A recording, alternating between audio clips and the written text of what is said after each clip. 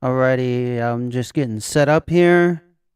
Make sure all the controls are in their proper positions.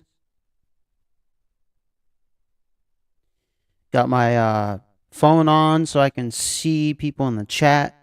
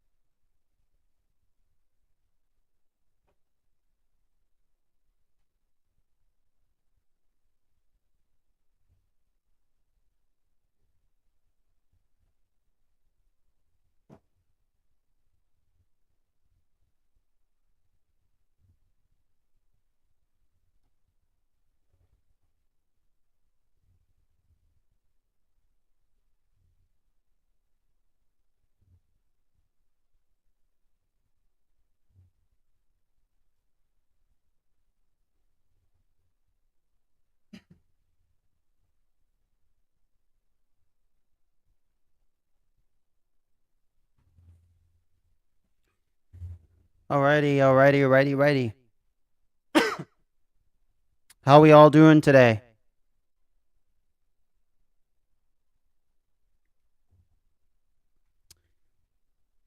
Because I'm doing fine. So I got a new flight for you. This one's going to be a long one. So I want to show you Google Maps. So first of all, United States, right? Okay. Let me actually center this thing. All right. So as you can see by the title here, we're obviously flying from one airport to the next. Okay.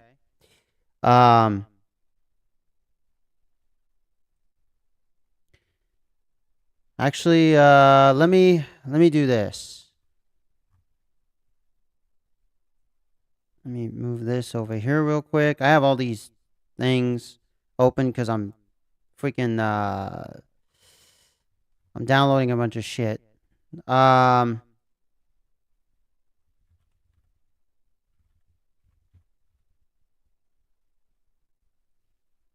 So we're gonna open up SkyVector, which, by the way,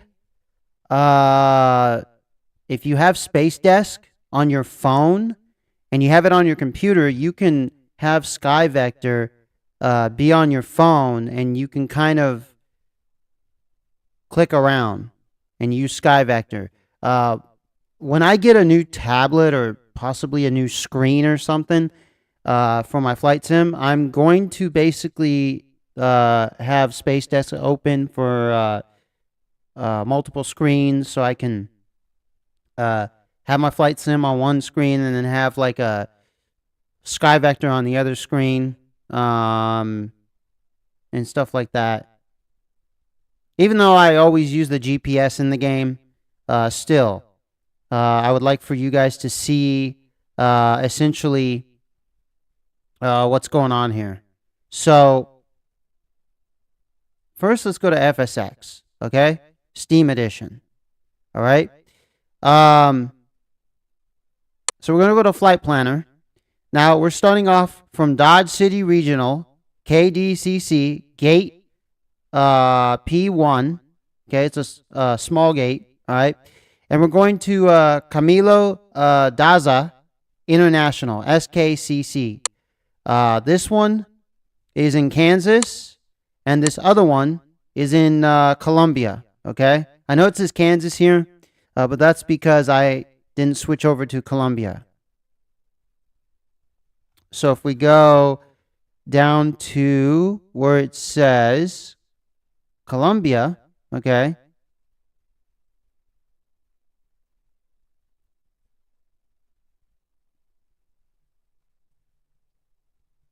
what are we looking for? Camilo Daza, sorry, right here. So there it is. That's where we're flying to. The estimated time is 4 hours and 59 minutes. And just to show you the route, that is the route right there. So we're going to be flying over the ocean and a couple islands, past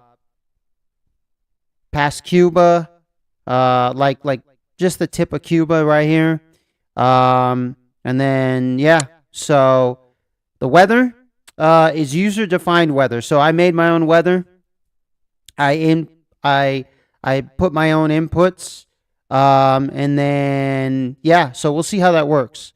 It's kind of, well, you'll see the weather. You'll see the weather. It's going to be a thing. So,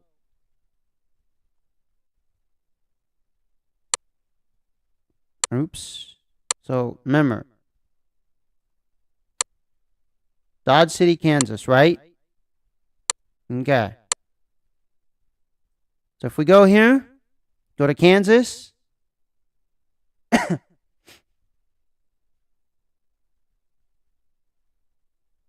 Where is it? Jeez.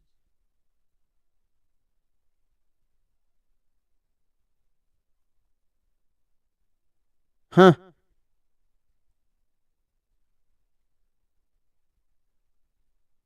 That's Nebraska. Right there. Dodge City. Okay? And if you look right here, they have an airport. So this is what we're taking off from.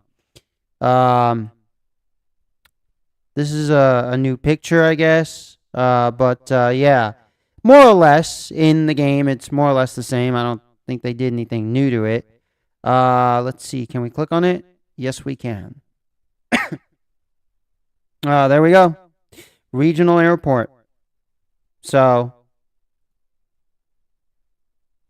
that's it. That's where we're going to be going off from. Okay.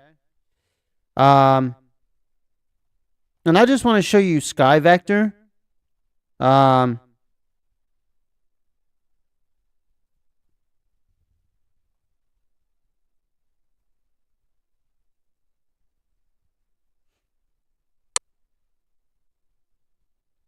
KDDC.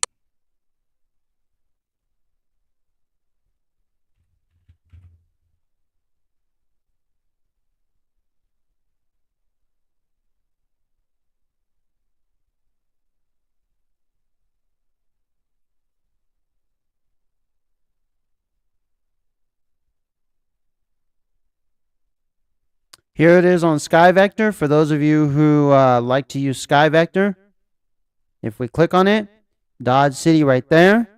Okay. Give Gives you all the stats. Let's see. Here are the fuel prices. We don't need that. Dodge City Regional. So these are all the like if you scroll down here, it'll show you everything. Aerospace Class E, service, all this stuff. So it's, you know, it is what it is as an airport. They even got ILS for these are all the PDFs. And these are all the nearby airports with instrument procedure. Okay, all right. Instrument procedures. So, yeah, this is where we're flying to. I'm showing you this one. The other one's just an international airport in Colombia. Which, you know what? I can show you that one. Let me remember what it's called. SKCC. And I'm having you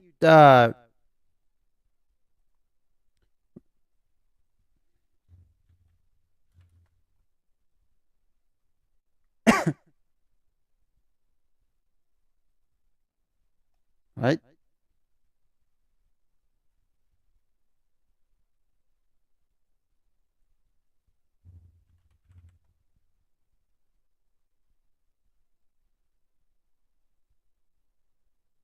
Ooh, we got some mountaintops nearby. Nice. There it is. This is SKCC. It doesn't look like there's any pictures. But yeah. We shall see. From the way it looks like, it has multiple runways, so hopefully it'll be a smooth flight. So, alrighty. Oh God, I wanted real thing on, but now I think I'm gonna switch it to day instead of dusk. Yeah, cause I want to get there at night. Let's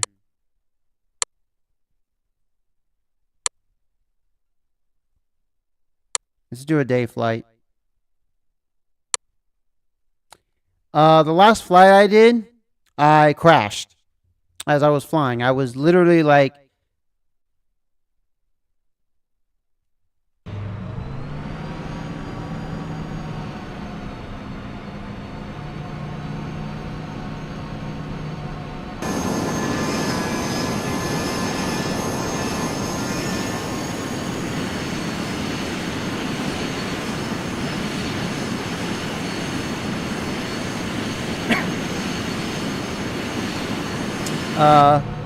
I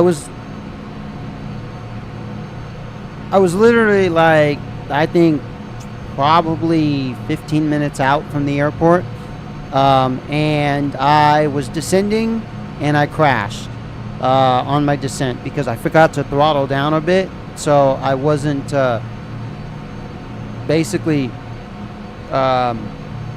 hurting the engines. So yeah.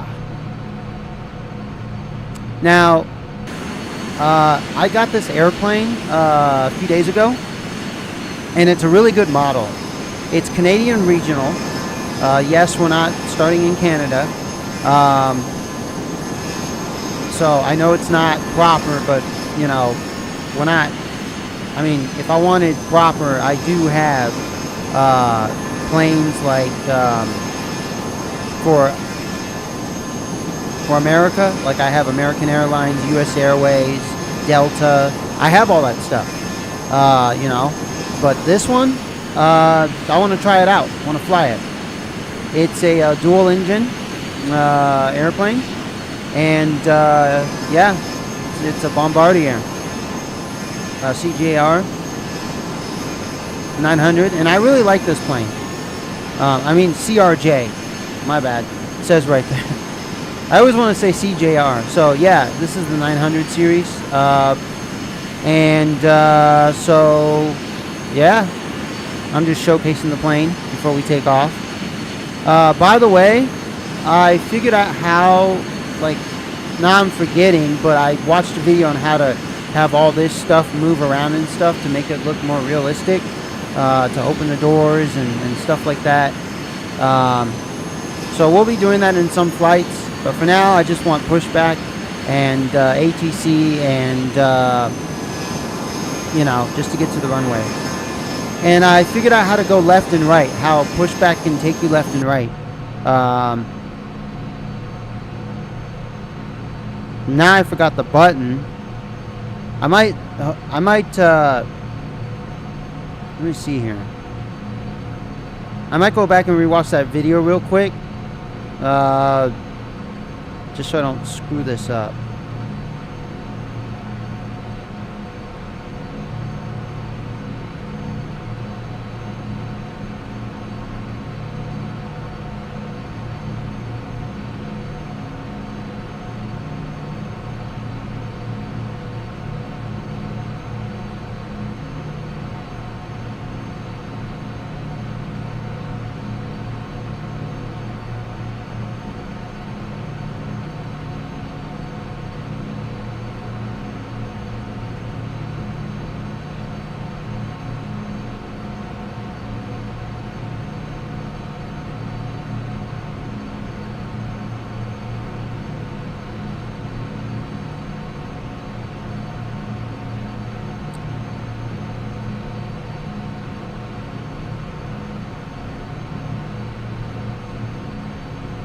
Alrighty, so I just press 1 or 2 when I do a pushback.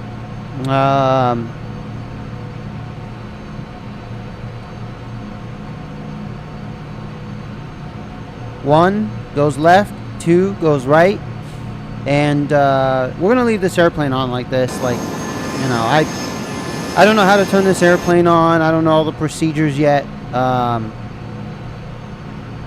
Yes.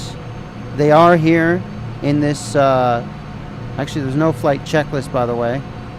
I'm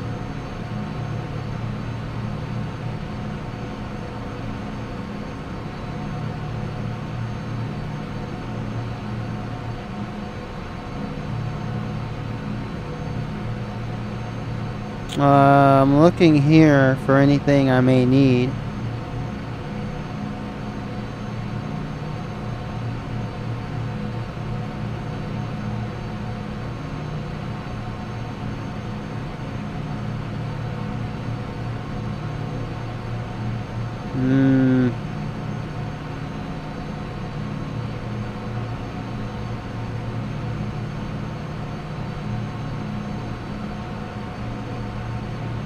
Okay, let's see.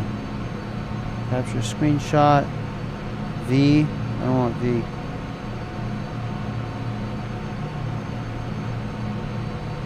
Alright. Well, there's no, I know it says 5 minutes, but that's because we're stopped. We ain't going anywhere. So there really isn't a checklist for this. I'm sure I could find one online and something like that. But yeah, so we're just going to talk to ATC. We're going to push back and take off the runway that they tell us to, and stuff like that.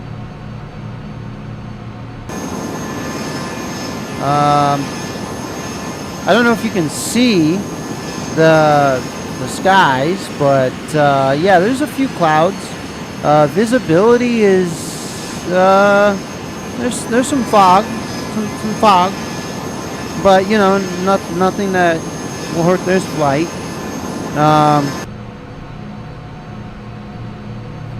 So let's get a weather report though.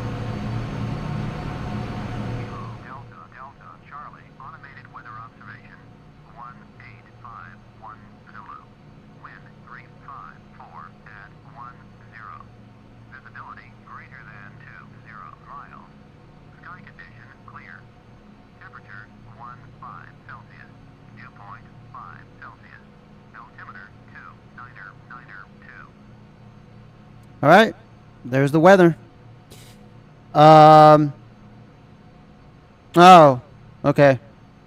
So we're going to select runway for takeoff. And I want to see which runway we will be taking off from. Okay, so we're going to take off from 14. Yes. So we're going to be departing from the north. Yeah, because we want to go south. When we're not departing from the south, we're going to depart from the north. And then, yeah, because we're not doing 2, 20, or 32. We're going to do 14. And actually, it's strange. I mean, not strange, but what's funny is I'm basically starting from the north side and going south, and there's wind going south, so it might make me take off a little bit faster. So what we want is runway 14, okay?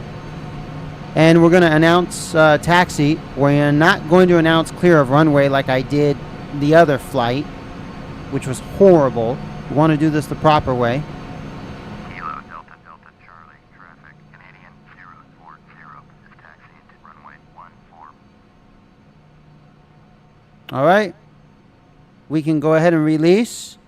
All throttles are down, and let's get a pushback.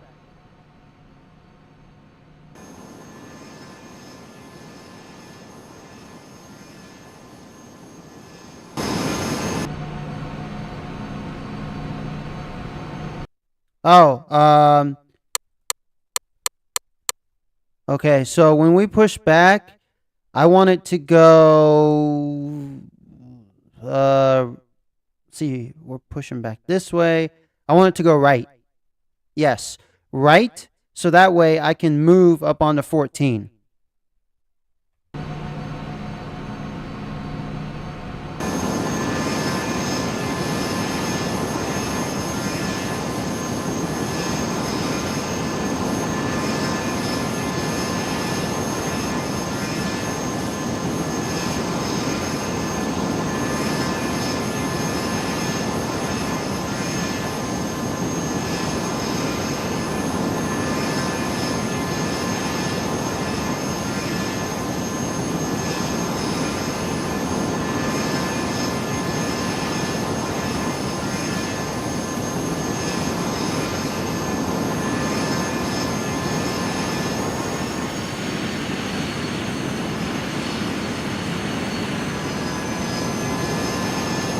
No, wait. Hold your horses. Hold your horses. No.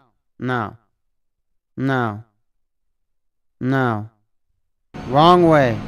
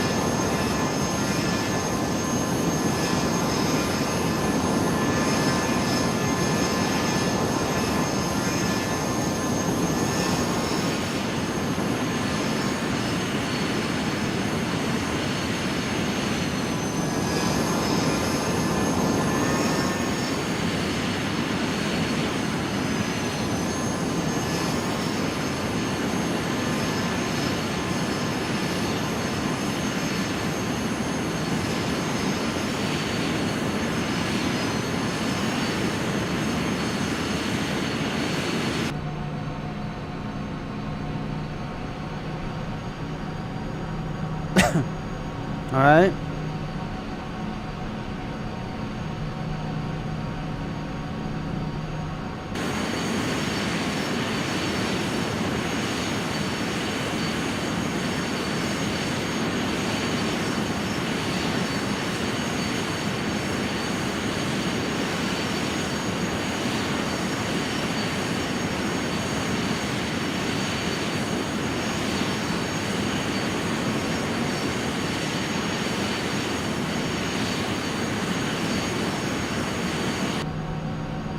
Now, if I get any other liveries for this, oh, it's going to be awesome.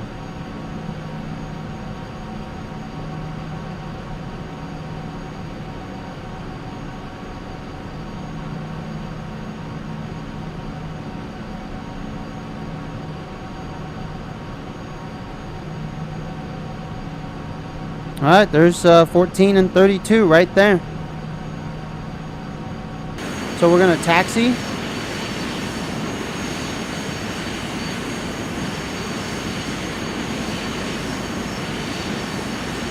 Make sure we put all lights on. And we're going to taxi to 14.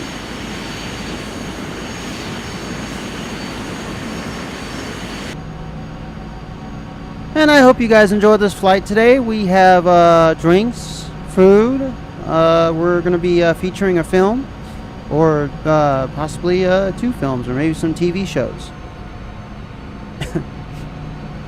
And we also have, video game consoles in this plane,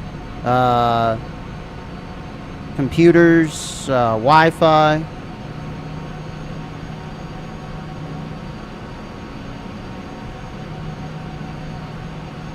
I told you I'm going to be doing lots of FSX videos, FSX Steam Edition videos, and stuff like that, so I got a lot coming.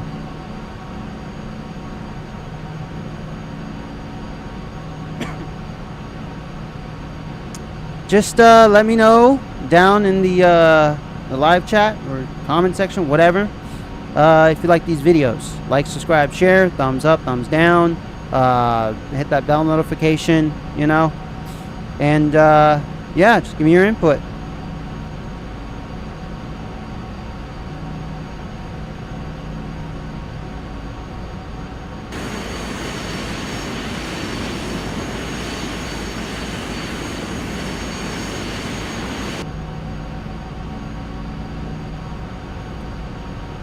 And if you'll please fasten your seatbelts, that'd be great. I don't want any accidents as we are taking off.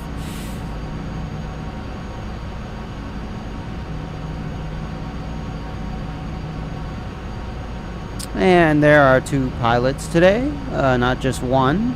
Of course, the other one is virtual. I am the only real pilot. Your pilot, Biohazard Candy Kid. I guess we could call this one Canadian Regional Airways. Even though we're starting off in the United States, but still. You could pretend that I flew from Canada, landed in the United States, fueled up, stayed overnight, and now I'm doing another flight from United States to Colombia, and that's going to be the last flight, for today. We could kind of make a story, right?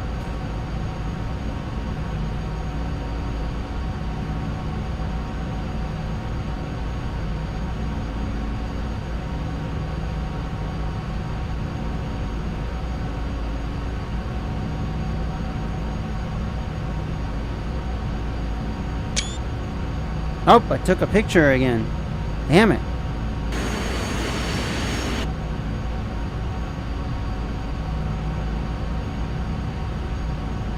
I just want to make sure I'm on course. Oh, I'm on course to 14.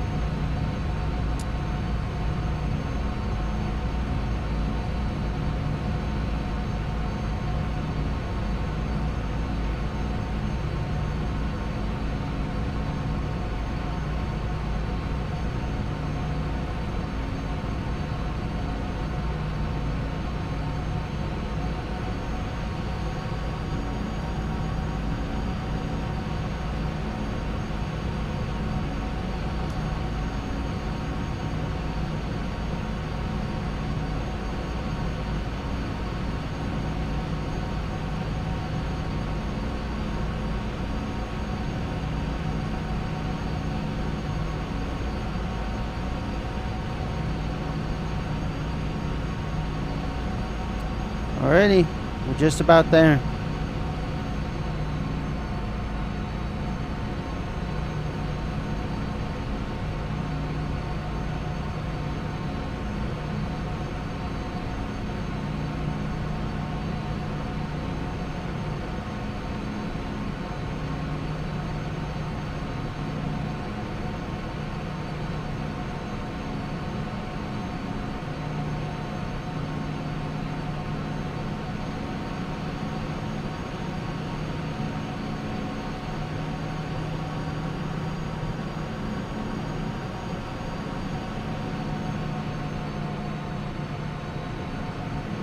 Now, I've never flown this plane. I have never flown this plane before.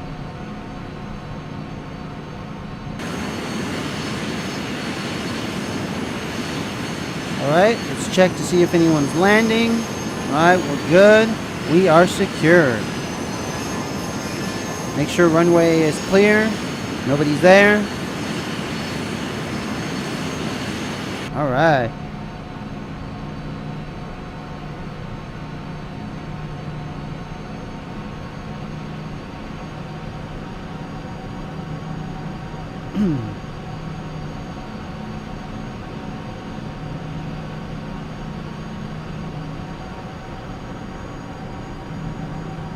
Now, jets are a little more difficult to fly because they take off really fast. It's just how it is.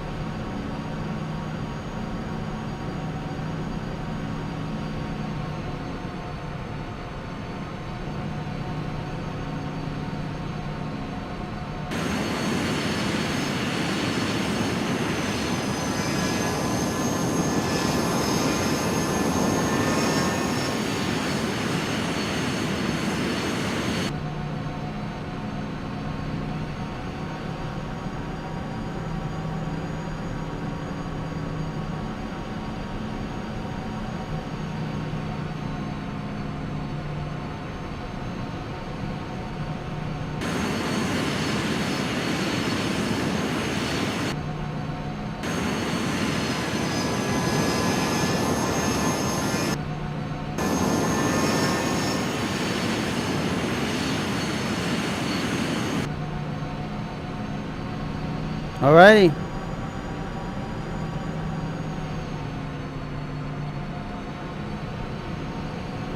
We're good. Now all we need to do is we're announcing that we're departing from the north, and that's it. Kilo Delta Delta Charlie, traffic, Canadian 040, taking off, runway 14, departure to the north. Alright. We're good.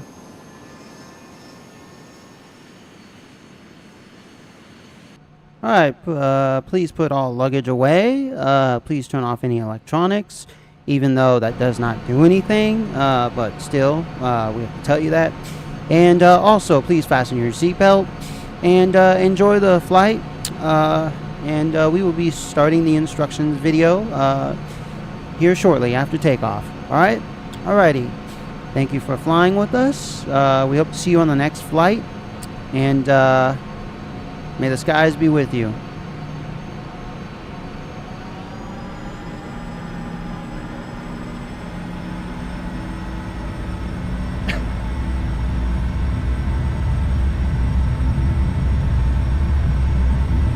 Man, that engine sound is real nice.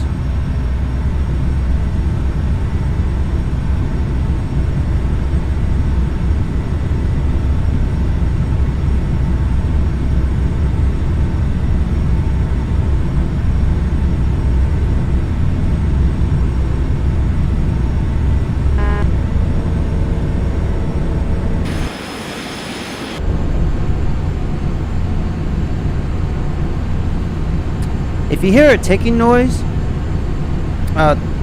what that indicates is I'm going super fast, but I have my nose up really, really high, and I do not want that. I have done that in the past.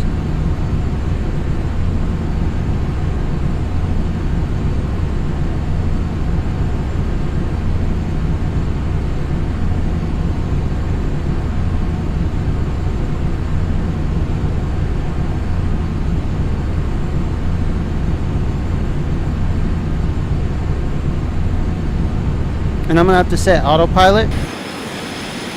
Whoa, whoa, whoa. Nose down a bit. Holy shit. Okay, I can't see shit. Like, look at all that cloud cover. Okay, clear skies, but damn.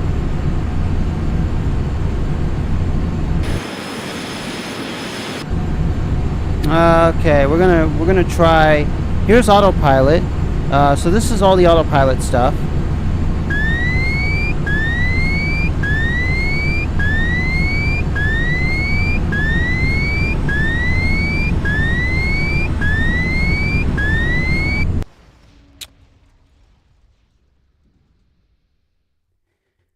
Alright, we're gonna retry this flight.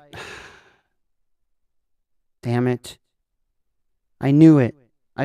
Oh, damn it. I knew it. Okay, we'll retry. Alright. Let's do the sequence again.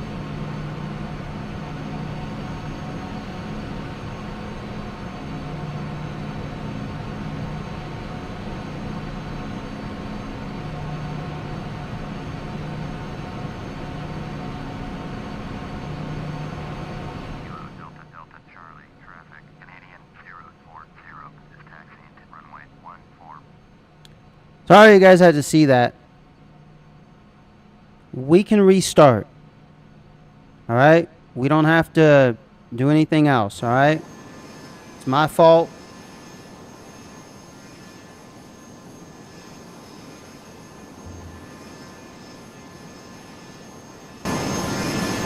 We're going to do a pushback.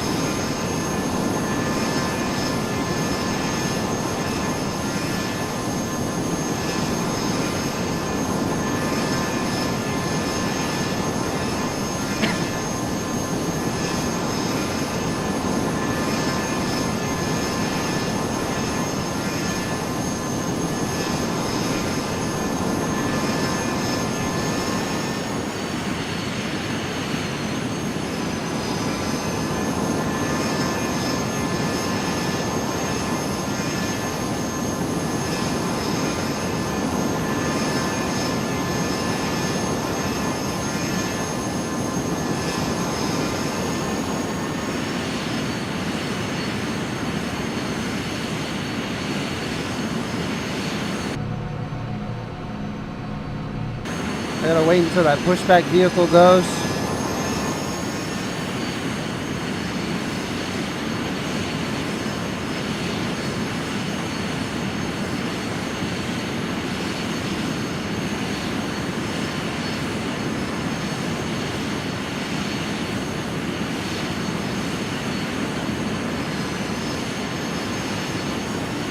Oh, come on. Are you seriously gonna crash into me?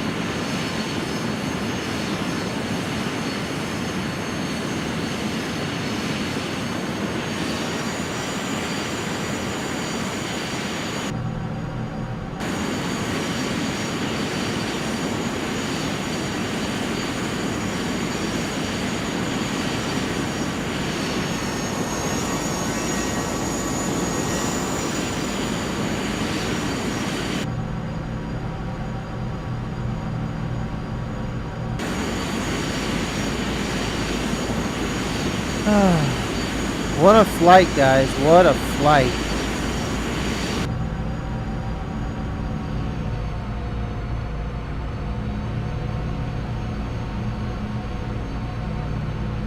I still want to do this properly. I do not want to screw this up.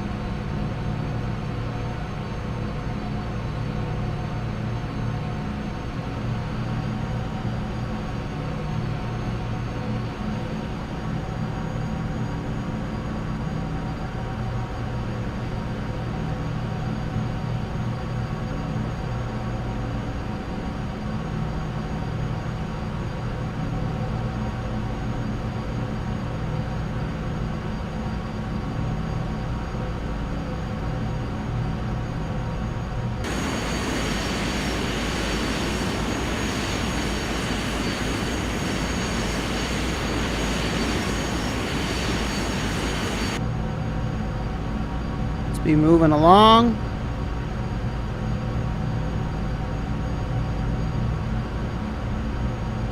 I know in real life you don't get a second chance, but yeah, that's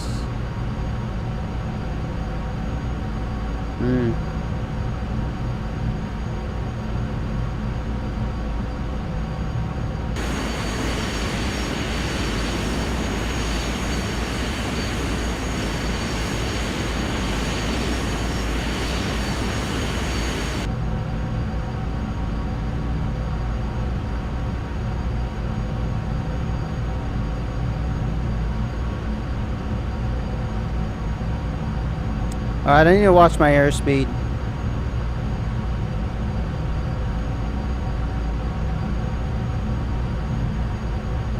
So I don't think I'm gonna throttle all the way up once I'm up in the skies.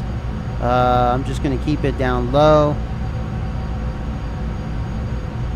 I had a different flight originally to Colombia, but the airport wasn't. It didn't seem just like an airport that would support this type of aircraft. I mean, it was like a municipal airport, but it wasn't like this one. This one had a ramp gate. I mean, this one had a gate, so you know.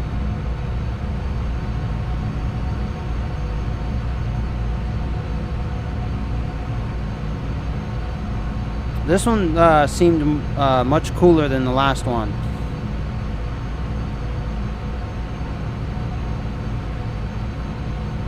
Hey, me crashing and stuff, you actually get to see like the mishaps of flying.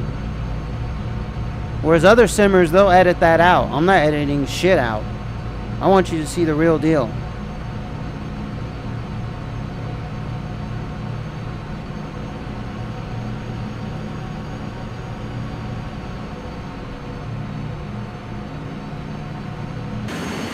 Alrighty, so the skies are clear, runway's clear.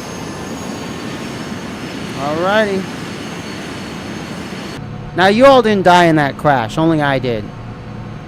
And the airplane didn't crash, it just, let's just say I don't know. It's still here, so nobody died. Alright. Now we can get on the runway.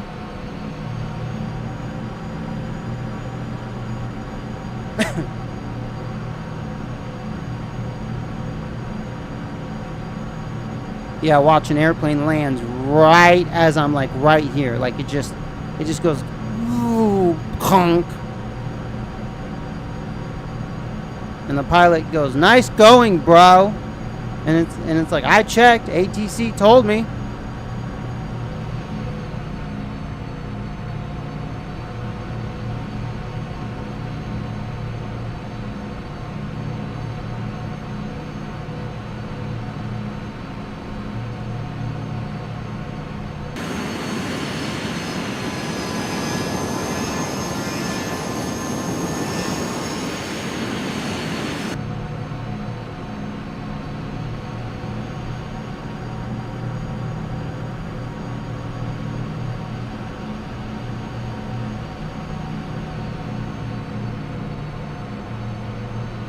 just want to make sure I'm straight.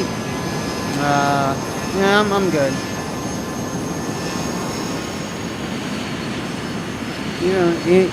You know, I'm okay. All right. So we are departing north. I mean, sorry.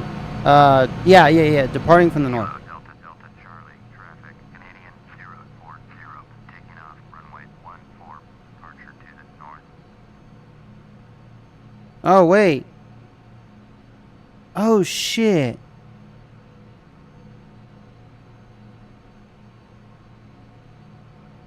I've been reading this wrong this whole time. Departure is to the south. We want to depart south. We're taking off. Okay. All right. Kilo Delta Delta Charlie, traffic, Canadian 040, taking off, runway 14, south, departure. Okay, we're departing south. So we're taking off runway 14, departing to the south. We're leaving. Departure. Damn it, I keep thinking that's takeoff from the north and then going south. Okay, I've read this wrong this whole entire time. So anything I've said to you before, scrap that. All right, we're departing.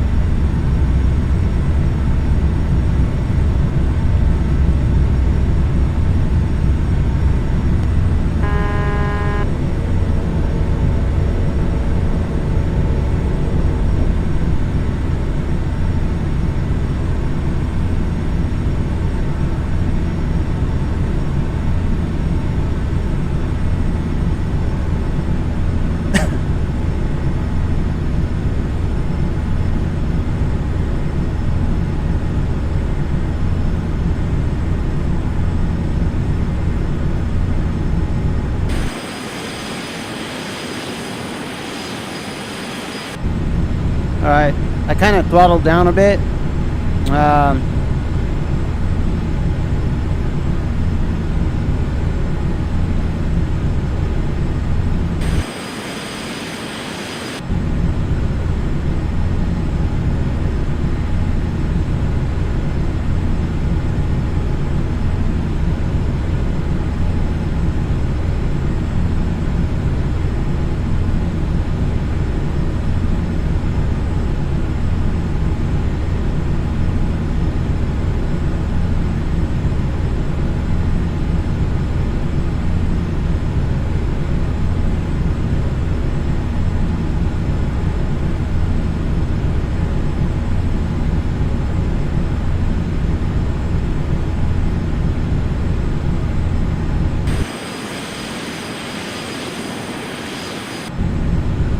Alright, I'm gonna set this, let's see, autopilot engaged.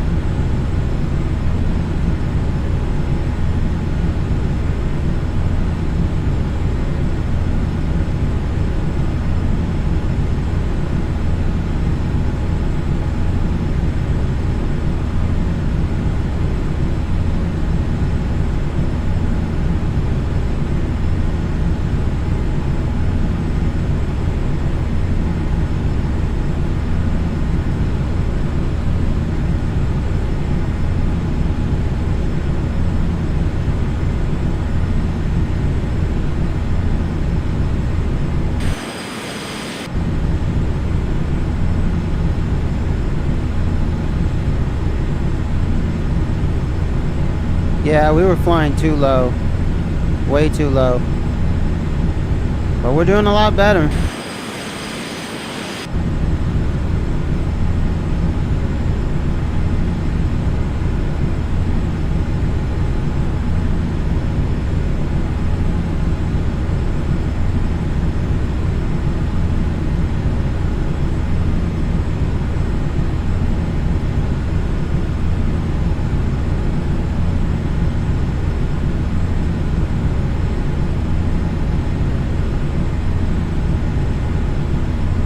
All the way to 10,000 feet and higher.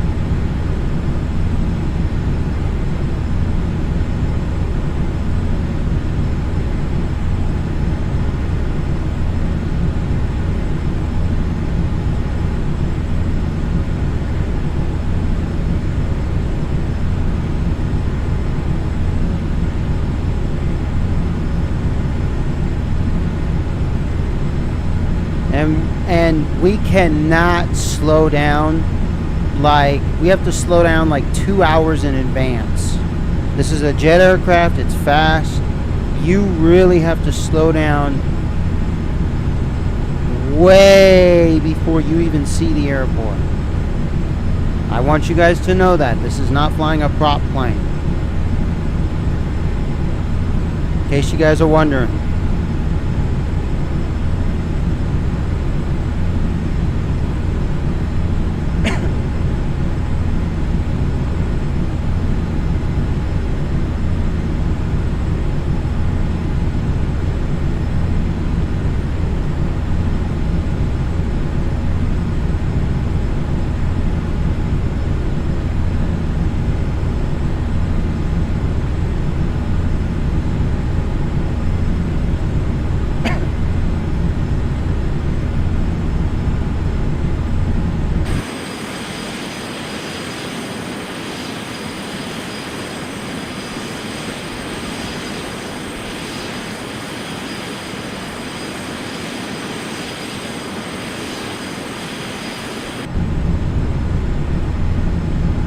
It's a clear skies, I guess. I was gonna have it fogged in, but or maybe some like thunderstorms, not major thunderstorms, but ooh.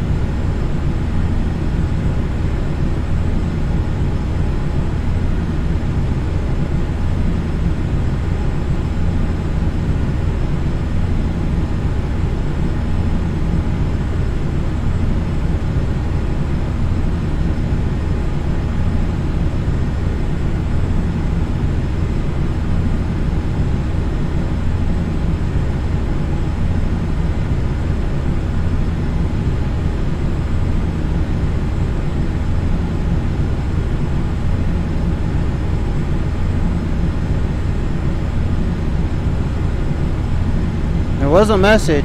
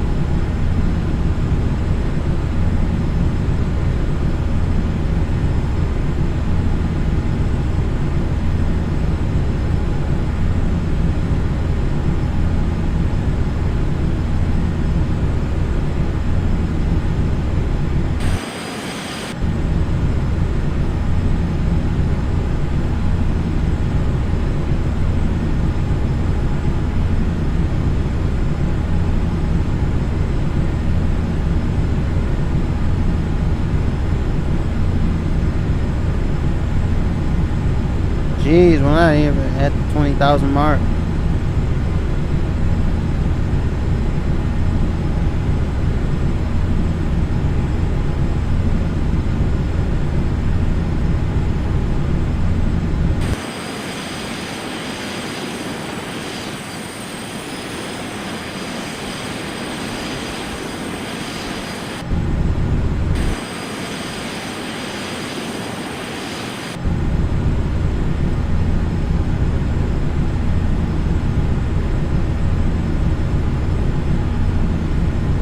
increase the speed a bit.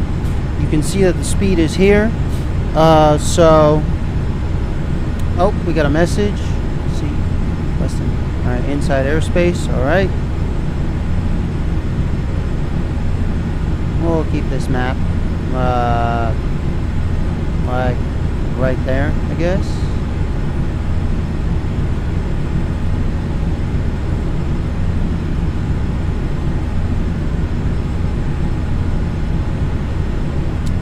We're going to tune into Kansas City Center on 127.800.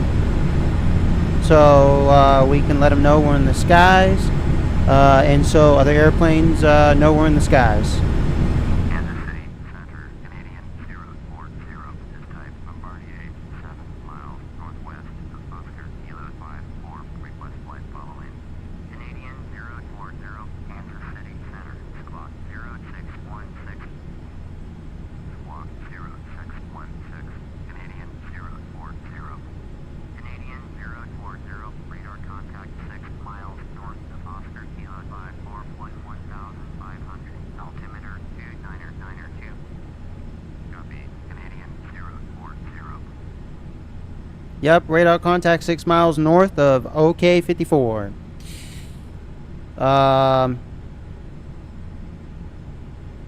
And this shows you where the radar contact is coming from. Basically, this little whatchamacallit, arrow thing. So, yeah. Hey, that first that first takeoff was bad. So I had a bad flight yesterday on my descent, and I had a bad flight today on my takeoff. You had to see those, but hey, it wouldn't be real life if I just stopped this live stream, deleted it, act like it never happened, and then just did another one, started a new one. I mean, humans aren't perfect, so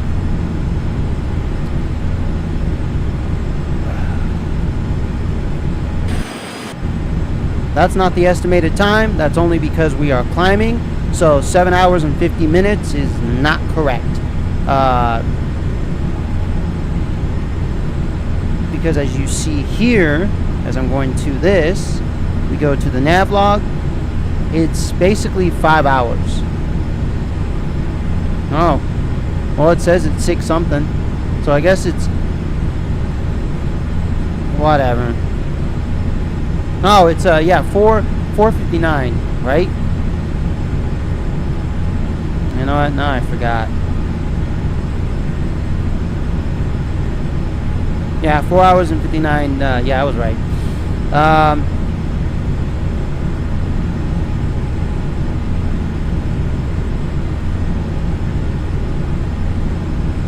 So yeah, technically 5 hours if you want to round up. But other than that, yeah, we're not at 20,000 yet. We're still climbing.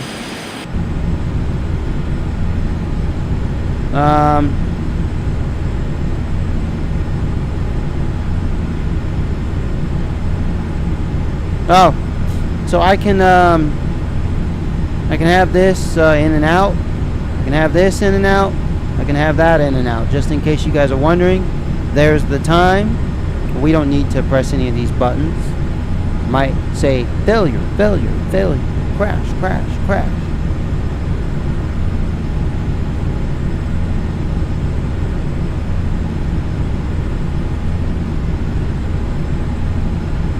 Well, I found the landing lights right there, so we're not going to have these landing lights on.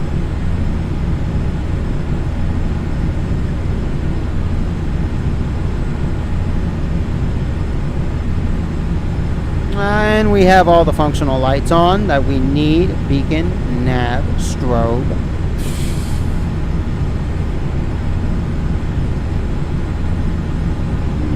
There's our compass right there. We were going to go here. You could see the compass. We also have a compass here and a compass there. And also a compass here. How many compasses do we need to have you guys know which direction we are heading at? Do we need 300 compasses? Because if we do, let me know.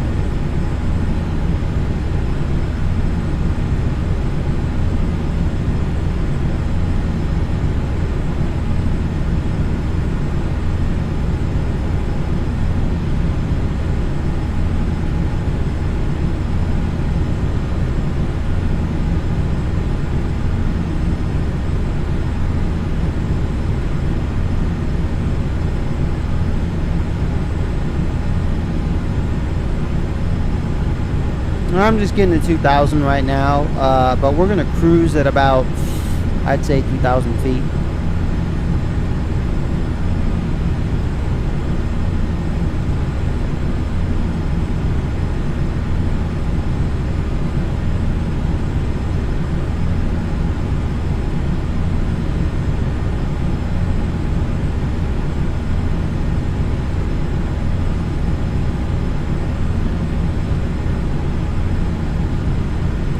And it's real simple.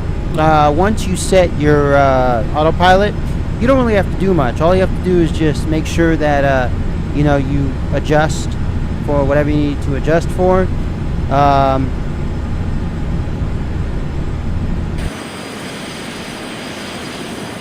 Kansas City Center, Southwest Code 606 with you.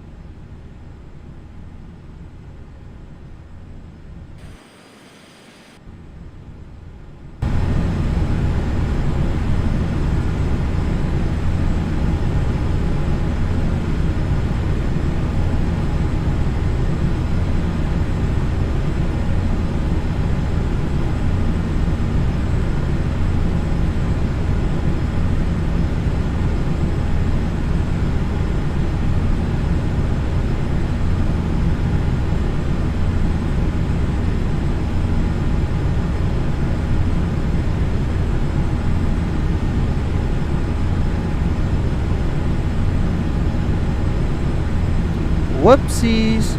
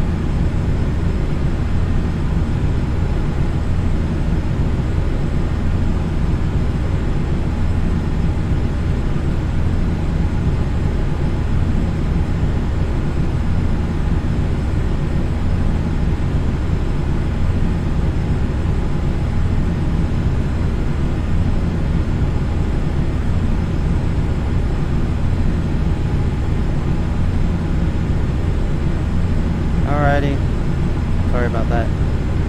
Bothering me.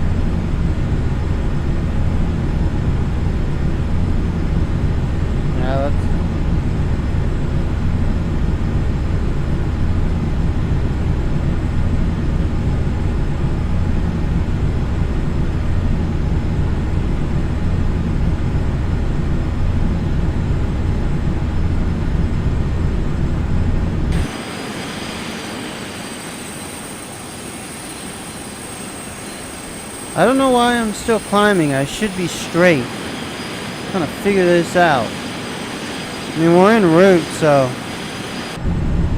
I don't want to screw up anything and have it go nose down, so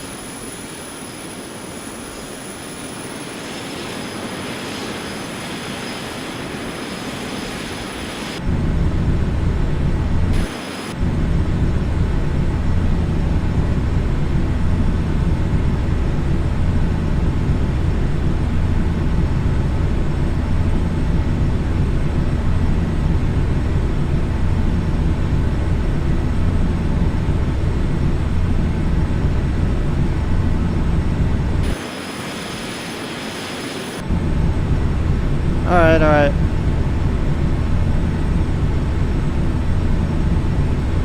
I'm just at the threshold.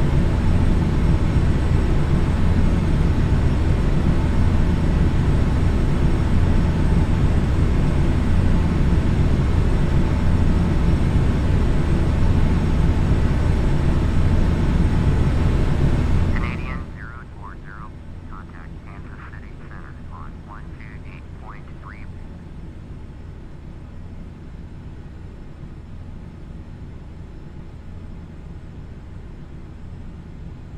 128.3, Canadian 040. Kansas City Center, Canadian 040, with you, flight level 202. Canadian 040, Kansas City Center, roger.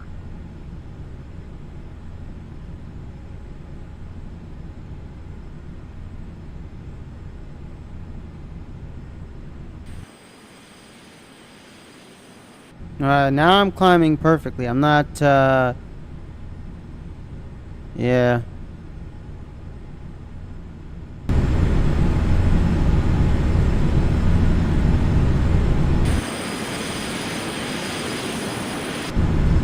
Yes, sir.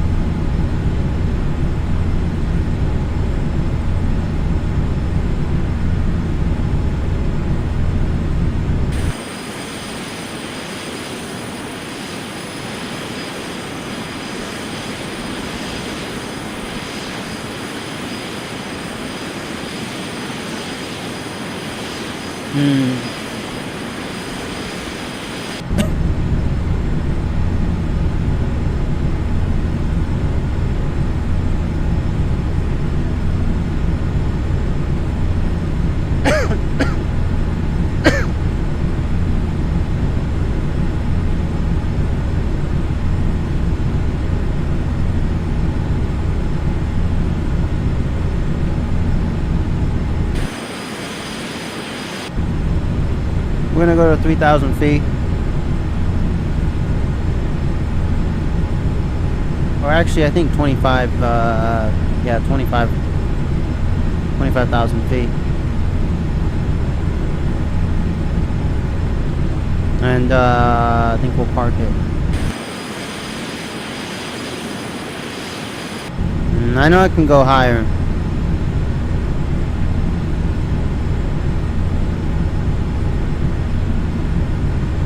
Now when we descend, we have to really pay attention. I do not want any stalling, crashing, no issues. So I'm going to take my time, I'm going to be cool about it. So I don't want what happened yesterday. That's a no-no.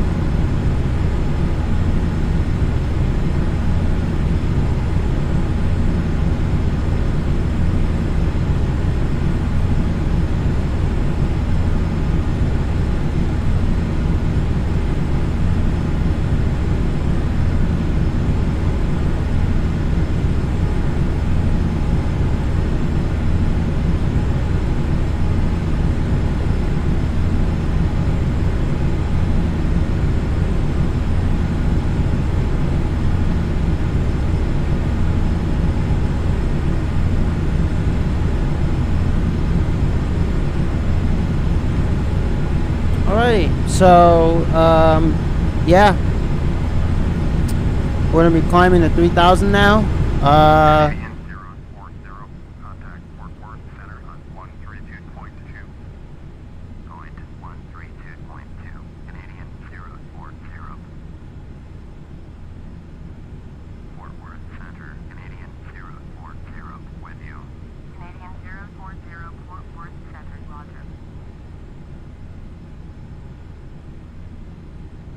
So we're going to 3,000 feet, and then we're going to be smooth sailing, or flying smoothly, as some would say. Not smooth sailing. This is not a boat. So, yeah, hope you enjoyed this flight. It's an awesome one. I mean, it's not a 12-hour flight, but, you know, it's a 6-hour. So, yeah, here's one of my long ones with a jet aircraft.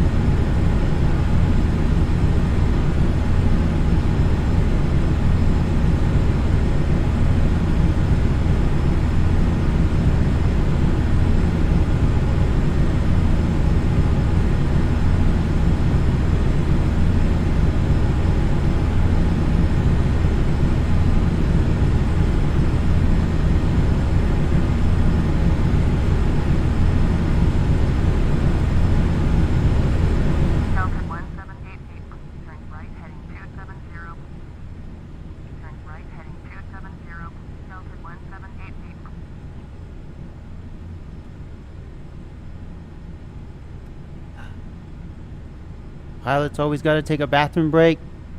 So I came back and I had to check to make sure ATC didn't contact me. So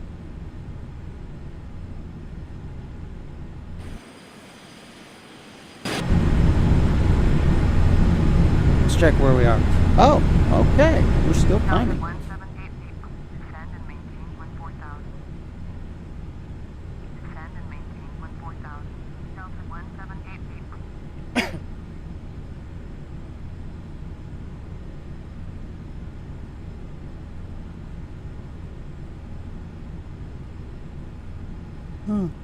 Yeah.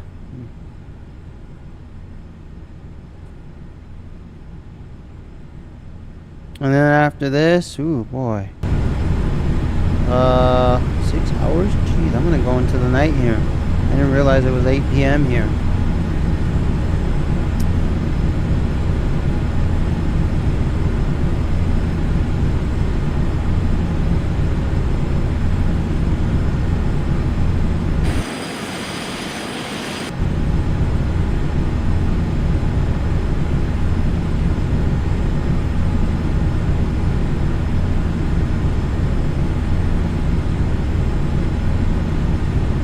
Delta 1788. Contact Fort Worth Center on 128.1. 128.1. Delta 1788.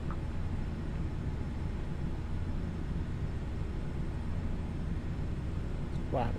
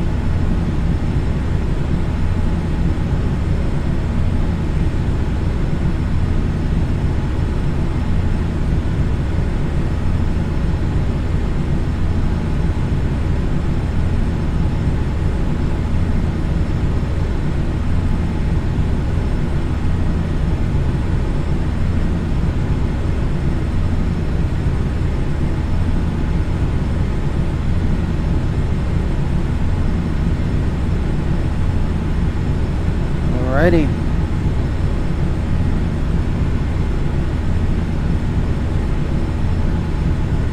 Let's take a look around this cockpit. Pilot seat.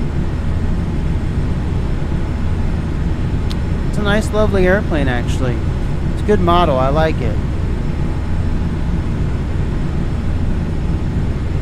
I know it's not realistic. You know, like you can go all the way around. That's, yeah.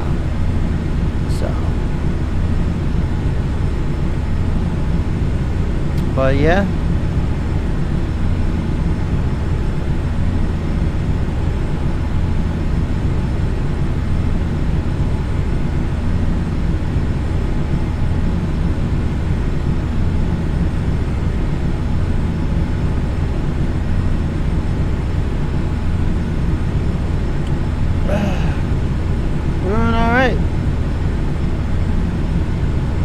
Better takeoff, better flight. Oh, you can see some of the fuel coming out. Nice. You know, a lot of people, I guess I'm going to get into it here.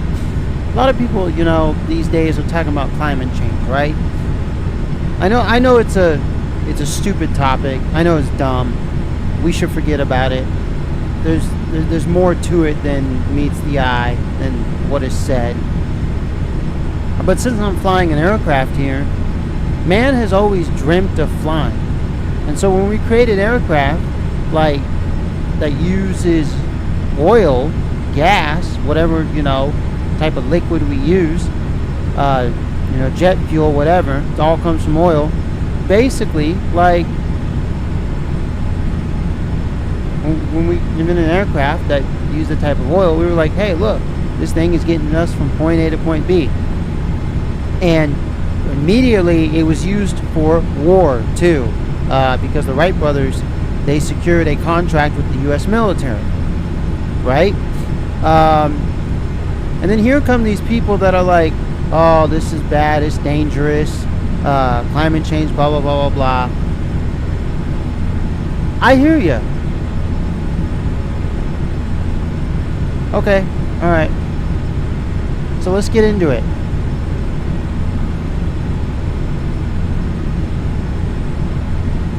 Let's get into the whole mess.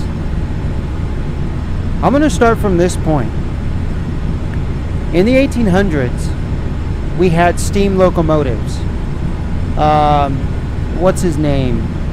George Stephenson, the Stephenson rocket. Okay? Which was created somewhere around the 1820s, 1830s, like late 1820s, early 1830s. That locomotive did a race against horses. Now, before the 1800s, I want to say 1780s to around 1799. Let's say 1780 to about 1810. There was a guy named Richard Trevithick who developed the first modern steam engine. And I'm going to get into the airplane segment here in a bit. And the whole climate change here in a bit. So follow me. So basically, what happened? Well, what happened was, you see, in the beginning, man rode horses, right? And man was walking. Or they were in a carriage of some sort, some type of cart to get around.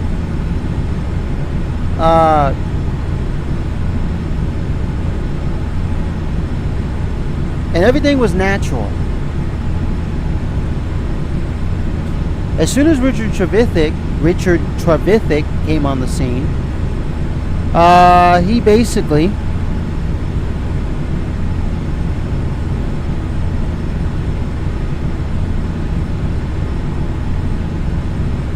invented a steam-powered device, steam-powered locomotive. And device meaning, you know, in the 1700s, the British were working on a lot of steam inventions. And then, you know, and one of them was the steam locomotive. Like we have the Puffing Billy, you know, of course the John Bull, which came a little later, but we had other models that came along. And so steam was gaining traction. You know what it was doing? Do you know what it was doing to humans and animals? That noise, that sound? Do you guys have any idea?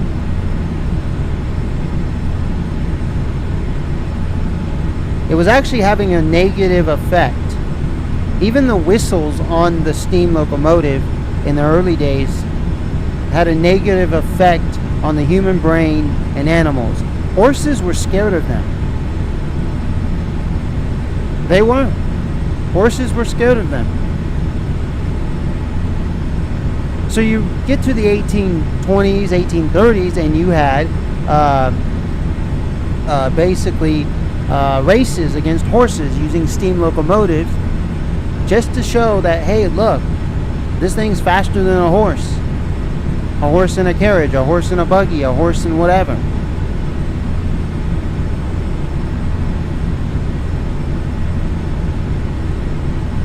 Okay?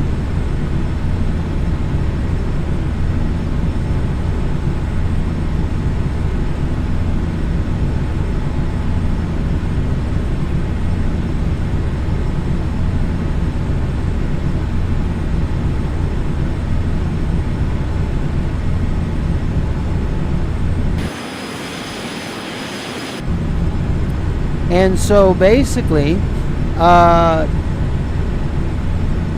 people at first, they rejected the train. They, you know, at first they were like, oh, this is bad for the environment, this is that, this is this. But as time went on in the 1800s, people were like, you know what? This is cool.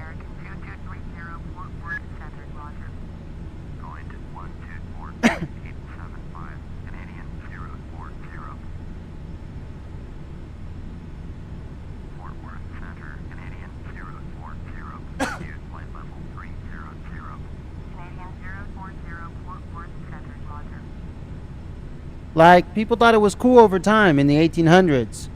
But animals were still scared of it. There were a lot of people who were still scared of it. And it was affecting the human brain.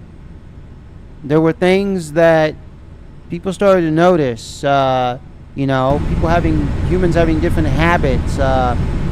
You know, their cognitive function was different than it was in the 1600s and 1700s. And then along comes the automobile, which that really scared the heck out of horses in the city streets. The engine noise, a lot of people said it wasn't natural and stuff like that.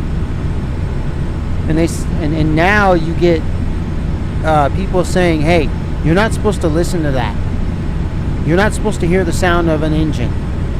That is actually, it has a negative effect on your brain function, on the neurons, and on the body, the mind and the spirit, which it actually does.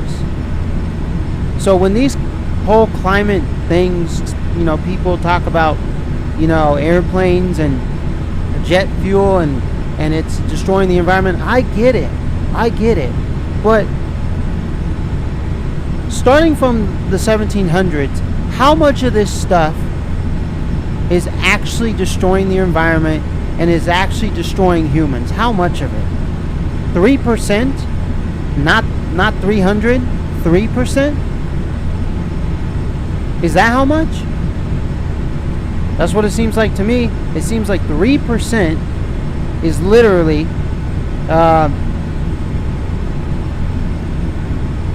doing harm to the planet. Which, what is 3%? It's almost nothing. Still, it's harming the planet. It's much slower, like way slower.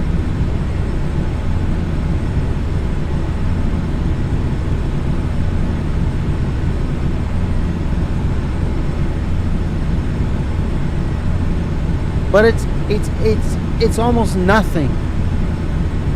And they're gonna sit here and complain because of 3%. Then I wonder what happens when we get to 100%. They're gonna be fucking shooting off nuclear bombs everywhere? Is that it? Right? Because if at 3% they're yelling on the side of the corner with some signs, at fucking 100% they're gonna be shooting and not even yelling, they're just gonna be shooting and letting off bombs. Give me a fucking break. Why are you complaining about man-made stuff when there's stuff that comes from space that bombards this planet every single day? It gets through all the layers of the atmosphere. It gets through all our layers. Come on.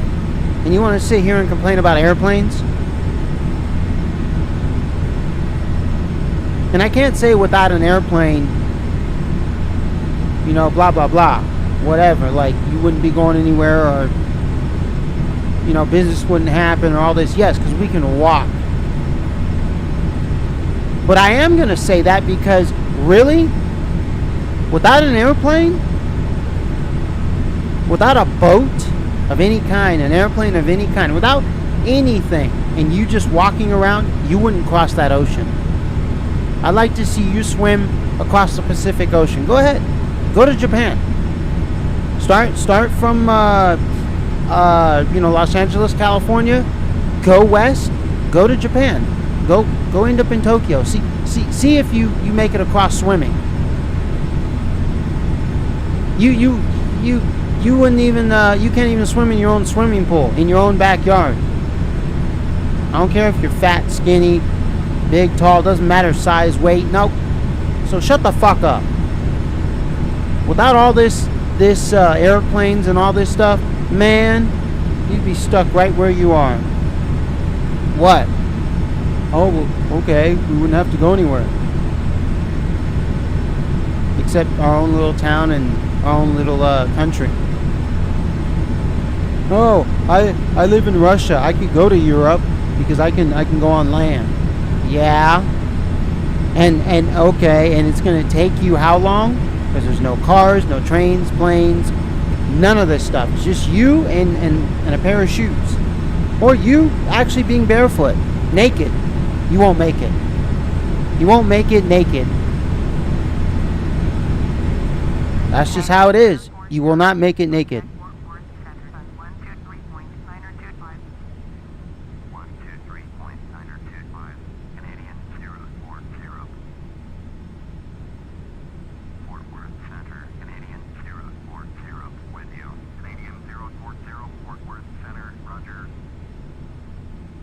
So please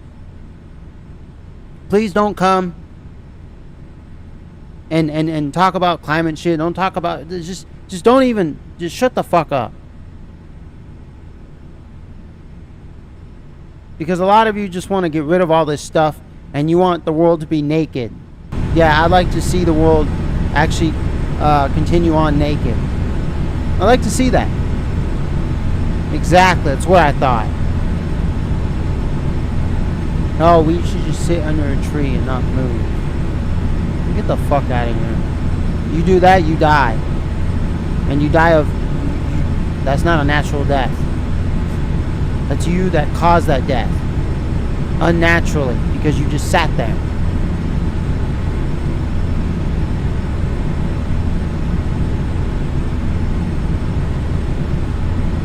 What? It's still doing something. I get it. Yeah, you're gonna say that, but still, it's not. It's sitting is sitting. You're sitting. That's what you're doing. But you're not doing anything else. You're not eating. You're not sleeping. You're not driving. You're not going to work. You're not, nothing else. You're just sitting. Yeah, you're gonna die. Hey, all these people out on this planet that are going to off themselves, that's great. We'll have less of them. They don't breed anyways. They're the type of people that are like, oh, we want abortions. Oh, no sex. You know, no breeding. Fine. We don't want your kind anyways. Oh, what do you mean our kind? Oh, that's racist. Oh. Man, shut the fuck up. Get the fuck out of here. Before I make death come sooner.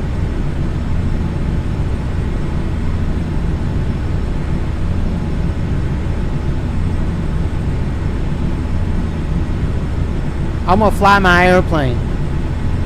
I know I'm flying one in a game, but when I get a real airplane, I'm gonna fly it. I'm gonna get one of those diesel trucks and start billowing, start having smoke come out of it, black smoke. I'm gonna do that. I'm gonna make sure that it goes everywhere on this planet. And then we'll see what those fuckers say. Oh, they won't say anything because they'll be covered in it, covered in the smoke and.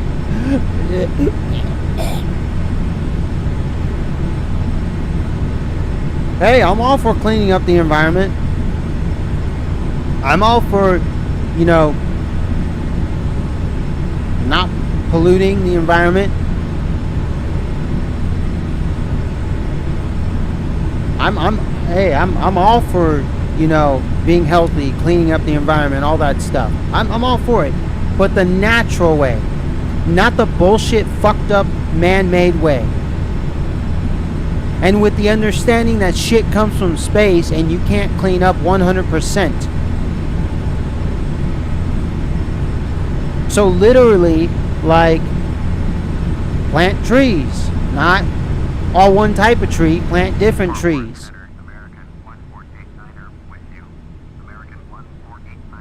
Bring back a lot of species of bugs and animals. And let nature take its course. Don't interfere too much with nature.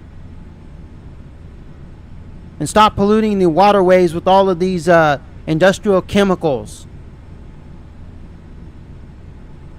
And you know, and all of this food crap that, you know, all this crap that we keep putting in our food all around the planet.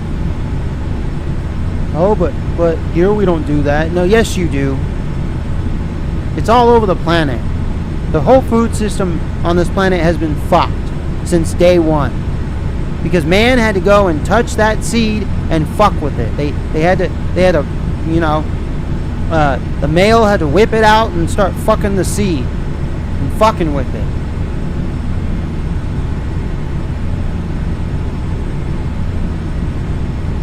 And the woman too had to fucking, you know, pleasure herself with the seed and be like, oh yeah, fuck that seed. I gotta change it. I gotta GMO that seed. I gotta make sure that the you know, it has red number 40 in there, and that it has you know, a high fructose corn syrup and all this shit. Yeah, we had to go fuck with nature.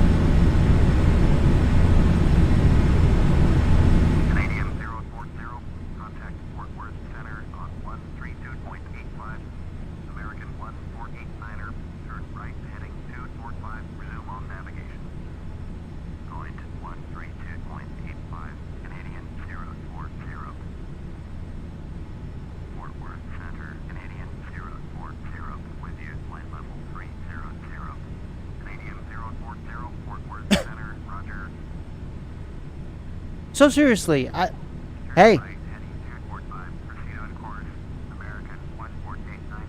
you can do what you want, but there are consequences for doing evil, sinful things, actions.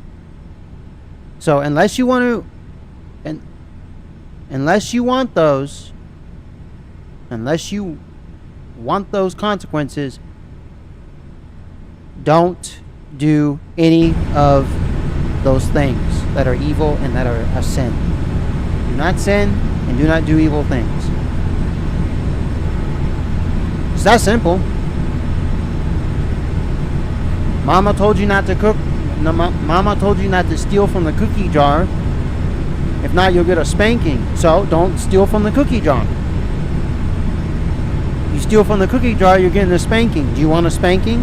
I don't think you want one. How do you avoid getting a spanking? You do not steal from the cookie jar. Because Mama has those cookies reserved for a party. Or They're not your cookies. They're mama's cookies. And why are you stealing mama's cookies? Because you want a spanking. Not because you want to steal, because you want a spanking. Because you're like, ooh, mama, spank me. Yeah. Spank me, baby. Yeah, no. You should not want a spanking. You should want to stay awake, not steal the cookies, so mama does not spank you. And then so mama actually gives you a cookie the proper way. You don't steal a cookie. You go do something else, and mama comes to you and says, here you go. Here's a chocolate chip cookie. Here's a cookie.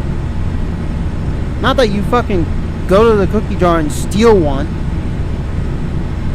You get the point. Seriously. Do not sin. Do not do evil things. It's not that hard.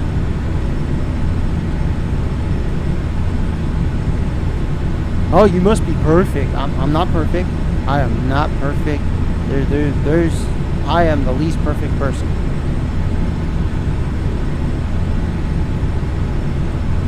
But I just don't sin and do evil things. But I'm not perfect. You saw how I took off today, and it said I crashed or stalled or something, and I had to restart. I mean, you saw that, right? So I'm not perfect. I just forgot to throttle down a bit. Yesterday, I was doing the live stream. I literally, on my descent, crashed. I didn't crash into the ground, but I basically destroyed something on the plane that resulted in a crash. So, literally, like, I'm not perfect. That was my fault, my bad. I forgot to throttle down just a tad bit, so I wouldn't be going too fast for the descent and the ascent, you know, up and down, climbing and going down, you know. And the estimated time is 4 hours and 8 minutes. I'm going to start descending at around probably the 2 hour mark, like maybe 2 hours and 10 minutes, just because I don't want to start descending at the like, oh, maybe I shouldn't say 2 hours. Actually, I'm going to start descending at the, like, yeah, maybe 2 hours and 30 minutes. Not at the 1:30. No way. Because we're flying a jet today, so I'm going to have to descend really early.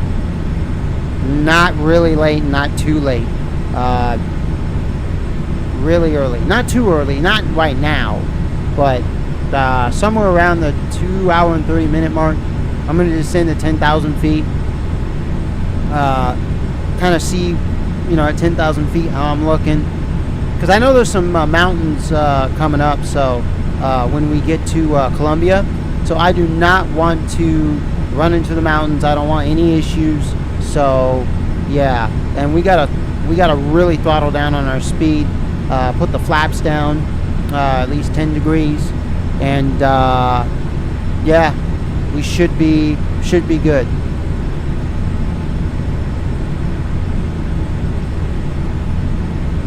So I just wanted to mention the whole climate thing because, you know, I'm flying an aircraft, and the airline industry, the aircraft industry is changing. They are trying to come up with aircraft that are fuel efficient, hybrids, electrics, I don't know, nuclear powered, whatever. And the jet aircraft work just fine. They've been working fine forever. They just are like, oh, pollute less. And it's like, you don't pollute less by building.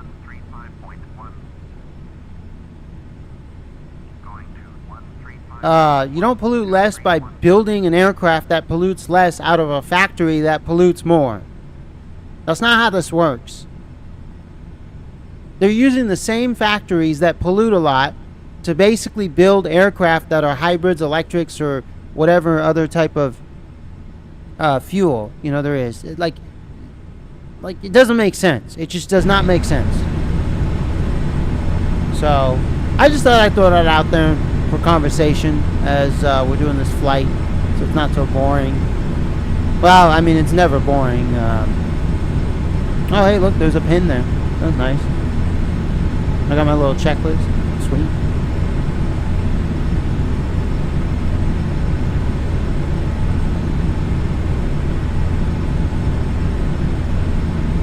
Oh, and another thing regarding flight simulators is that basically I saw this flight simulator.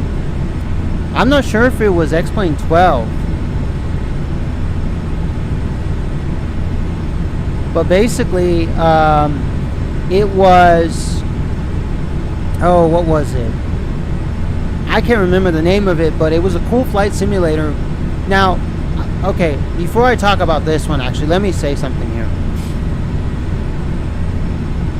Microsoft Flight Simulator 2024, I think, is a total disaster. I love flight simulators. I like the whole genre. I love playing video games where you fly aircraft, whether it's civil aviation or military or space or whatever. I like it all, you know, space or on Earth. But when you take a flight simulator that is basically a flight simulator, all about flying aircraft, and you turn it into a simulator where you can walk around, you can drive a vehicle, it basically has other features, create a character, it basically becomes like The Sims, or it's basically turned into like a Grand Theft Auto. Then it's no longer a flight simulator. Don't call it a flight simulator. Call it Microsoft Simulator. Don't call it Microsoft Flight Simulator, because that's what 2024 is. You can create a character, walk around the airport. It's ridiculous. Why do you need to have an avatar? Is that ridiculous? I get it. We're moving into Fort Worth Center on 128.2. Going to 128.2. Canadian 040. Fort Worth Center, Canadian 040. With you, flight level 300. Canadian 040, Fort Worth Center, roger. I get it that we're moving into an era of avatars, and we're moving into an era where basically video games are going to be virtual reality, you know, in the distant, in the future. I mean, like past 2020, past 2030 or 2035. Like, you know, we'll be at a point where you basically just put on a headset. I know we have that now, but I'm talking about like you really don't go outside, which I don't think it's going to happen to the full extent, but there's going to be there's going to be a certain section of humans that will live like this, and they will be playing video games in a virtual reality, world, a virtual world, and they'll have their avatar, you know. And so I get it, but no, don't ruin a game that is not supposed to have avatars. It's not supposed to, do that. Like, it's supposed to be just you clicking on an airplane and flying it, not walking around creating an avatar. This is not Grand Theft Auto. This is Microsoft Flight Simulator, not Microsoft Simulator, where you simulate everything. Now, with that said, okay, Microsoft Flight Simulator 2020 is great. 2024, oh, and the other, Fort Worth Center on 126.325. Going to 126.325. Canadian 040. Fort Worth Center, Canadian 040. With you, flight level 300. Canadian 040, Fort Worth Center, roger.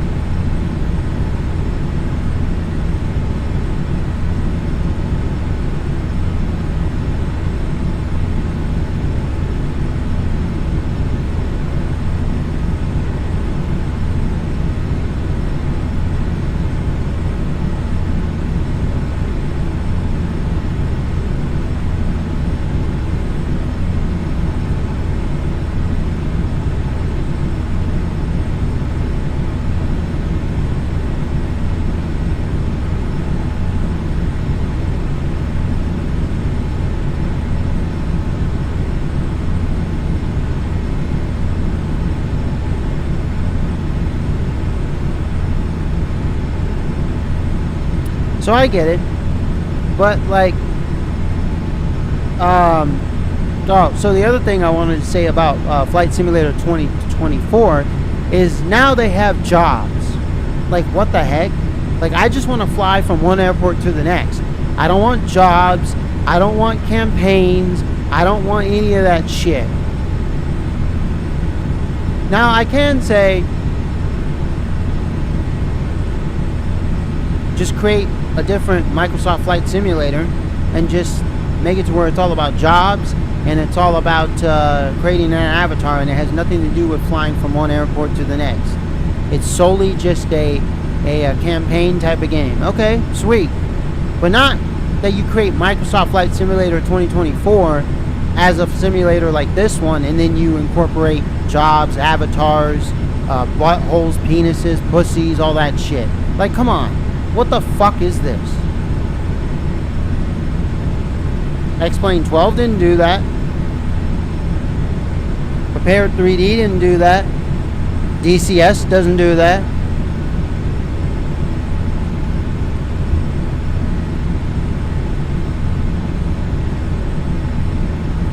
And what's with Microsoft saying, what's with Microsoft going all casual, like going like, oh, well, Microsoft Flight Simulator 2024 is not really hardcore as much as, the previous ones. It's more or less kind of more friendly now. Easier to get into. So you're not going for realism, you're not going for a flight simulator, you're going for Need for Speed now. Now Microsoft Flight Simulator has become Need for Speed Unbound, or not Unbound, but yeah, it's basically going for Need for Speed Hot Pursuit 2, Hot Pursuit 3, Unleashed, Pro Street, just Need for Speed series that is arcade-ish. Not arcade-ish, but it is an arcade. So that's what Microsoft is chasing now, the arcade sector. Oh, our next flight simulator is going to be very arcade-ish. Have any of you ever played Star Fox? Yeah, that's what it's going to be like. All the planes, they maneuver like in Star Fox. And, that's it. And it's going to look very, the colors are going to be like Star Fox colors. Like, very kid-like. The whole color palette. We're catering to the kids. All you old people who are flight sims, all you teenagers that are like 17, 18, 19, that are, hardcore flight simmers, we're not catering to you anymore. We want to be like Roblox. Yeah, we want to cater to the 10-year-olds. I mean, this game that I'm playing, a 10-year-old could play. This right here. You don't need to bring the game down to a 10-year-old level. You need to bring the 10-year-old to a 25-year-old level. You know what I mean? That's what I feel like with Microsoft 2024. I haven't played it, and I'm not going to. I know it's not going to work on this PC because it's too much, for it. 2020? I don't know. I'm a hardcore flight simmer. No, I don't have the $10,000 cockpit like you see on YouTube where the guys build a real cockpit for just a flight simulator. I mean, it's kind of ridiculous. I mean, I guess I would build one too, so it's not too ridiculous. But I would build like a really cheap version of one. Like I would just have 3 of the same computer screens. Okay, three of these same Vizio TVs, and just have it like a panel, wrap around, and then.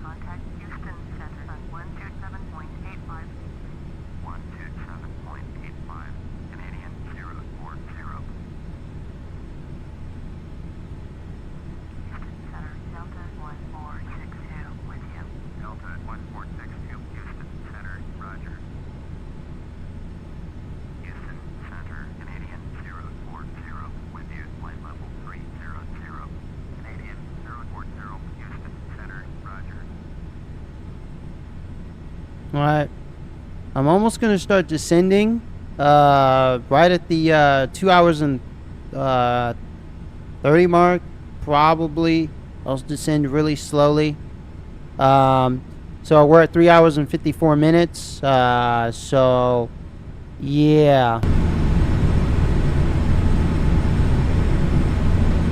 I'm going to show you guys the map just so you guys can see that we haven't even been out in the ocean yet. Did you look at that?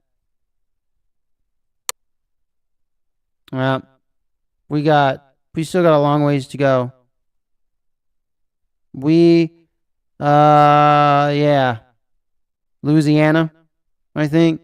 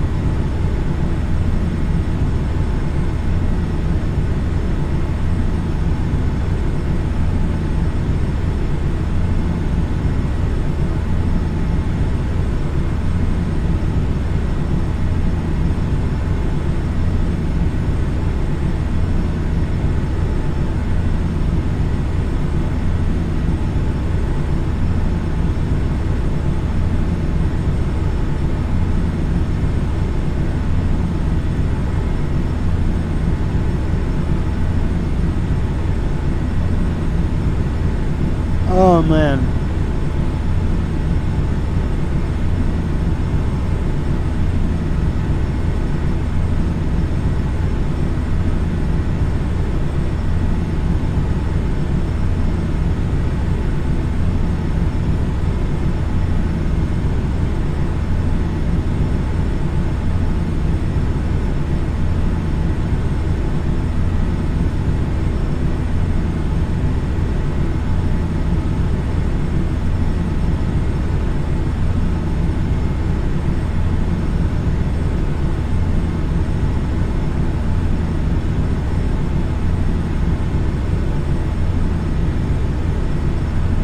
You know what's really cool?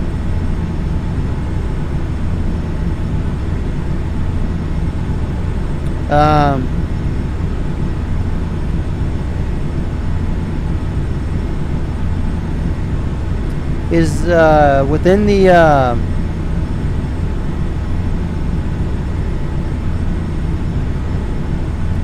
the community moderation, I can block words on here, right? So you know what I would do? I would just block every word but the word fuck. So all you're allowed to say is fuck. Fuck, shit, bitch, tits, penis, pussy, pee-pee, dick. Yeah? Get this world used to saying those words again. And not all these fucking pronouns and fucking, all these other terms that they have nowadays, safe words. Man, no. Those words I mention are safe. Call a bitch a bitch. It is what it is. A pee-pee is a pee-pee. And I don't care if you don't agree. I don't give a shit. I'm not here to agree or disagree. We're here to make things right. And to have things be the way they've always been naturally. Not because I said so, but just because they've always been this way naturally. And not because I said so. Just because I said so means nothing. I'm just telling you how it is. I don't like how it is. I don't like it. Then get the fuck out of here. You don't like it. It doesn't give a shit whether you like it or not. Natural state of things don't give a shit whether you like them or not.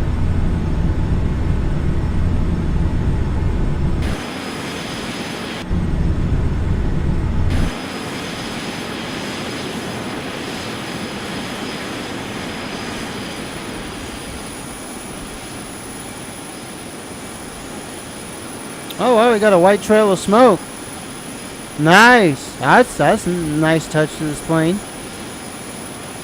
By the way, I have the landing gear mapped to my joystick on the top here as the red button, so it'll be easy to retract my landing gear. You know, have it go up and down. So that's a nice touch.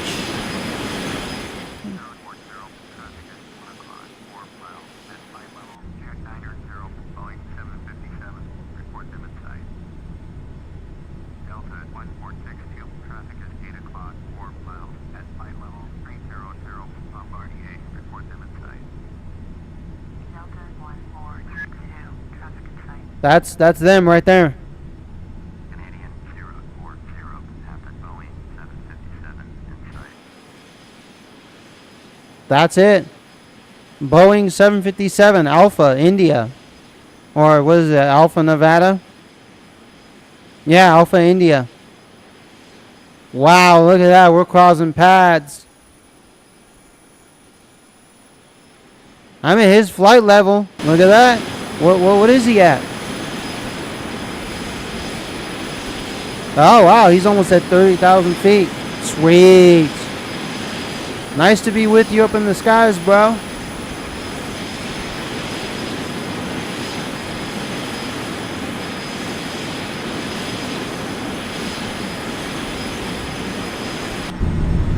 Alrighty.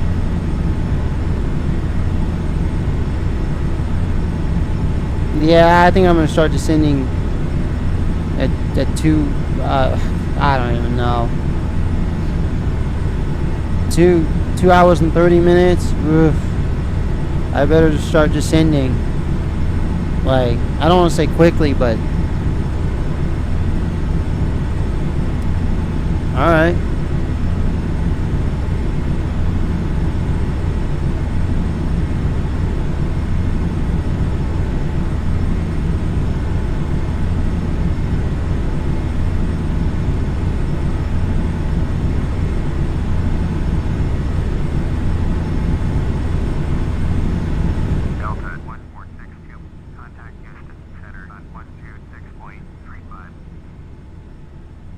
Delta.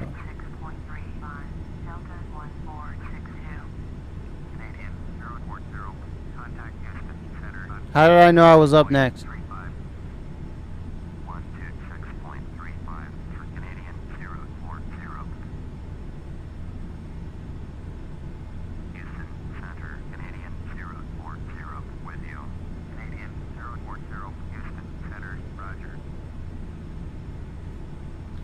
How did I know I was next? That's why I kept the ATC on the screen. So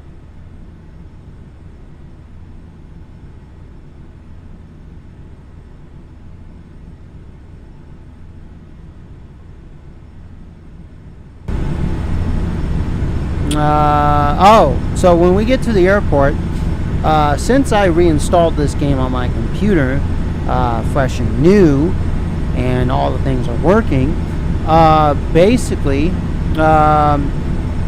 when we get to the other airport, I'm going to turn on the progressive taxiing. If it has one, that way I can see the arrows and know where to go. It's always good to have a visual aid especially for major airports.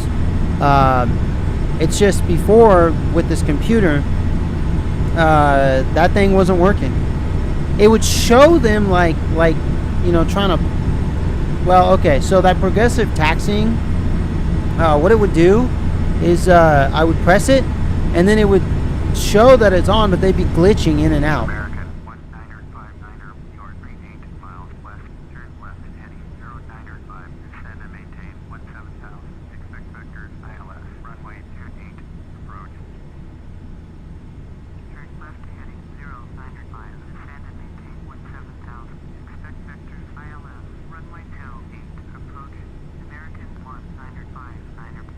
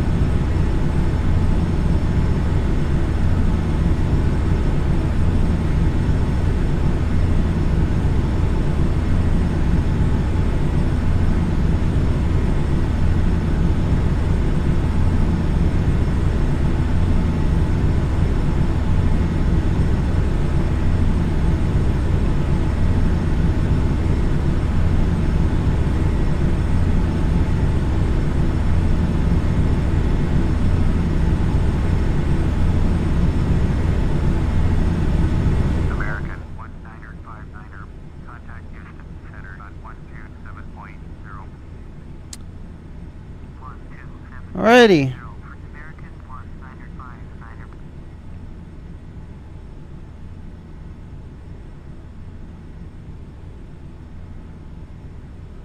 Oh, I didn't even check the time. Oh, okay. We're good. 3 hours and 39 minutes left. Steady on course.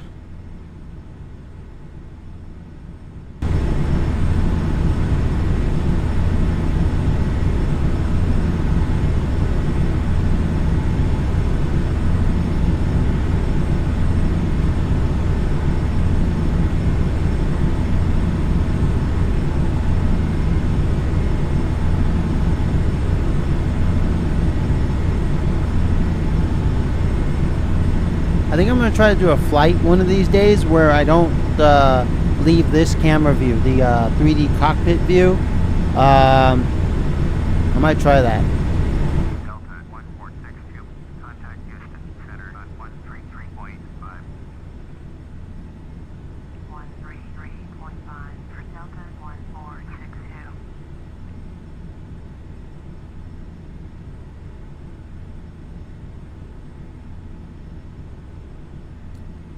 Just to see, you know, if I can actually do it like that.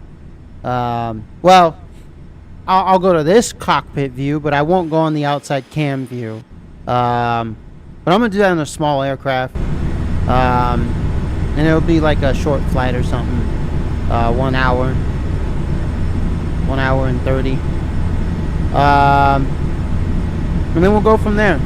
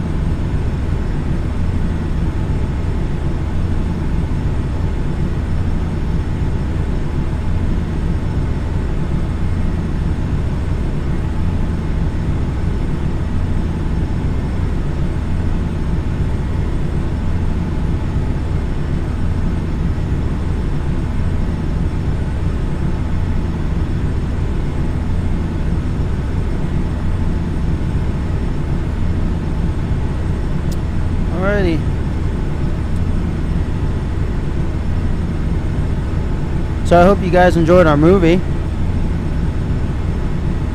It was a good movie, huh? It was a movie that lasted. It was like a 2-hour movie. We got another show. Well, now we got a show coming on. Now we're just showing some sitcoms. That's it.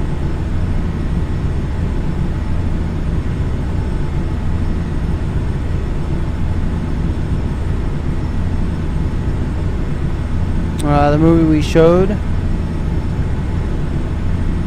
was called Airplane. Any of you know that old movie? I mean, we're flying one, so might as well show an airplane movie. Or what's the other one? Passenger 57? Or what's that one with Harrison Ford? Where he's the president, I think. It's back in the 90s. Air Force One. Or was it Con Air? No, Con Air is something different. Shit, I can't remember. If any of you remember, just leave it in the chat. But yeah, I tell you, a lot of those flying movies are really cool. Oh, and the one with Denzel Washington, where he's a pilot, and then the guy, they like crash landed, but Denzel's like, I got you. Like, you know, he's taking control of the situation after he woke up from his nap. And then the one of the newest ones about Scully, who landed in New York in the water. Oh, and then Snakes on a Plane. Man, there's so many flying movies out there. Civil aviation ones, ones about World War II, Vietnam, somewhere in the 90s, 2000s, whatever. World War I. Not too much about Vietnam, Korean War, which was pretty bloody. There's a guy on YouTube that talks about why there's not too much Korean stuff. I think it's because it's pretty controversial. Because China has a hand in that, and they don't want to be exposed. Yeah. Oh, would you look at that? So this thing, I don't see it in between these two as I pop them out.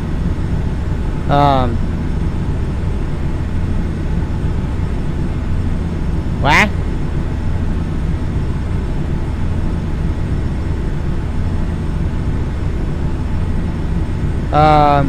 Like I don't see it here. It's supposed to be here, so don't know.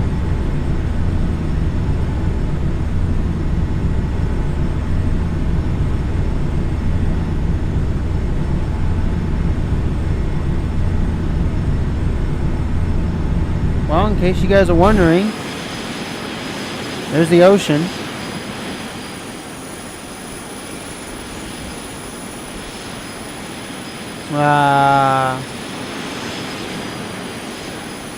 There's kind of a little bay. What do you think, guys? I should crash in the ocean? We'll do just fine. We'll float. Yeah, right.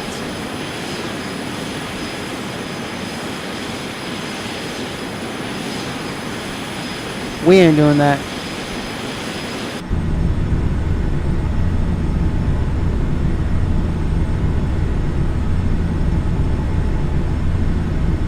And the ocean is a big thing. I mean, we're coming into the Gulf, I guess, but Gulf of Mexico, but like, still, part of the ocean. Big body of water.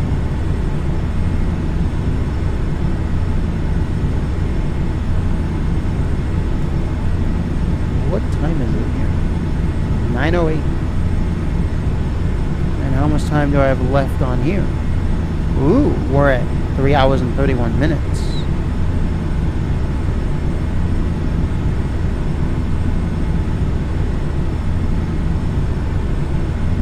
We're coming up on some airspace here.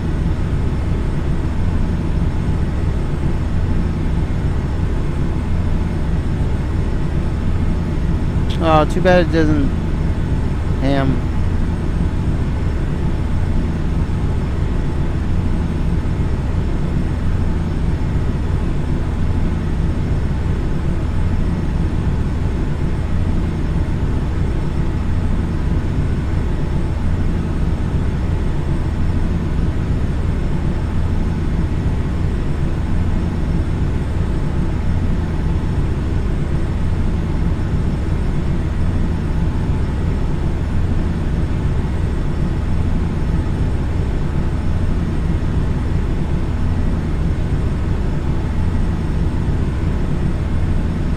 Yeah, luckily it's not at nighttime. Luckily I didn't choose the actual time. Man, I probably would have had a hard time landing there because it's dark, there's mountains, trees. Of course the runway's illuminated, but still. I'll do shorter flights somewhere within like the Midwest or something at night. California, where it's, you know, nice and flat.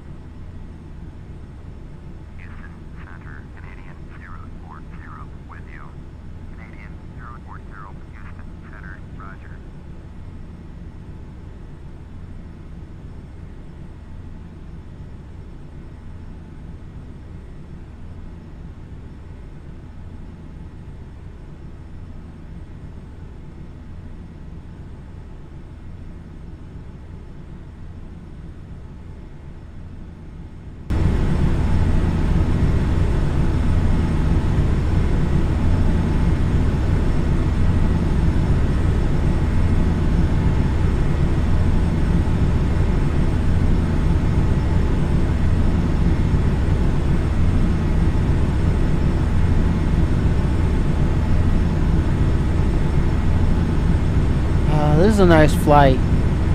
And the reason why I'm doing this flight, actually, in case you guys were wondering, because I know sometimes people wonder why someone does a certain flight. There's a video of a guy who's flying from, oh god, I haven't seen the whole flight, but he's flying a small aircraft, a prop plane, I think a Beechcraft. The Bonanza, not the V-tail, but the one of the 2000s, with the Garmin 1000, I think. And he's flying from somewhere, north, is it North Dakota, South Dakota?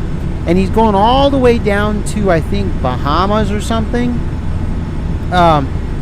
And he, I think is flying at night or something, or at dusk.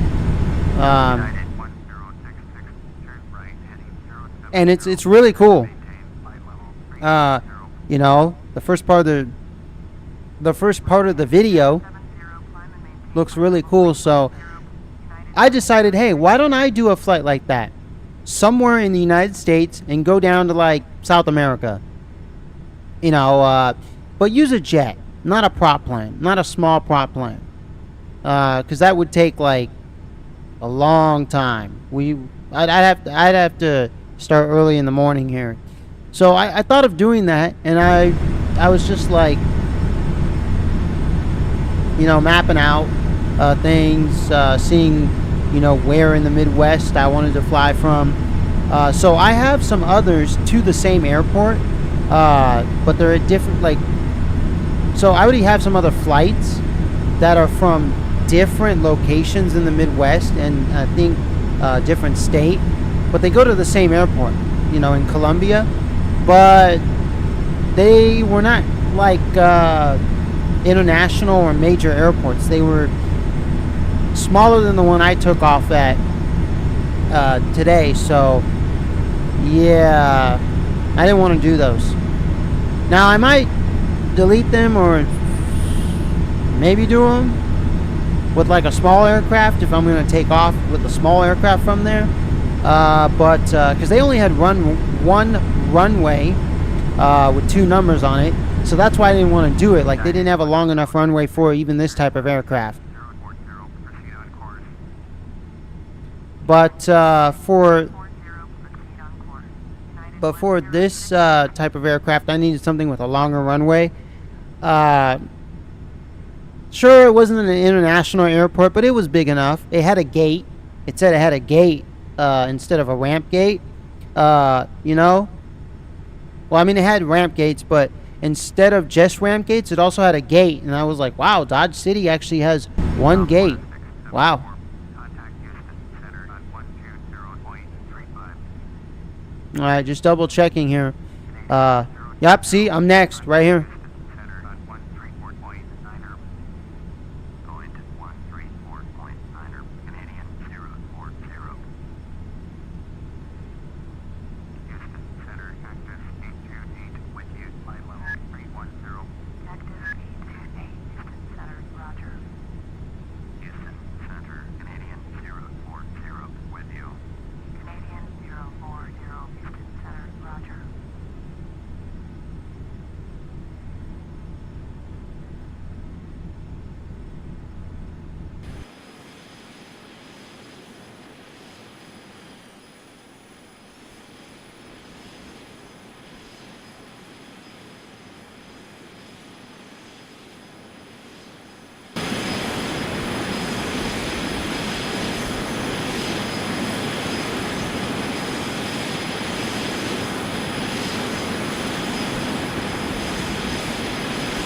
Wow.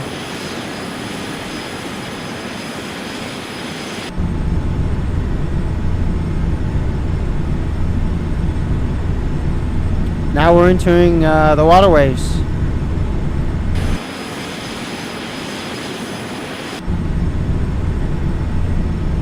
Man, this would be sweet.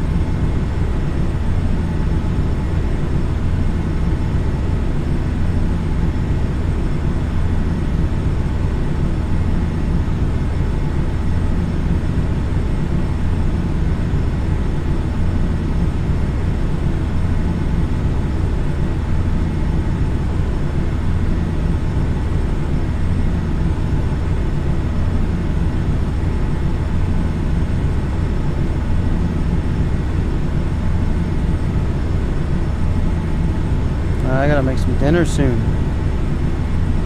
Once I'm finished.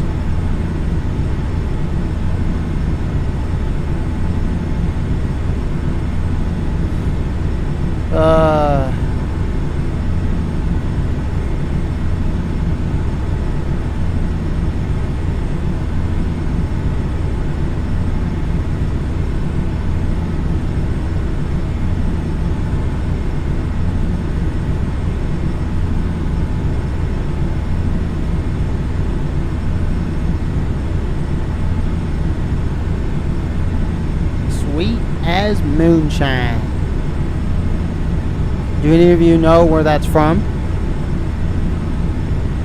Or bite my crunchy brown ass. It's from a video game, I can tell you that much.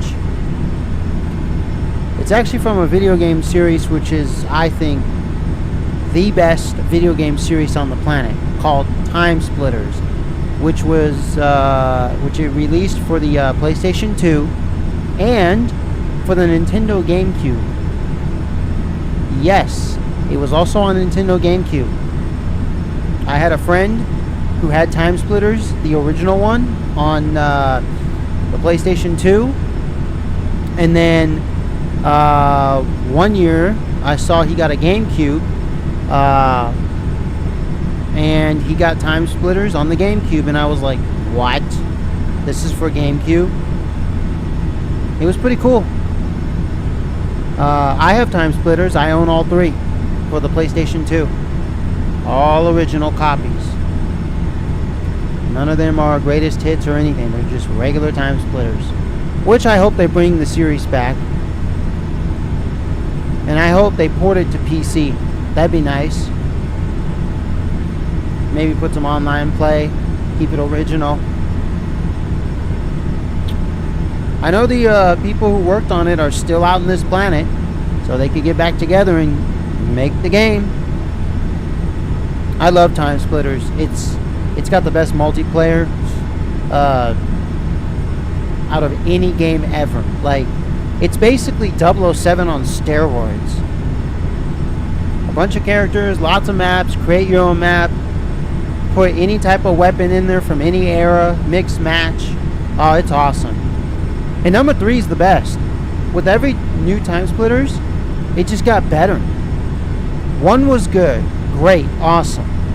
2, good, great, awesome, better. 3, good, great, awesome, better, the best. Like, it just went from 1 to 5 to 10. You know what I'm saying? God, I hope they bring back that game.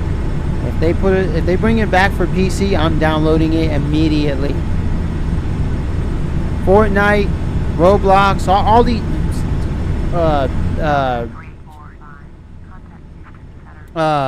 Call of Duty, Battlefield, all these things, they'll be blown out the water.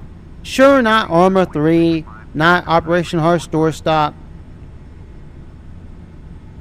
you know, and the other game that the guy from Operation Harsh Doorstop created will be blown out the water, because those are more realistic games.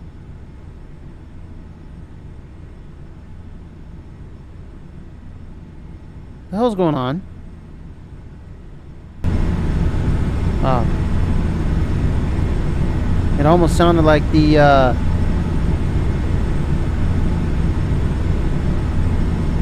gas was like we were running out of fuel. Woo! I would have not liked that.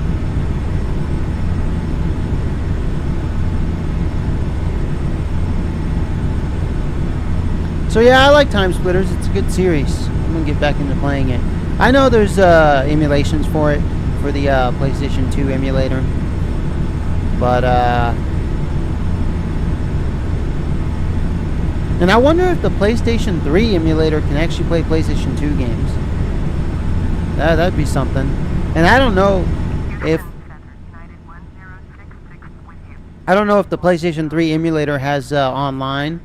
That's something that I'll have to check out, because I want to get a PlayStation 3 emulator. Even though I have my PlayStation 3 right under the desk here, I can play it anytime. Call of Duty Black Ops online is still active, so I'll have to check.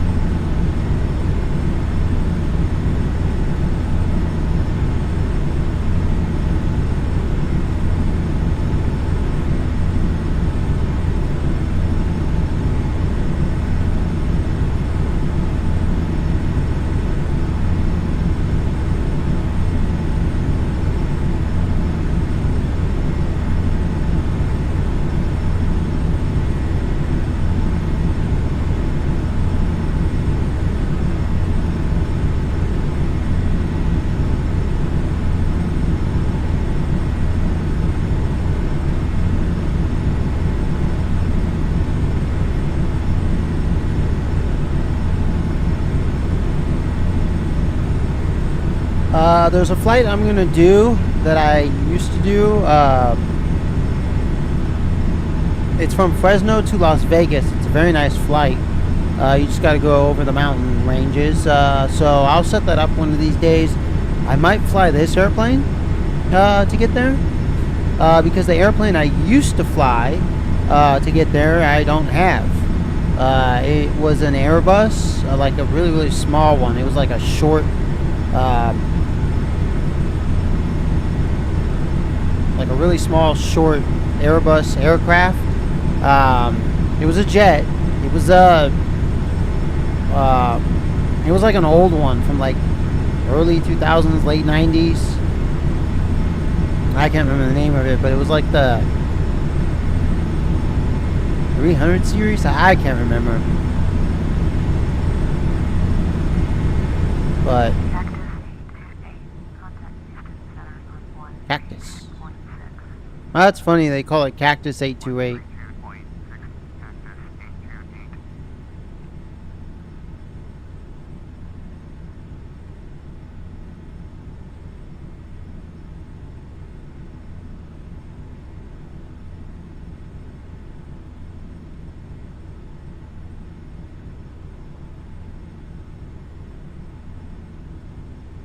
So I'm gonna set up that flight. It's gonna be really cool.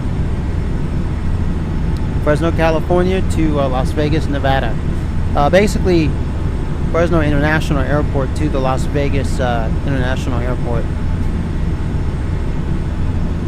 And then might fly to Reno too. We'll see about that one.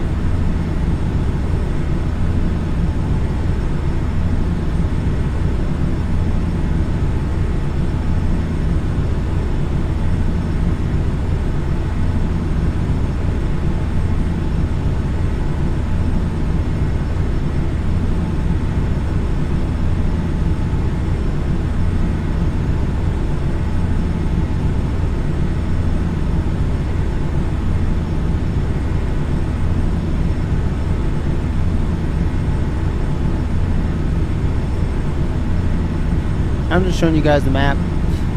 So we're just entering in the Gulf of Mexico, Gulf of the United States, stuff like that.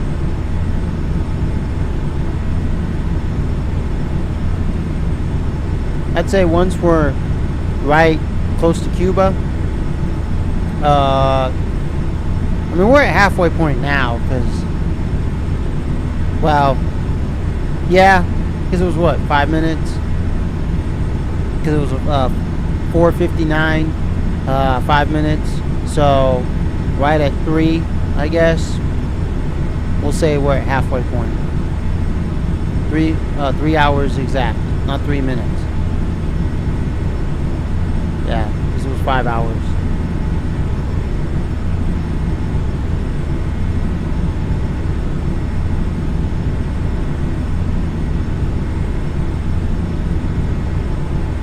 And just a quick reminder, when we get to the ATC, we basically want to look for SKCC for the Colombian airport.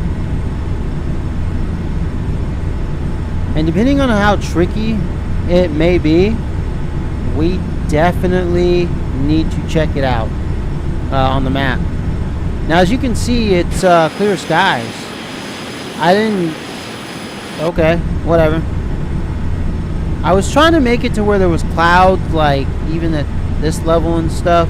But I guess I just made low-level clouds, so it might affect my landing. But we'll see. We shall see.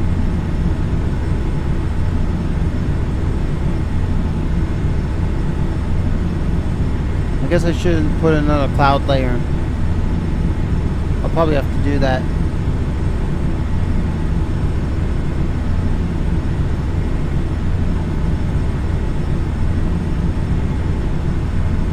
And I'll see if I can save my user-defined weather.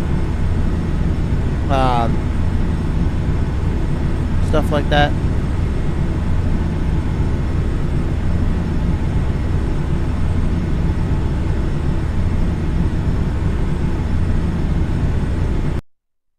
Aha. I can change the weather. Okay. Okay. We can actually do that.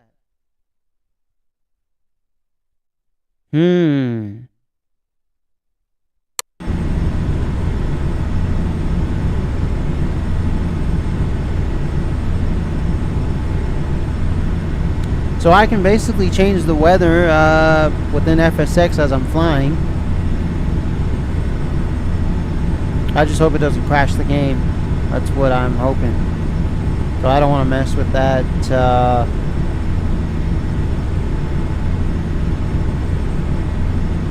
Too much. Oh wait, hold on. If I can do that, where's my user-defined weather? Advanced. Let's see here.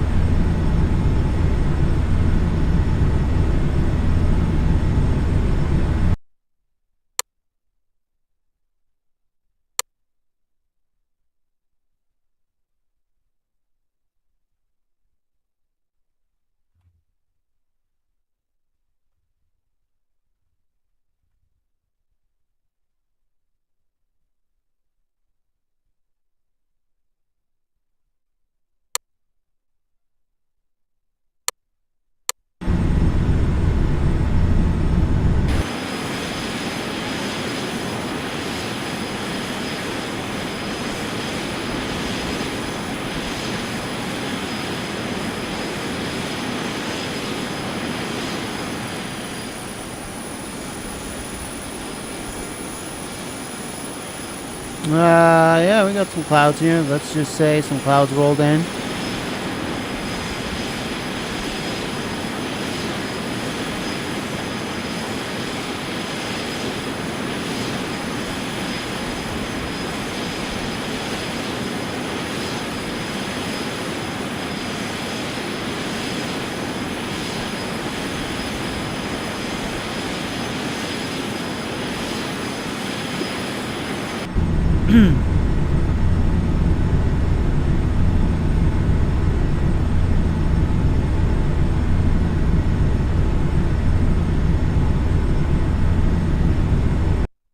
Let's see here. Advanced weather.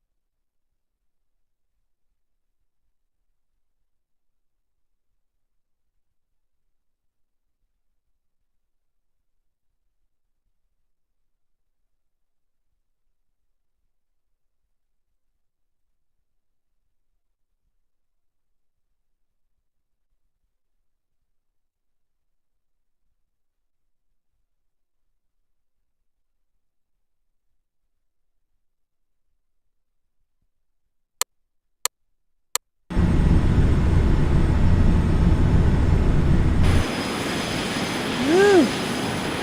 Yeah.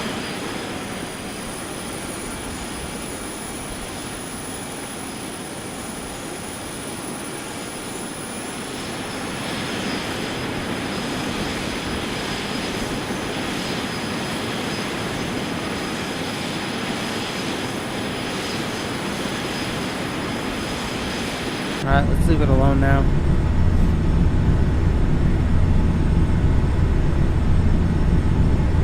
So we got some cloud cover coming in as we're approaching.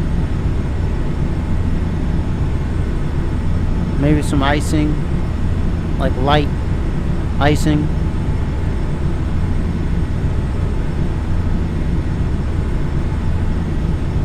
I don't know where de-icing is, so shit out of luck.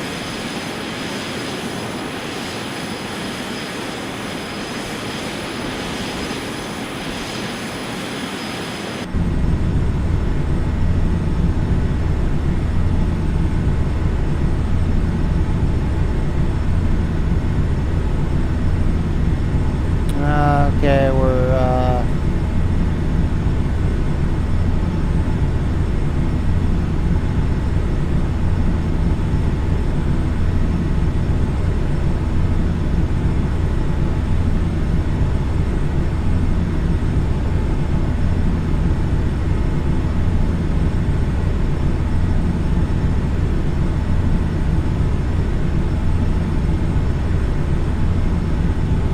for some reason my airplane keeps going left. I'm not even doing anything.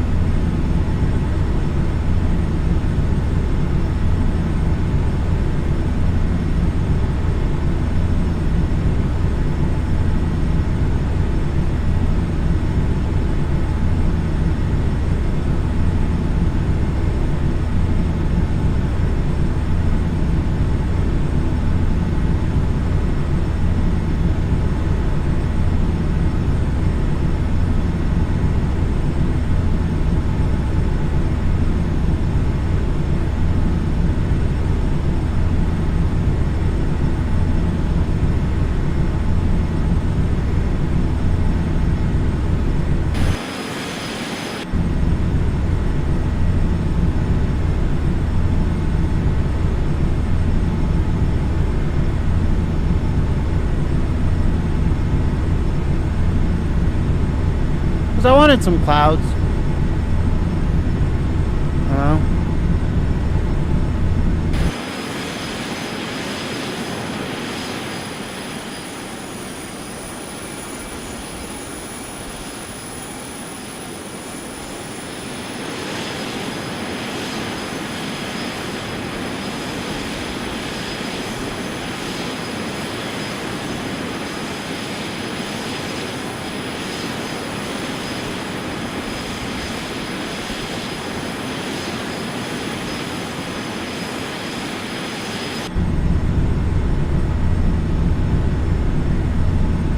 Ah, there are some clouds coming. Okay, so the user-defined weather does come. It's going to continue on. Oh, this is nice.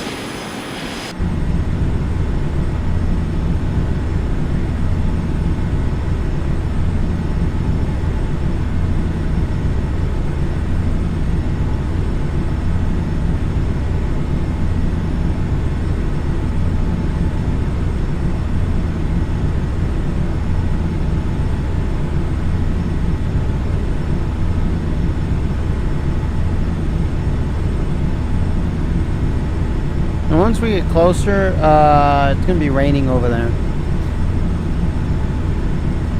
Light drizzle. A lot more clouds. I wouldn't say overcast, but broken, you know, much more.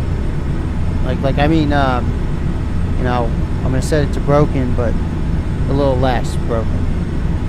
A little more towards overcast. So it kind of simulates the changing of weather, since it doesn't work with the online, because I guess they made it not work.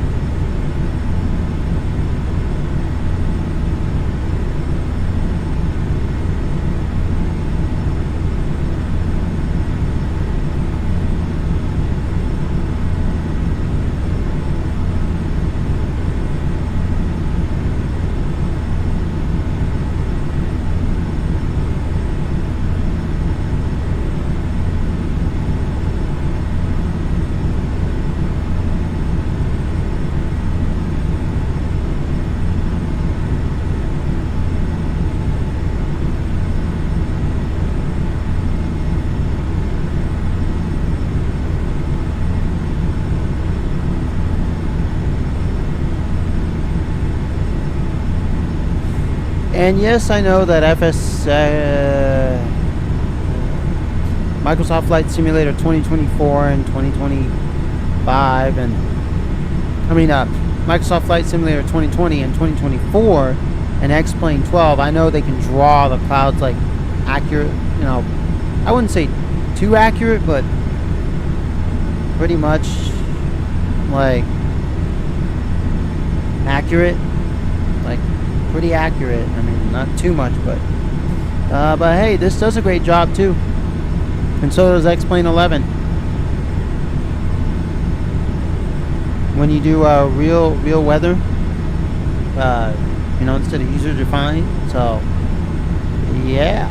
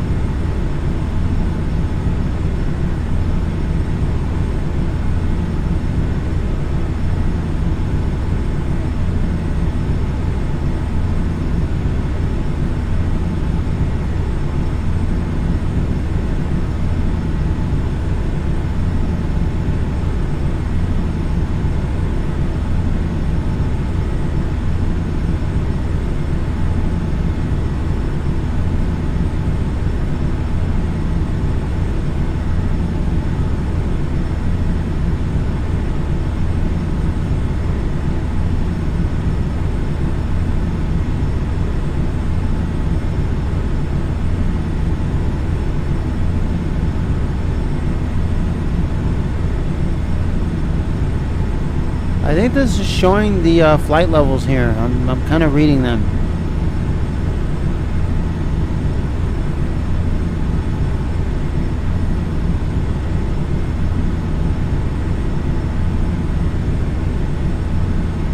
Yeah, I think this thing can climb to 41,000 feet, but I'm at a happy 30,000.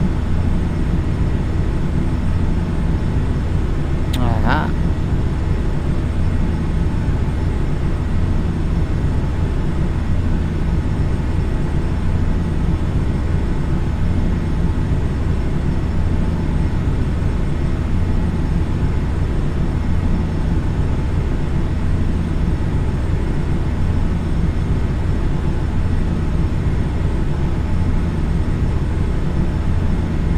Office there, okay.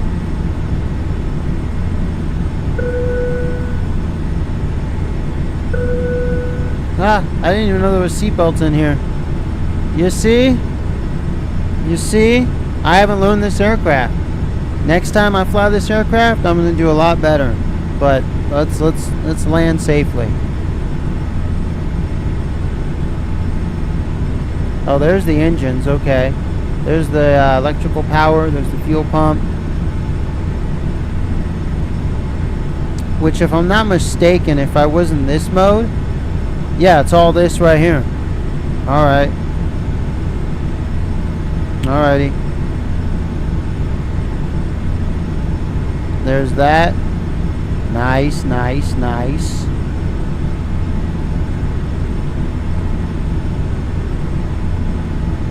There's parking brakes.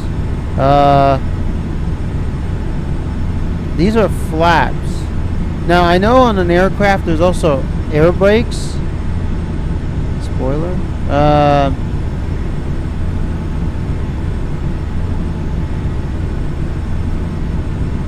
So I need to figure out where the air brakes on this thing are. Here's anti-skid. Oh, anti-skid off or armed. Okay, alright. I'll make sure to put that for landing.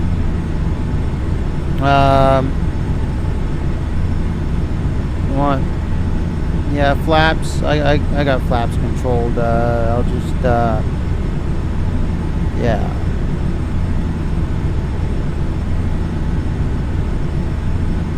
Oh. Okay. All right. So I just figured out that this little thing in the middle. You hover over something, it tells you what it is.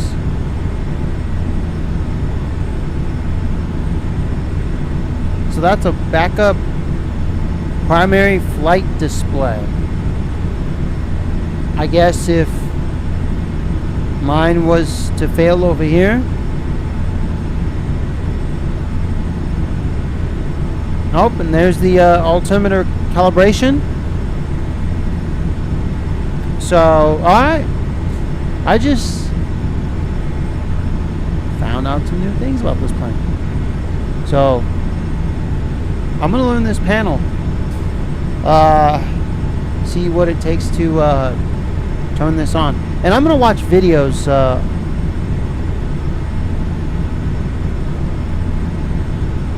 about this plane. See how people actually operate this plane and stuff, realistically and in flight simulators.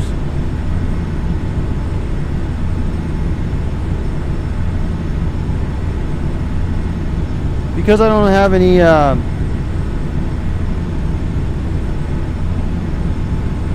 switches in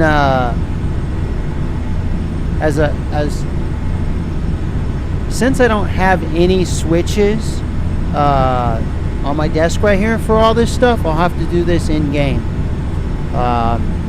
So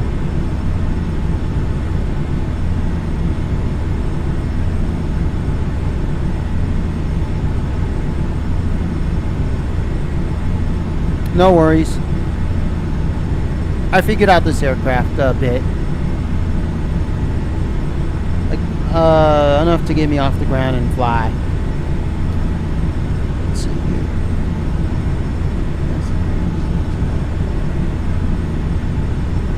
That's just keys, reference. There's no mission.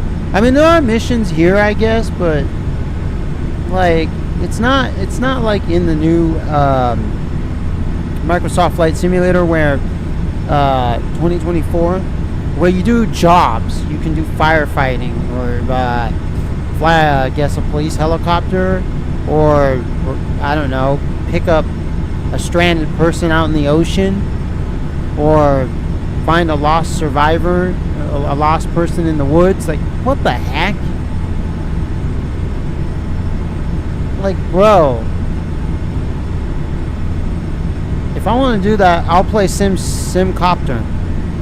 If I want to do that, I'll play Simcopter, not fucking Flight Simulator. Simcopter is not a flight simulator. Sure, it's a flying game, but it's not simulation. And for those of you who don't know what Simcopter is, go look it up on the internet. And for those of you who do know, congratulations. It's a game that came out long time ago in the 90s. And I own the game actually on CD. It doesn't work on Windows 10. But I'm sure I could download a working version from GOG or something. But you fly around in a helicopter, and you walk out of the helicopter and walk around the city, pick up, people. You can call police, call firefighters, call ambulances. You can even fly a military helicopter in the game and blow up the city if you want to. You'll lose points for that, like you'll lose money. You can purchase a bunch of helicopters as you progress, as you make more money. And they're real helicopters too. They're not like fake helicopters. They have like the Hueys, the Bells, like name branded helicopters. So it's a really fun game. And if you have SimCity 2000's, what is it? I forgot the city creation tool. Like, I forgot what it exactly called. But you can actually create your own. It's like a thing that came with SimCity 2000 where it's like a modding tool or whatever. If you have that and you create your own city, you can actually fly around in that city, and you can even drive around in that city if you have Streets of SimCity. And I believe it works in also. I believe it also works with SimCity 3000 or something. Like if you have SimCity 3000 or 3000 Unlimited, I think the cities that you save in your files, you can import them into Simcopter or something and fly around in them, which is pretty cool. If I recall, just go look it up, see if I'm wrong or not, and I'll look it up myself too. But yeah, let me know in the comment sections and stuff like that. But yeah, I played all those old Maxi games back when Will Wright was head of Maxis before EA Games took over his company. And I bought the whole box set that came with all the old SimCity games. I mean, I got the games. Well, yeah.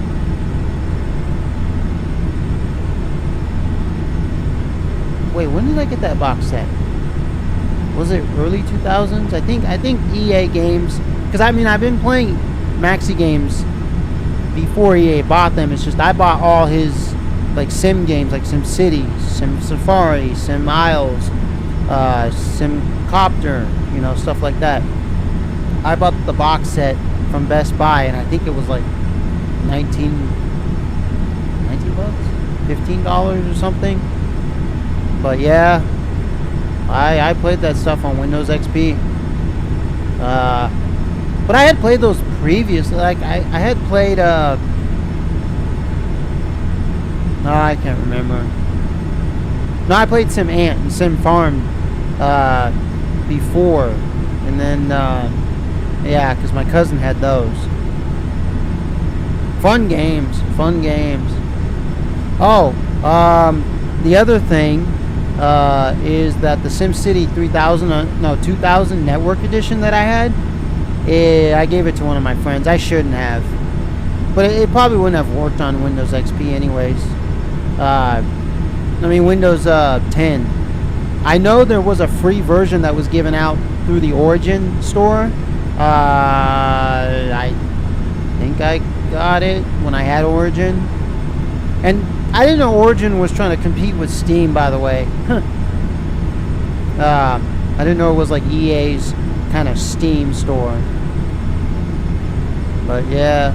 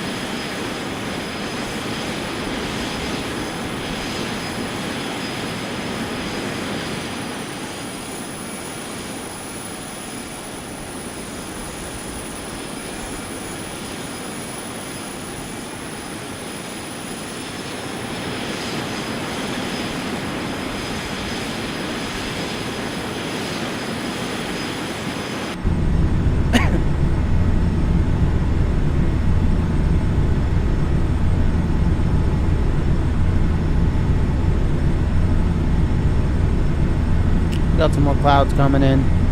Told you, it's gonna be kind of overcast when we get there.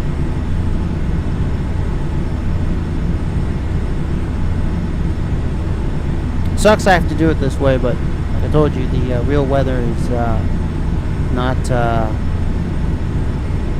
working. No longer working. Oh, and it's almost at the 2 hour and 30-minute mark. I mean, almost. We're not at 2 hours and 35 minutes, but still, we're getting there.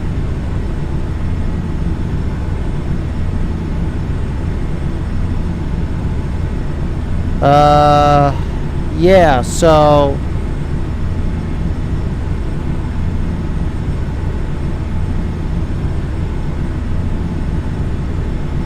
maybe I should start descending now. I don't know.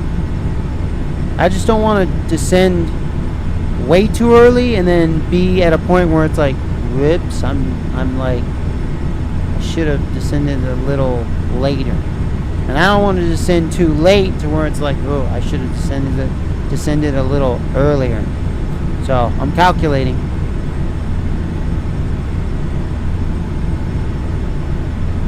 I'm going to take another break. I'll be right back.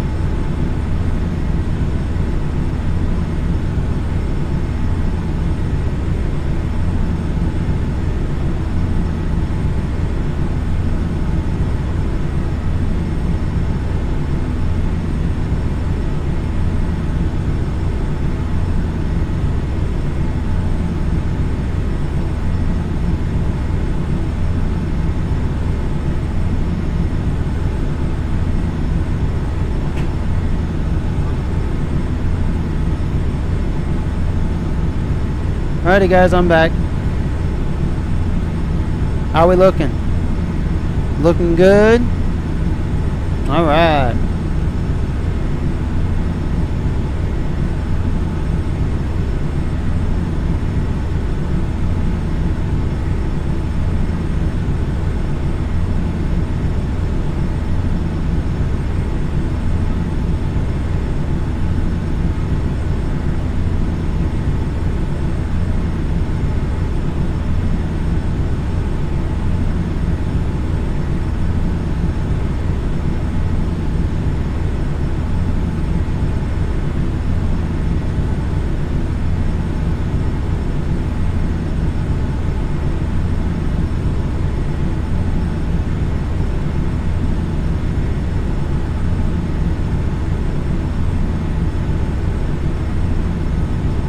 Woo.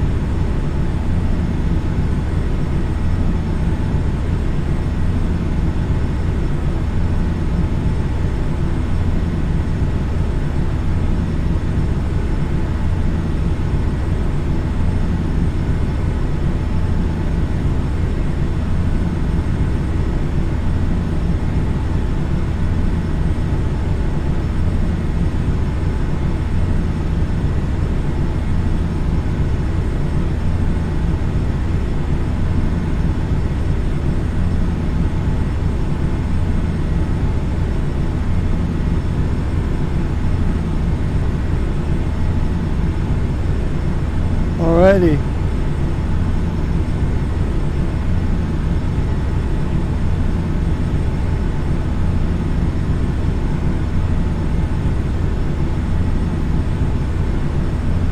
Should be almost to the tip of Cuba here shortly.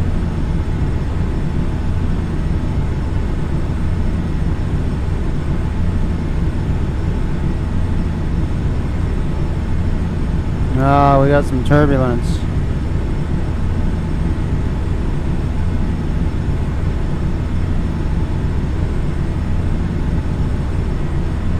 Very light turbulence.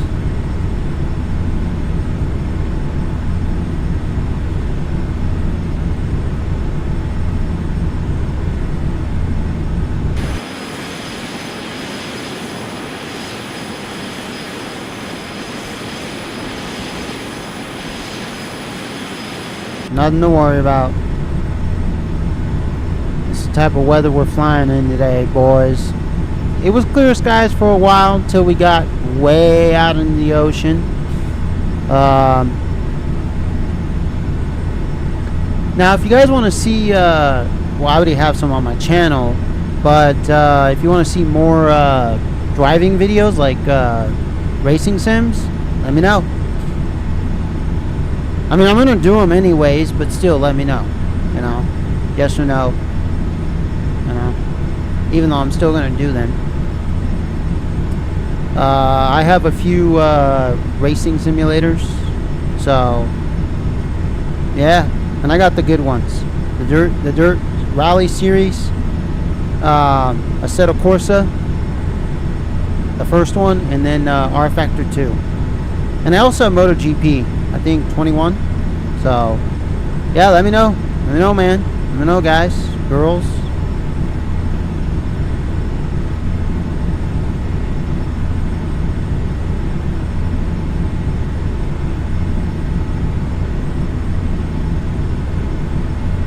Now, I mean, for this game being this old, right?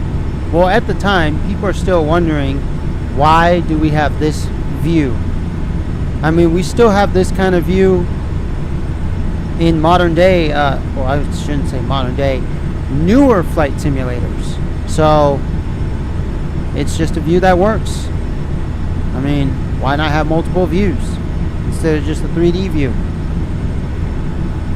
This is a great view. It just shows all the essentials. That's it. You know, here's some more essentials. Here's some more.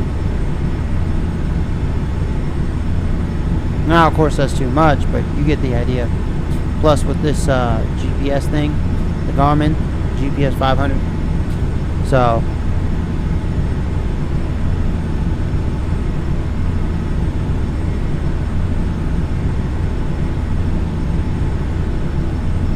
this I want it to be like somewhere in this range over here.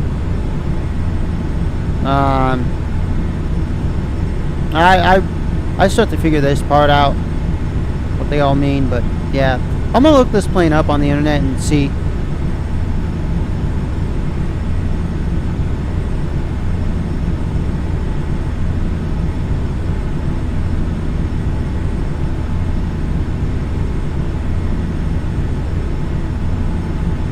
This is a really nice jet, and I knew it was going to be a good model when I looked at it off the website I got it from. I think it was not Flyaway Sim, but it was a Simviation.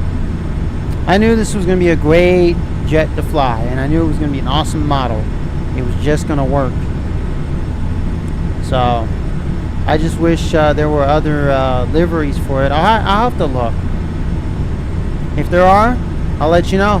And I'll put on the liveries.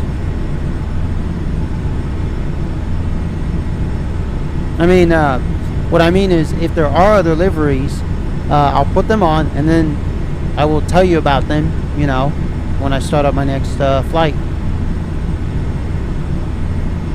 And I think I'm going to fly the same plane again, but I'm going to do a trip from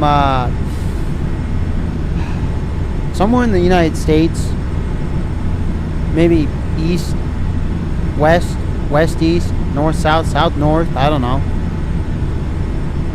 Maybe a flight that's like with this plane. 3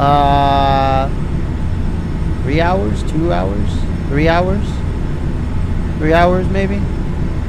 We'll do a flight to where when I pick this plane, it'll end up being 3 hours, no more than 3. I mean, okay, if it's 3 hours and 10 minutes, okay, whatever. But you get my point.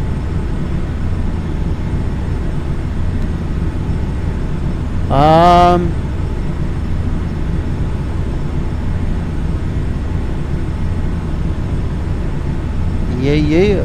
No more turbulence.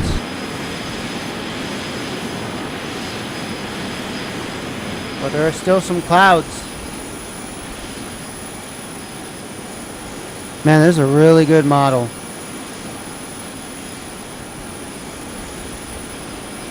Spirit of Prince George. Oh my god.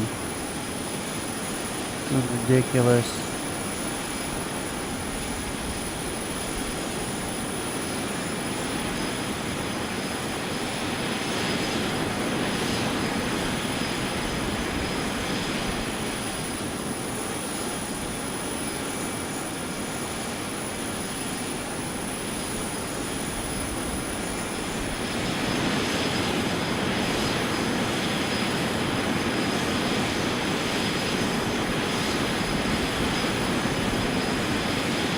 Oh, I see some land.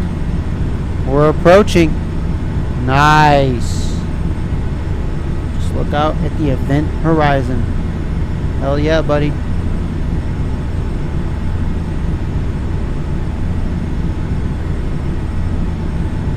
We haven't seen land for days. And we finally washed up on a shore.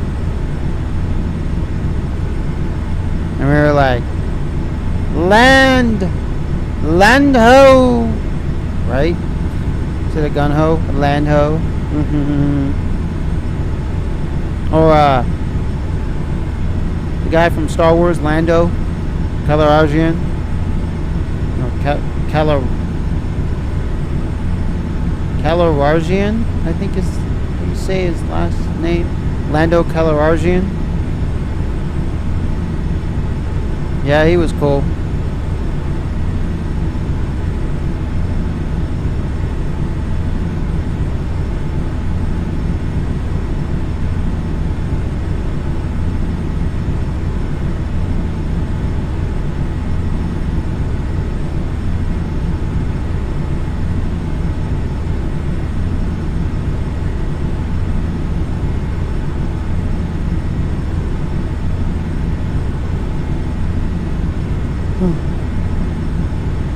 It's abysmal. I think, yeah, there's this guy that, I guess just posted a video on YouTube. I got it on my feed and it said something like, the word abysmal was in there. He's a guy who plays Magic the Gathering. Because I play that game. And, I think he's said something about something abysmal. I don't know. Oh, come on. No.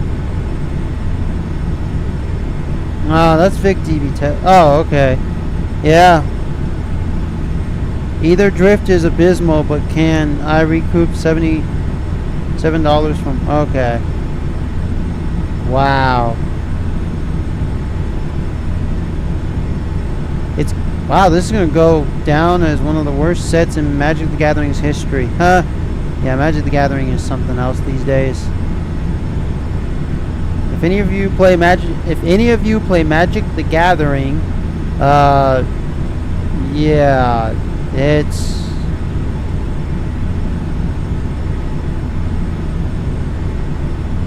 I'm not going to say a sad state, because you can buy a bunch of the old cards that are out there and just play from the old sets.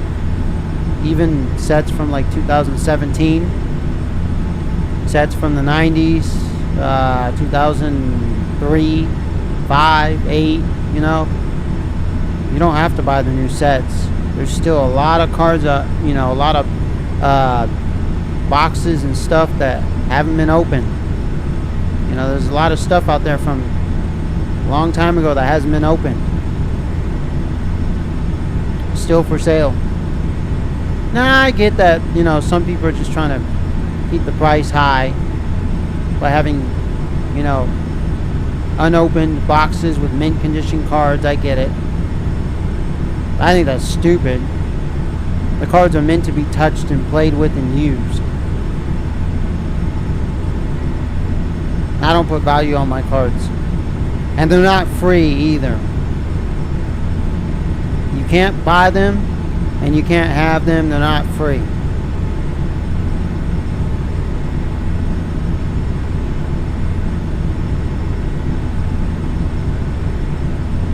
Like, I don't put value on any of my stuff. I don't put monetary value. The type of value I put on my stuff is something you can't have, you can't afford.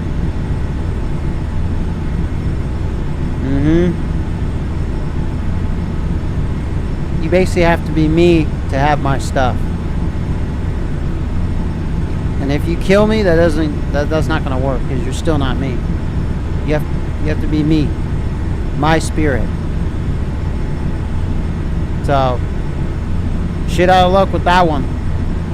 Shit out of luck here, there, everywhere. 2 hours and 29 minutes. Should I start descending? I think so. But I'm going to have to, yeah, power down. Throttle down a bit. Like a lot.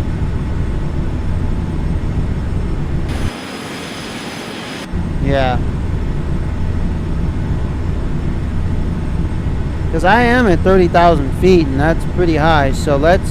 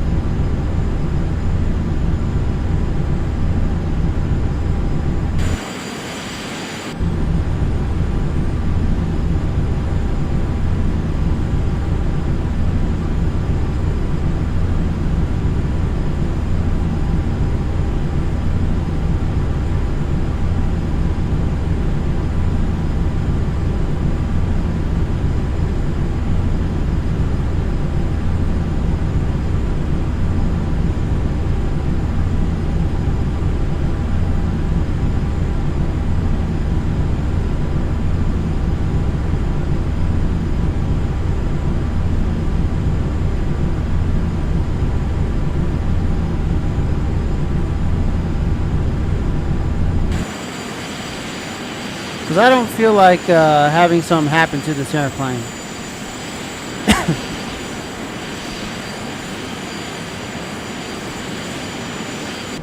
So we'll go to 20,000 feet.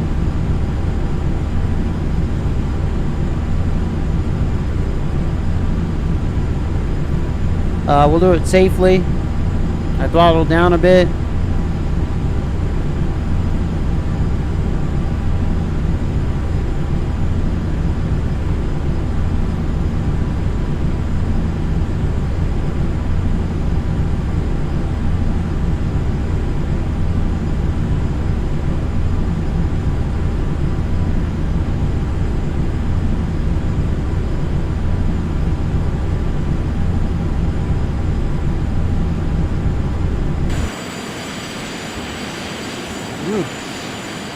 Hit my microphone.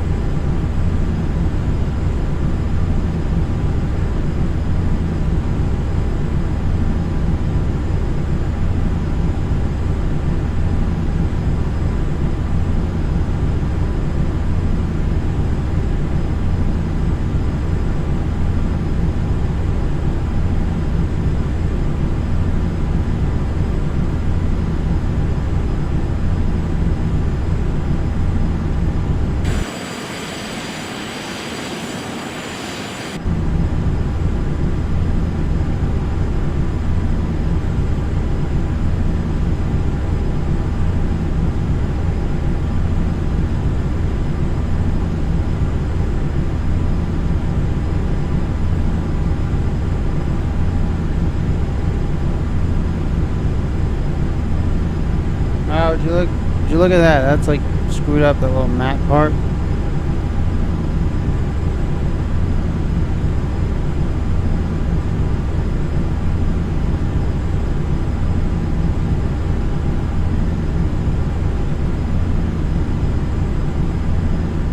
Center, Canadian 040.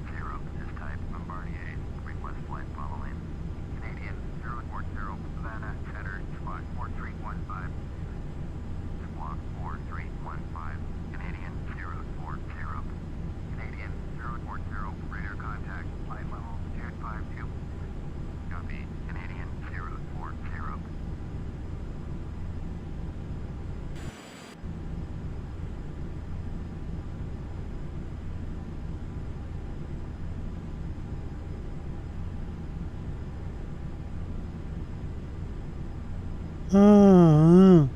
Alrighty.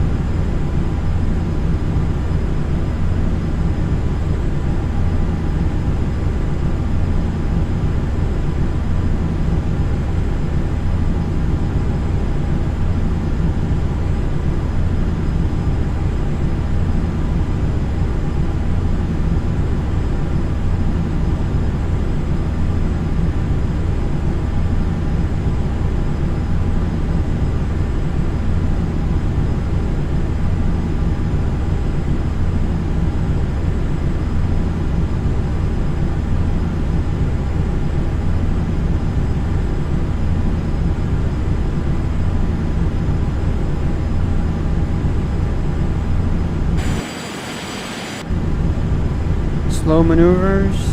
We're almost there. 20,000.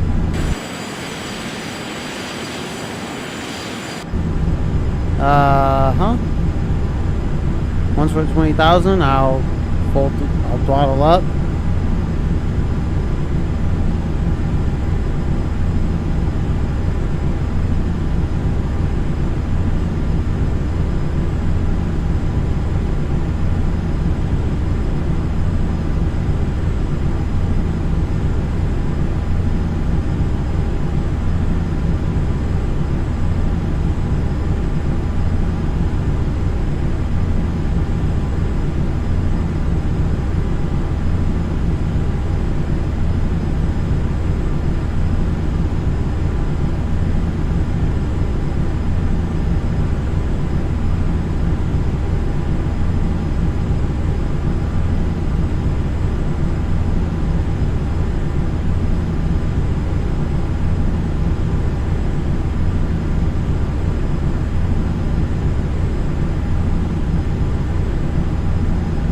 Oh, would you look at that?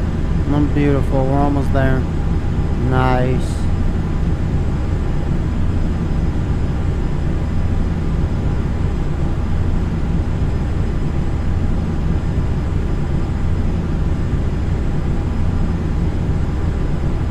Wow. Let's check that. Alrighty. We're basically preparing right now for when we approach.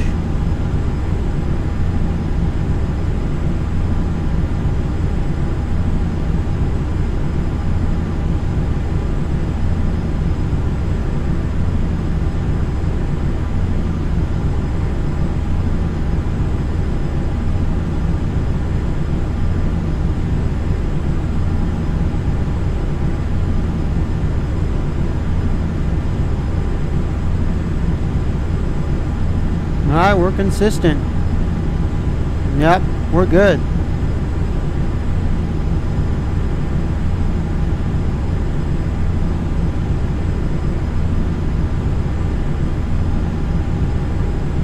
I really appreciate you guys going on a flight with me today. This was a great flight. I like it. I mean, it is a great flight. Not this was. Because I'm still in flight. But yeah, it's a good flight. I like it. And this aircraft flies really nice. I don't know. This is a good model. So, yeah. I'm going to fly some other CJRs also. The smaller ones, I mean CRJs, from Bombardier, the ones that come with FSX, Steam Edition, the Microsoft ones. I'm gonna fly those too. I generally don't fly jets too much because, like, you're prone to more failures when you take off and land, because you're going so fast. You really have to, props are just easier to manage, I guess. But I'm gonna fly a lot of jets, don't worry. But I love my prop planes, whether they're big or small or micro. And we'll fly some trike ultralights. I'm gonna fly around Fresno. We're gonna go from Fresno, Yosemite International to Chandler, or Sierra Sky Park to Chandler Airport, or the other one. We'll do some small, like, in the city type flights from airports within a city that maybe last, like, I don't know, 10 minutes or something, with a little glider plane or whatever.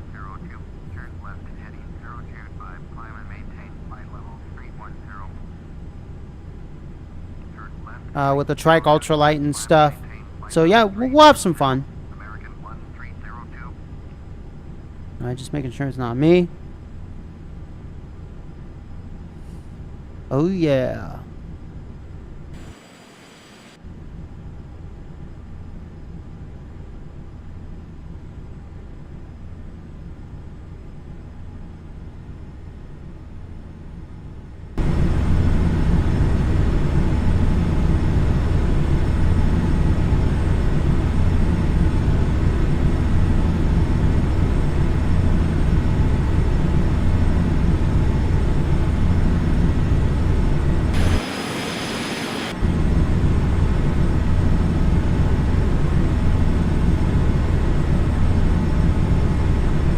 I know I'm going up, but I'll get back down to where I need to be.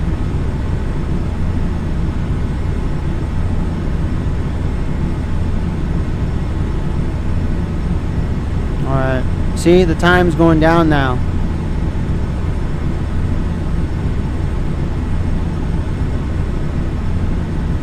So, we will get there, we will get there, yes we will. Yes, we will. We will land safely. We will land safely. Do not worry. Do not worry. Right?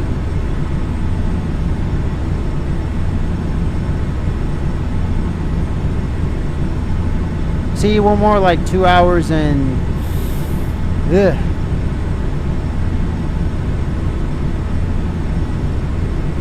$20 out? 26 minutes out? 25? I don't know. We'll see. And by the way, that was my version of Farajaka. I forgot the whole song. Farajaka, Farajaka, dormez-vous. American 1302. Turn right. Yeah, dormez-vous. And I forgot the rest of it. Ah, what do I know? 2 hours and 20 minutes. Ah, because look, it's counting down. We're getting there. Told you we were 2 hours and 20 minutes. See? Probably less. I'm probably underestimating. Yeah, I'm underestimating.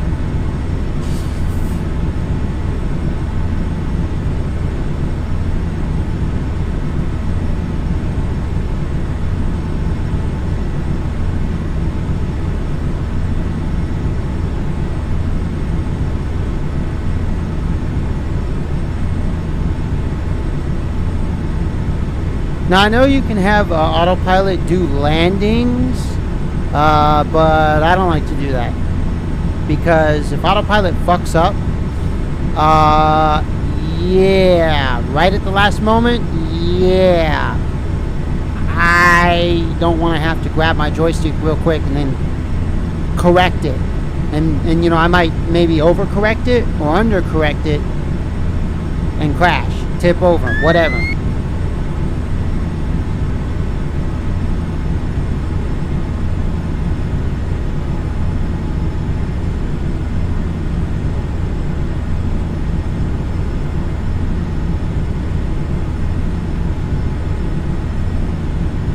I don't know, I just heard a beep.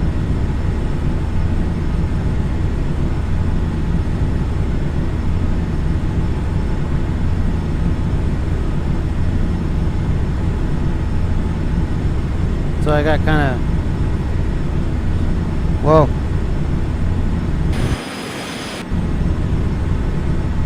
I'm not trying to crash here or have anything happen to this damn plane. Well, we're flying really good.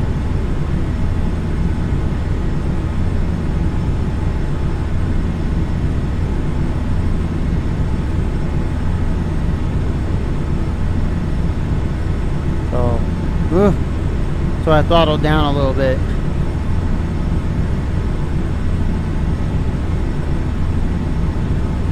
American 2166, turn right, heading 075, descend and maintain flight level 310.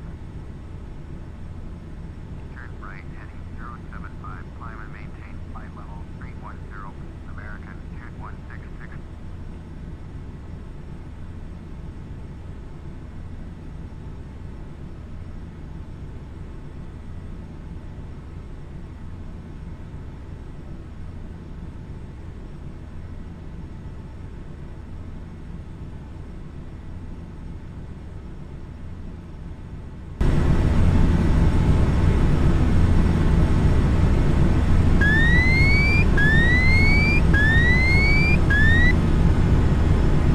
Yep, that's what that was.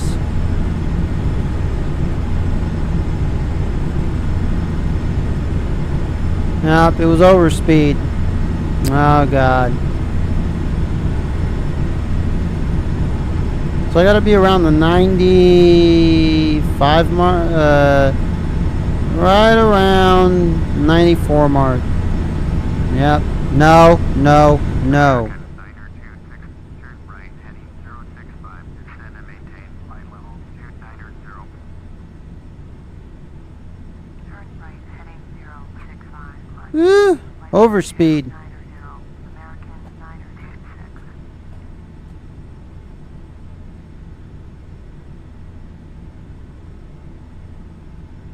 Let's not have that happen.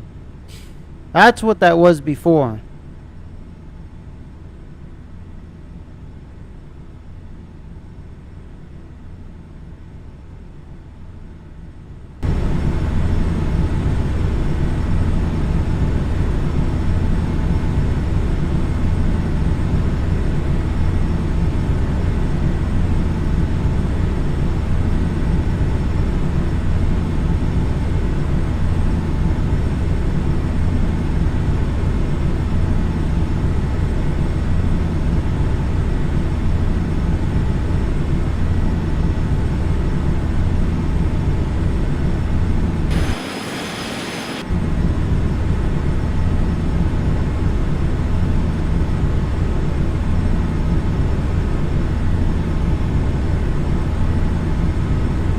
Just doing a slight turn.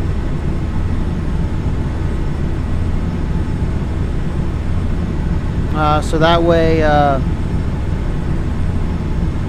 could be on course.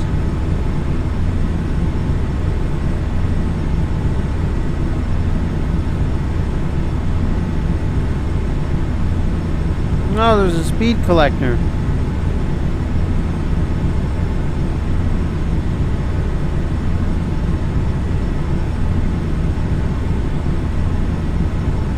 Okay, that's nice. I can set the speed.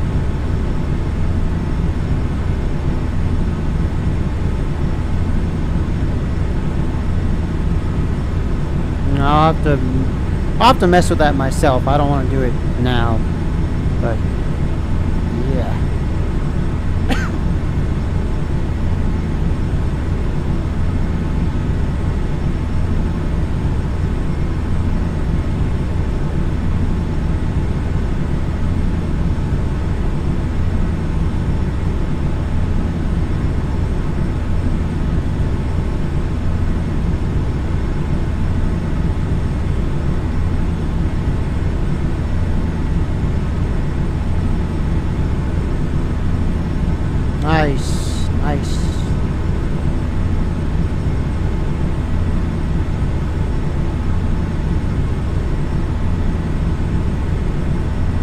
still got a long ways to go. We got 2 hours and 14 minutes.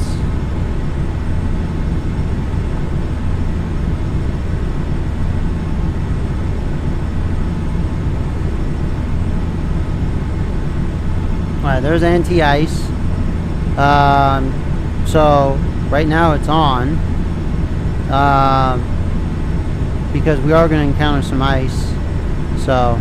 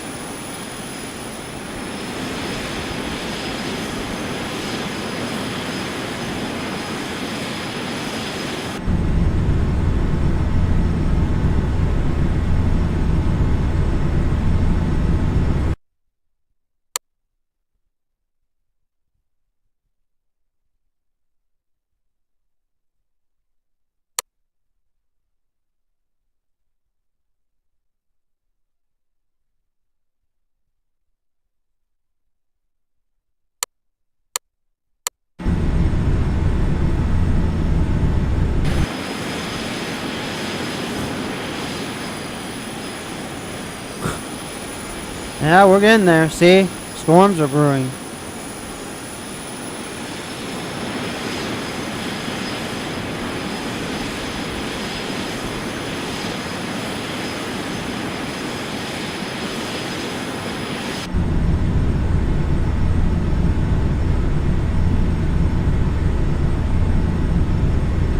It's because we're getting closer.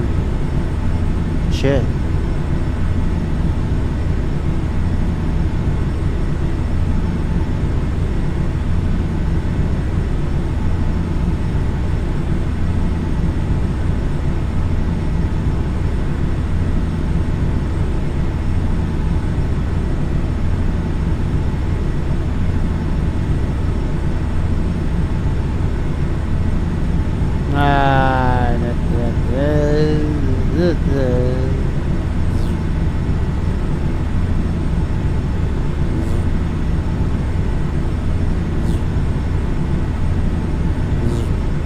We're getting electrocuted.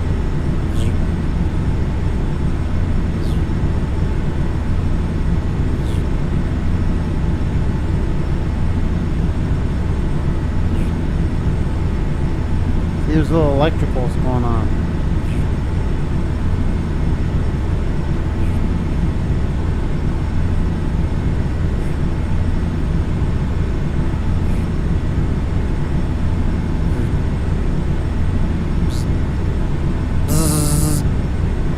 Right?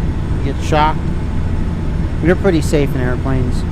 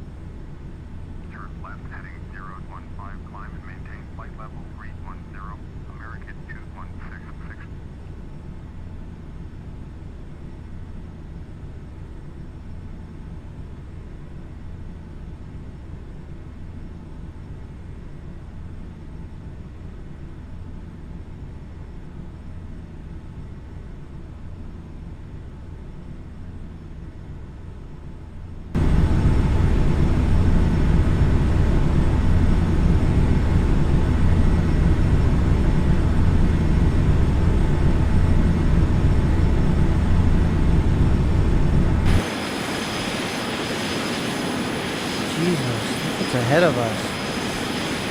I don't think I'll be able to. Shit. I'm gonna try to make it a challenge when I get there.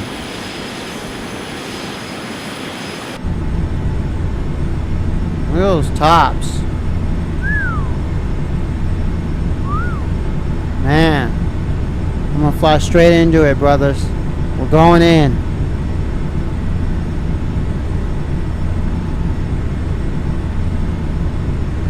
I'm gonna have to start descending even more. I'm gonna have to go to 15,000 feet.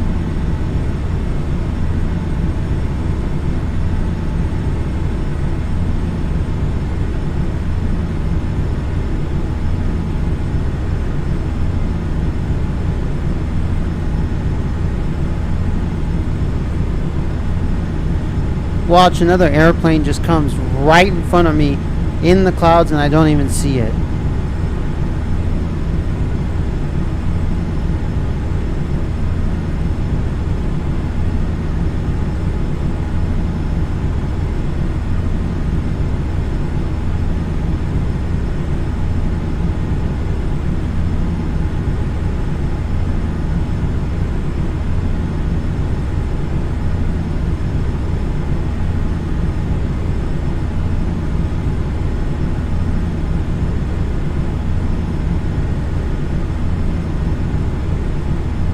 Right into it. Man, look at this.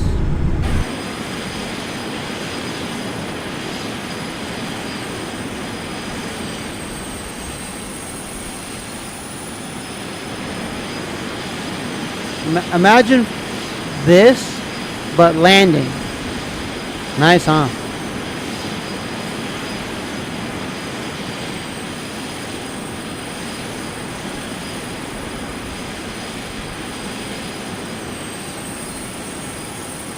I know you want to stay above the clouds, but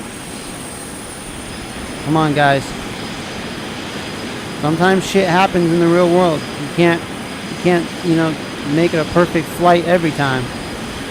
There ain't no such thing as perfect skies every time.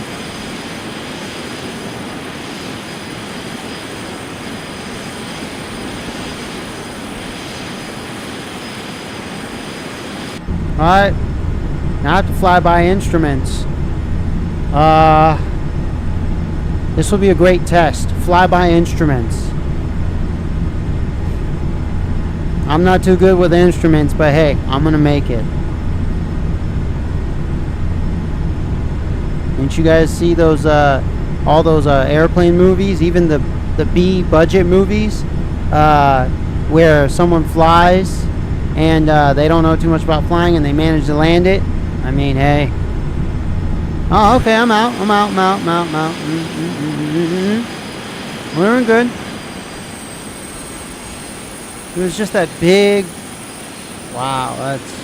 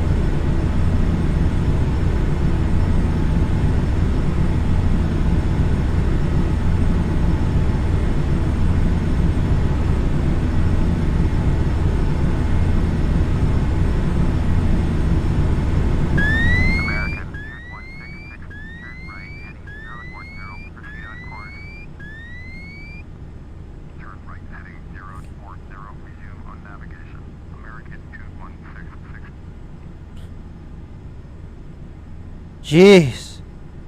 Overspeed. No bueno.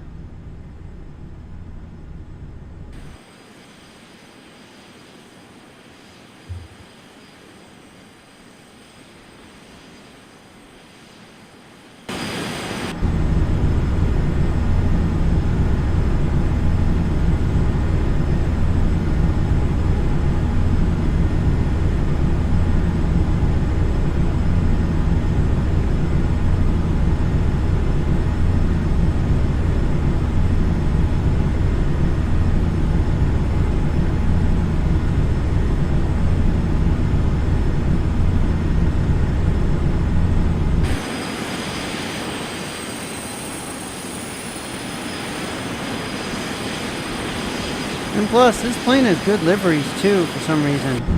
Like the liveries just pop.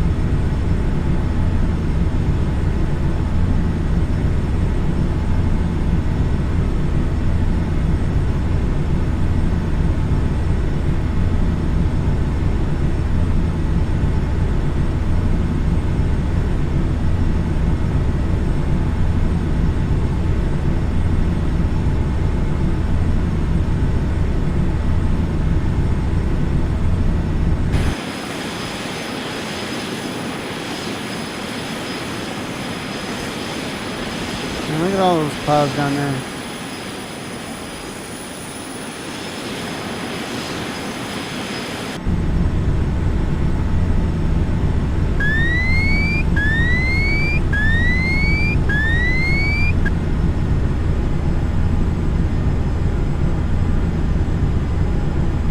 Ah.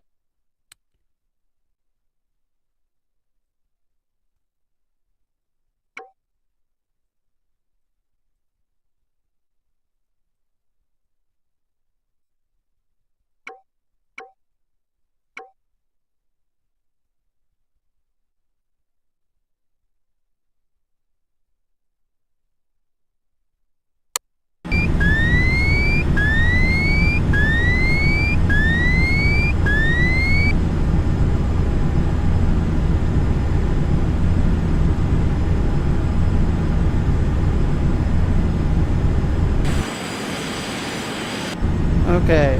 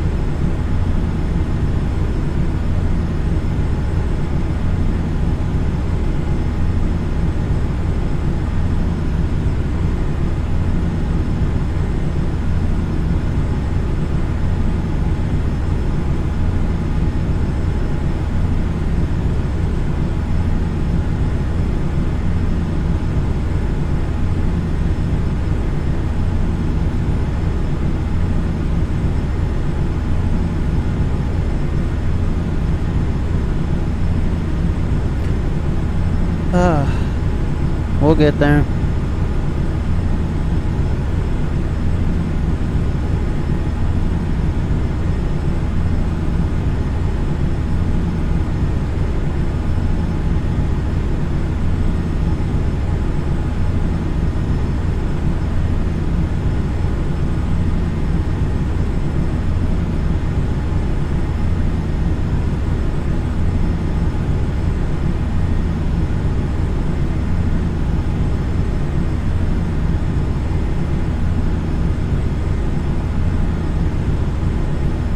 Scroll wheel works for this too. Nice.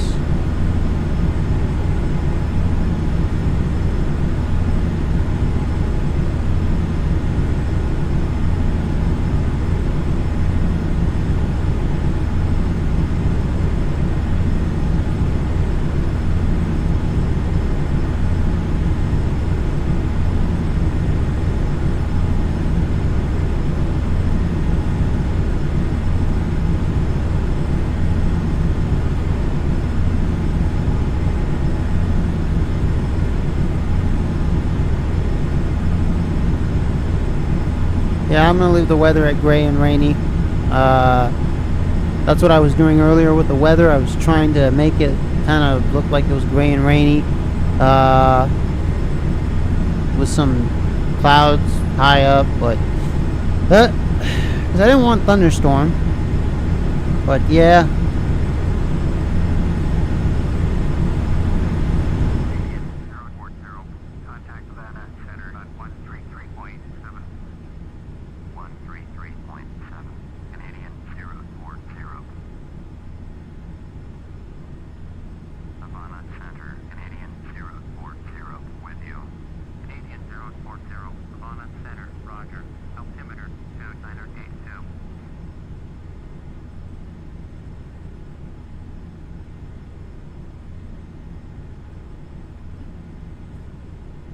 We're flying at 15,000 feet. And yeah, we're gonna have some fun. We're flying at 15,000 feet right now, until we get a little bit closer.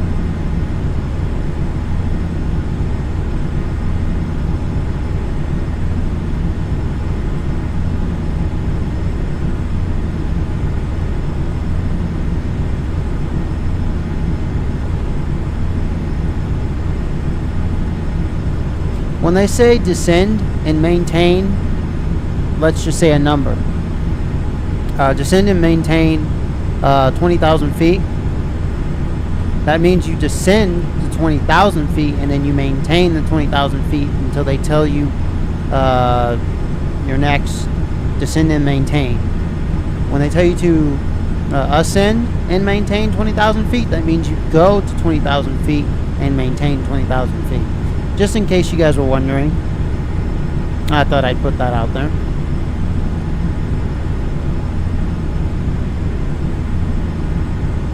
And I didn't learn that. That just is what it is. Because you always hear them in the chatterbox, in the ATC chatterbox, Delta, descend and maintain 15,000 feet. And so that means, hey, descend to 15,000 feet and maintain that altitude. So it's just common sense.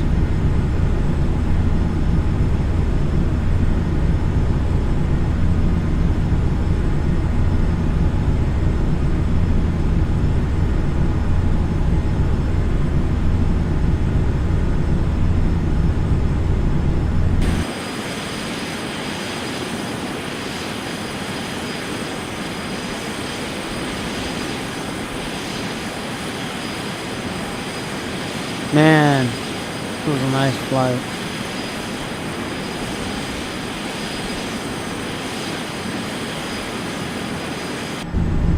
Now on this plane, from what I saw here, why in the hell is that in the way now?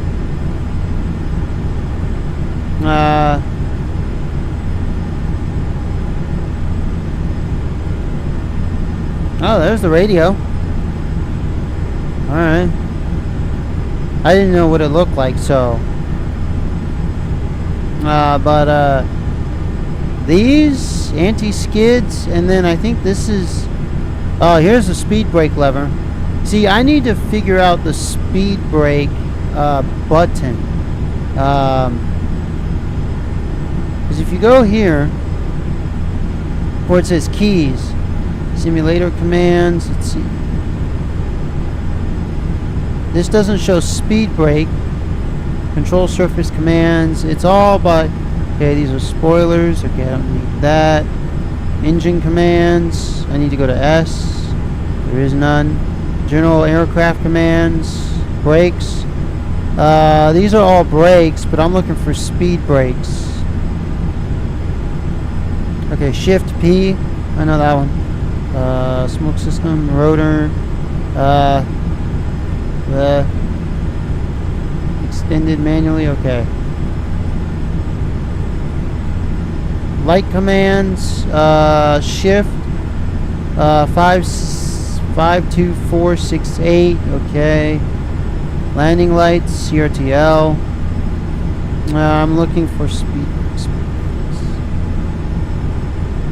Autopilot commands.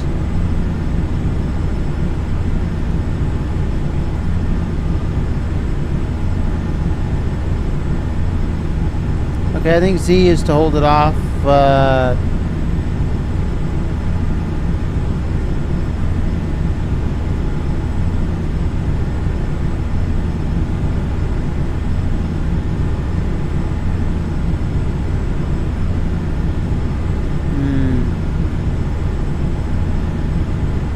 Oh, general aircraft commands. Canadian 040, contact Kingston Center on 128.1. Kingston Center. 128.1, Canadian 040. Kingston Center, Canadian 040, with you. Canadian 040, Kingston Center, roger, altimeter 2982.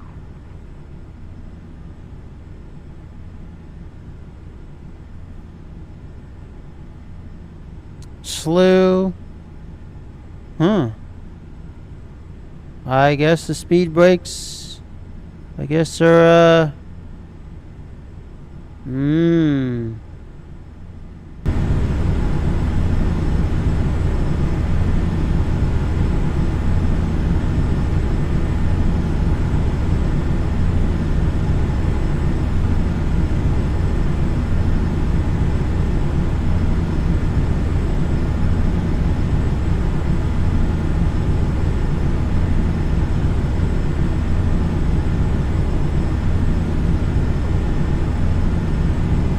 well, I guess here's your brakes, but this is for parking and apply left and right.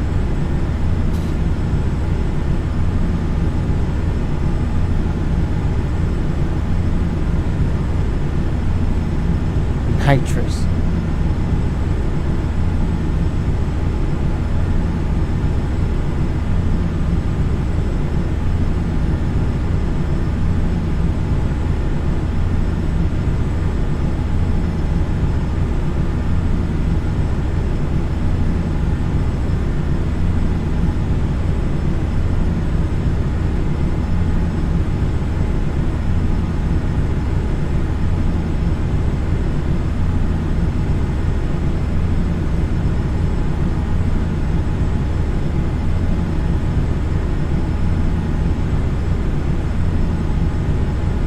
You know, I think it's flight spoiler. Maybe I have to look for.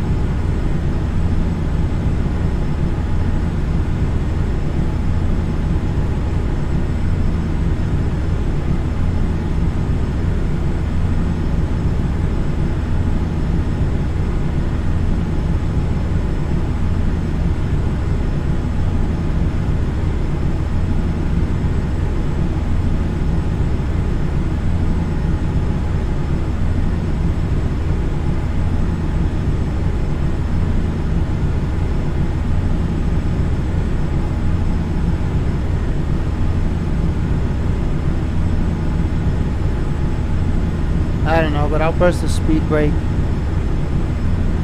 once I need it.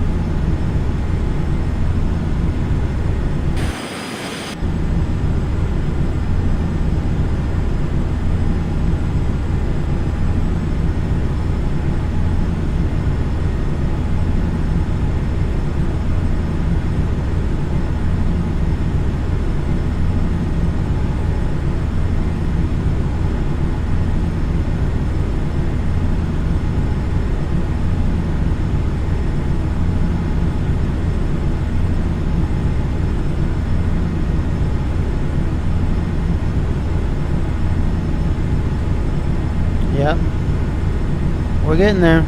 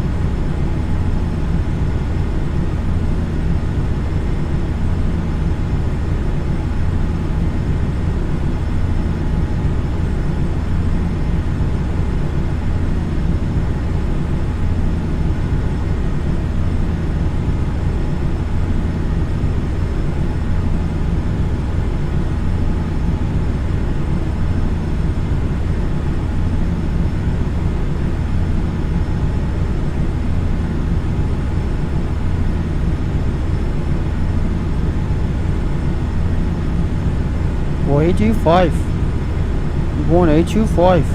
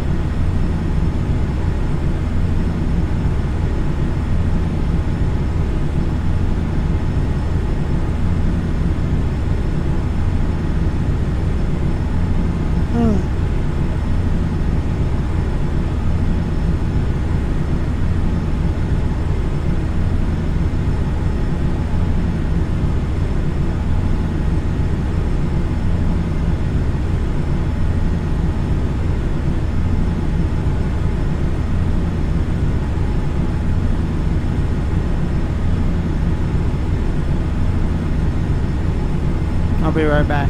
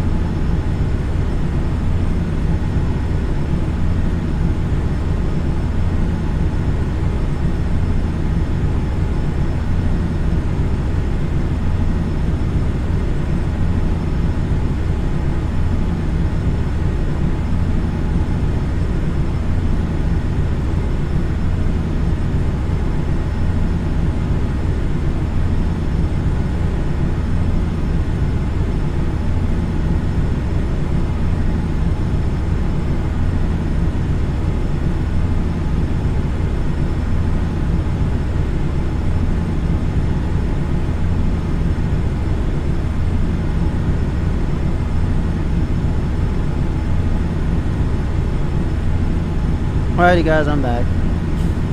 Got to use the bathroom break. So, we're getting there.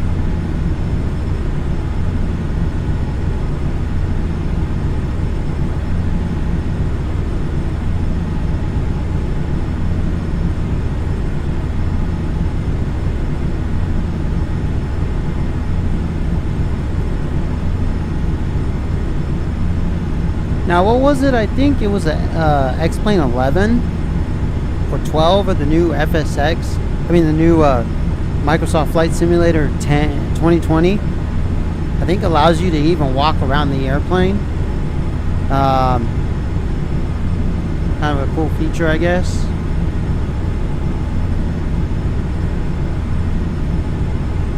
Or maybe it was a mod or something.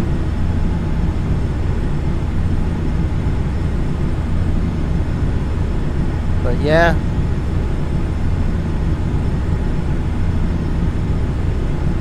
Pretty cool that you can do that.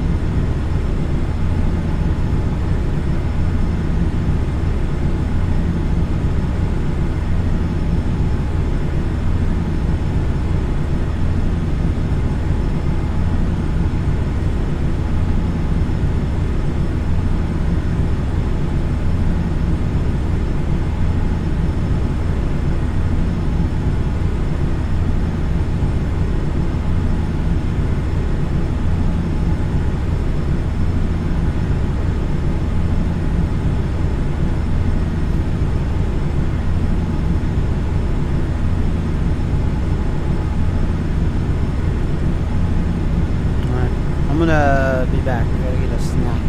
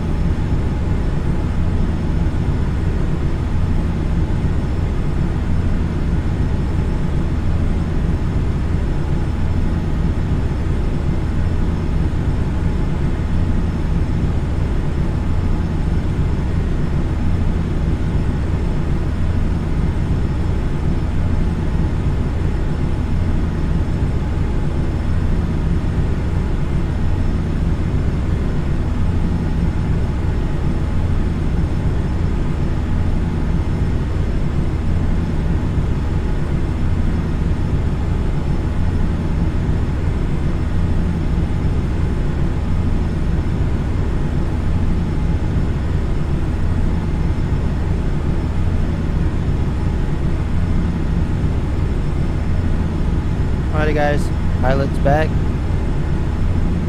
Stewardess had to give me some food. So, I got hungry.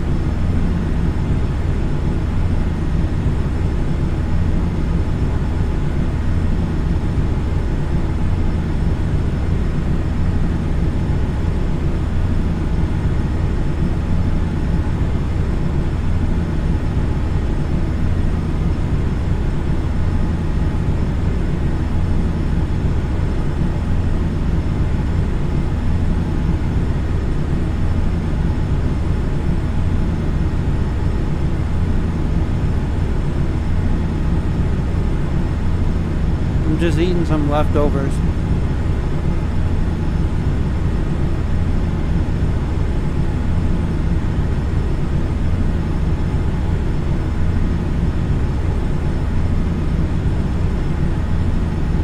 It's a small portion, so it's not my dinner. It's kind of a, I guess you can say, an appetizer, pre-dinner. Like, I'm gonna have a big dinner.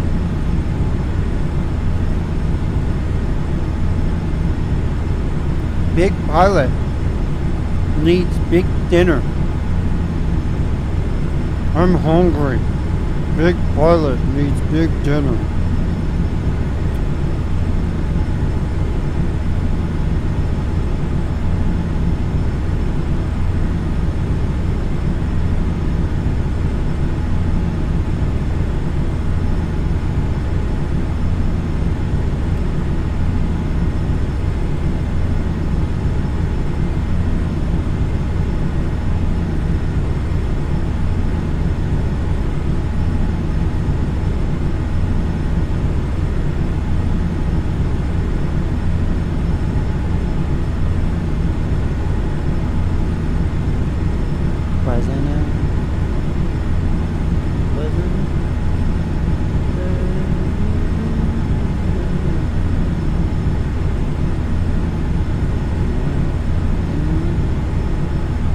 Hear them ring?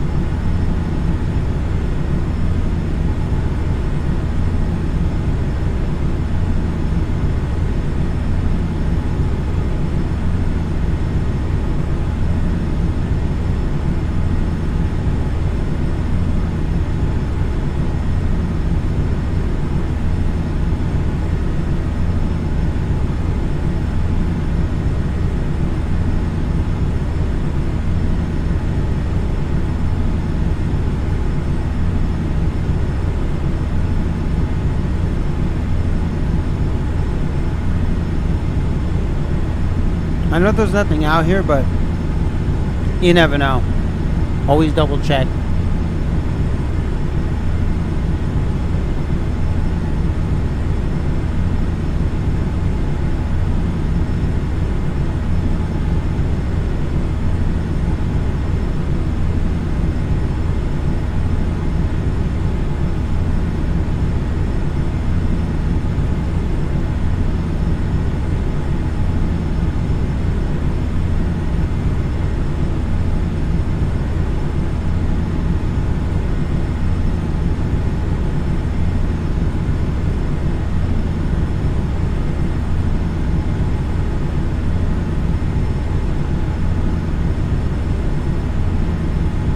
Why am I drifting that way all of a sudden? Oh shit.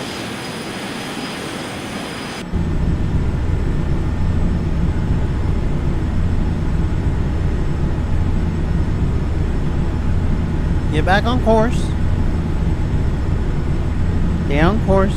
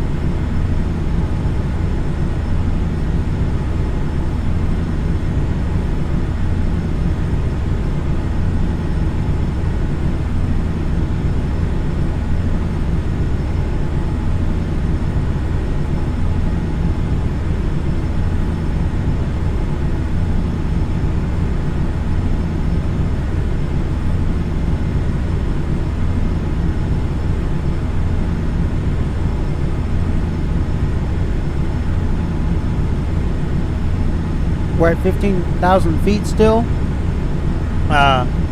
And we're basically 1 hour and 51 minutes out.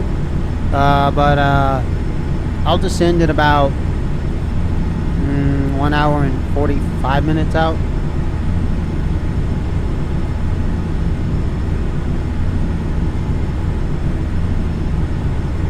Actually, I should descend now, because we're almost there.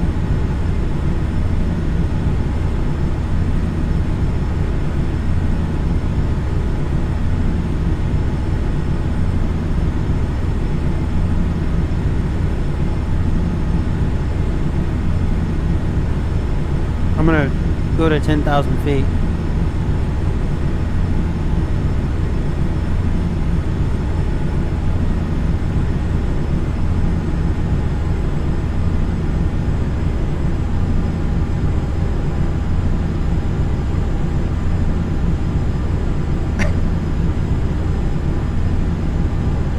And just to be safe and secure, we are going to go down a good speed.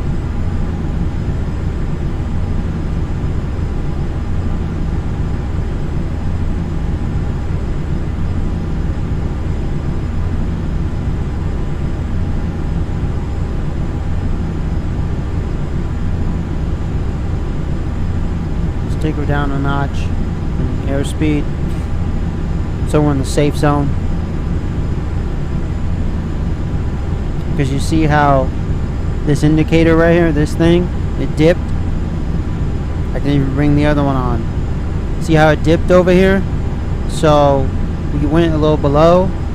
We want our airspeed to be at a nice comfortable spot so we don't get that beeping. And that's it. And then we'll go back up.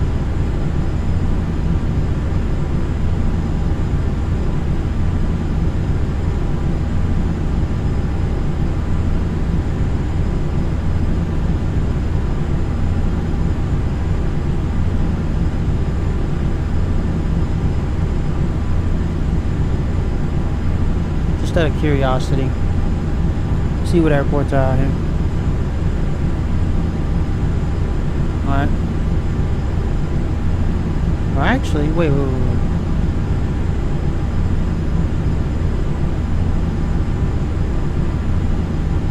Okay.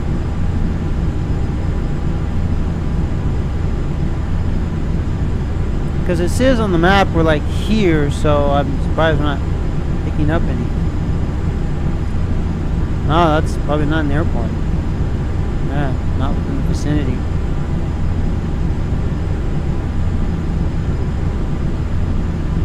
Because if we were to look out the windows, I mean, yeah, alright.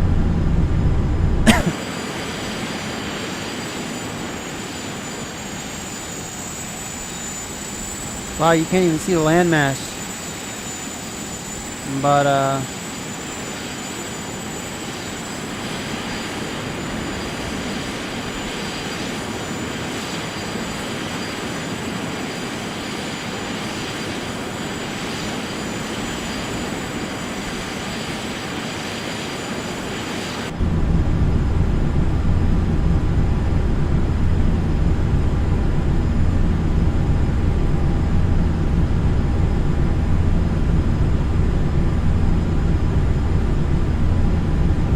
I was about to say whoa, whoa, whoa, because I was like, wait, we should be at 10,000, but then, you know, I thought I was going past, you know, but then I was like, oh wait, we're not there yet.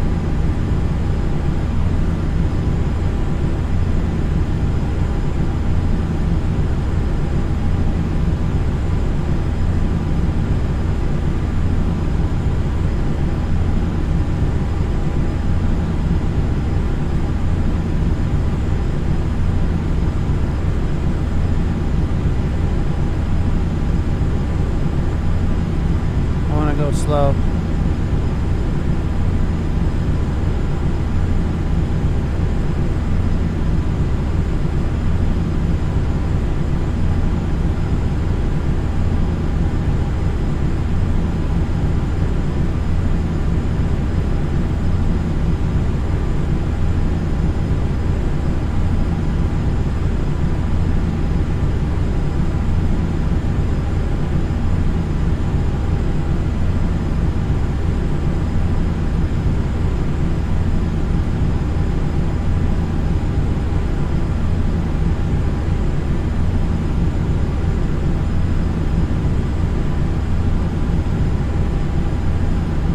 adjust itself. It's calibrating.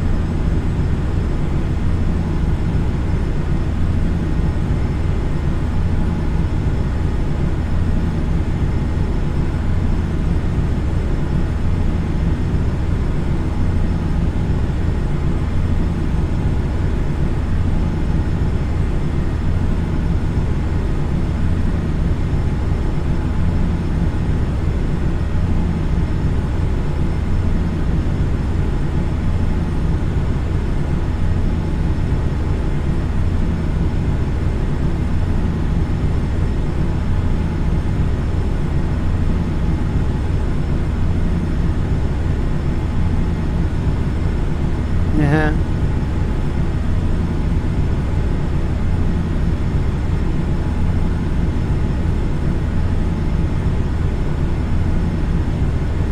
Oh boy. We're getting there.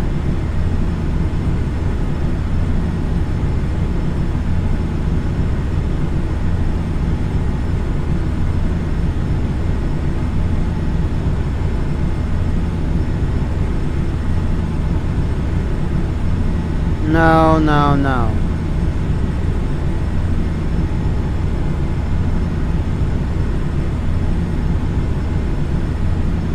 There's this point where you get to it and it just...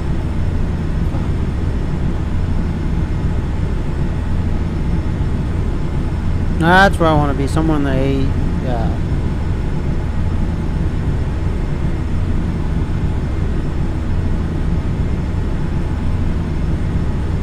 Oh, Jesus.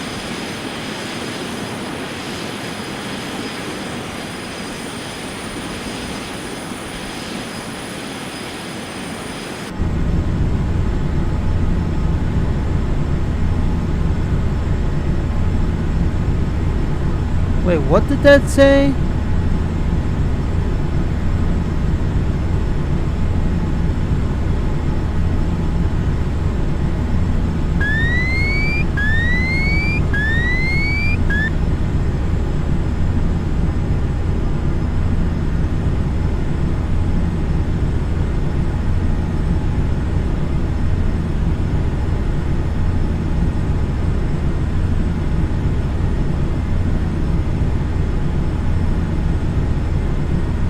I hope we're not running low on fuel. No! Shit.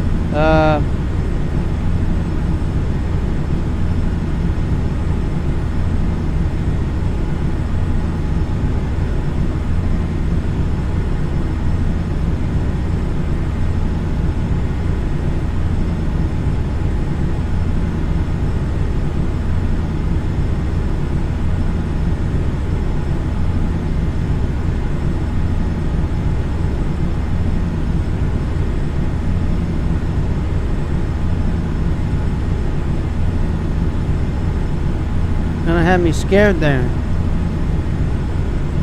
Because they were bouncing all over the place, those numbers. I was like, what the hell's going on there?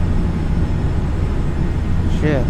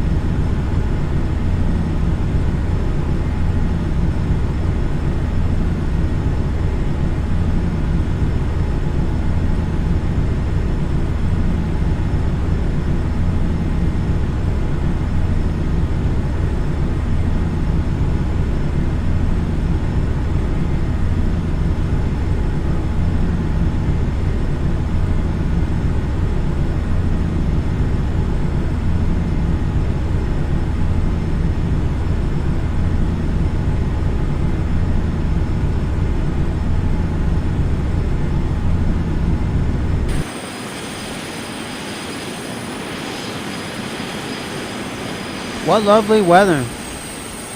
I didn't even notice the weather. Wow. What lovely weather.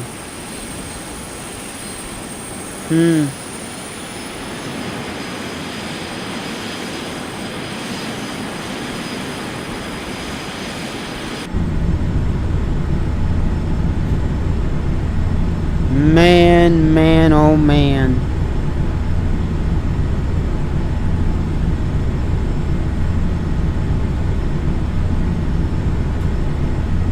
Oh boy, gray and rainy. At least not major thunderstorms. Shit. Although, I forgot. In real life, I know they get weather updates from where they're going to also, but sometimes things just happen to roll in. Like, if I recall, and I'm not talking about Microsoft Flight Simulator, but I think there was one time when I was flying with my parents a long time ago, and it's supposed to be a good flight. Like, I mean, it was going to be a good flight, but like, our destination was supposed to be, I'd say, it wasn't clear skies, but they said it was going to be fair weather. It was going to be, a few clouds here and there, but not much. And all of a sudden we were like, this was like a 12-hour flight or something. Or it was a long flight. I think it was to Europe or something, or maybe it wasn't. Maybe it was Central South America. I don't remember. But we basically,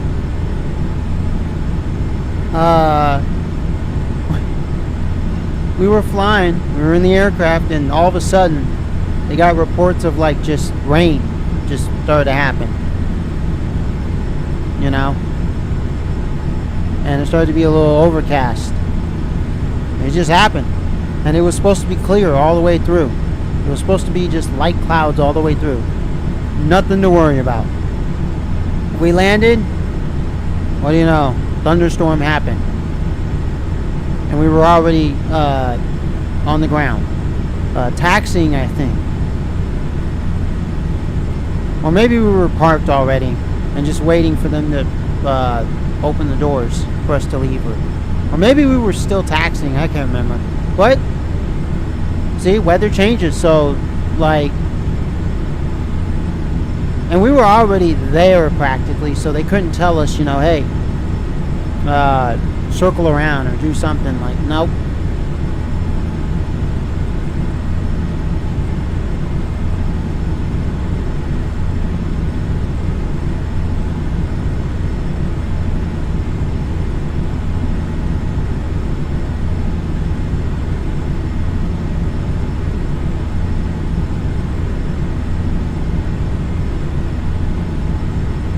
Now those flights just going too long. God, it's 11:35.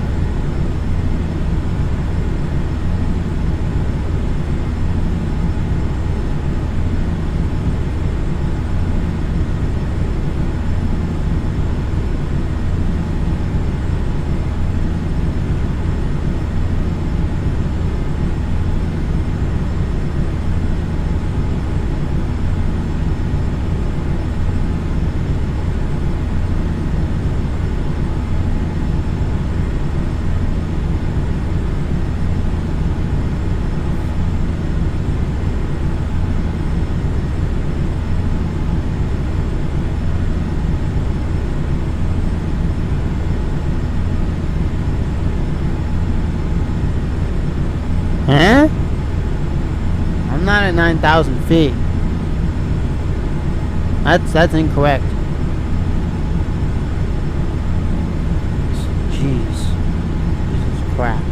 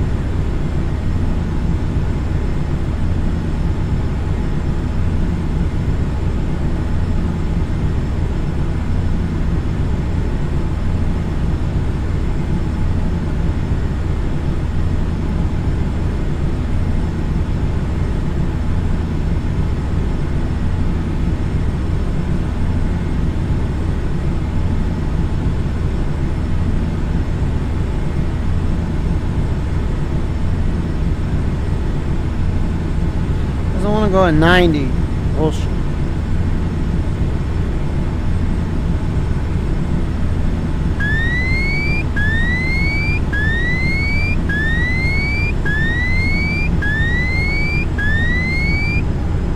See, I didn't want that.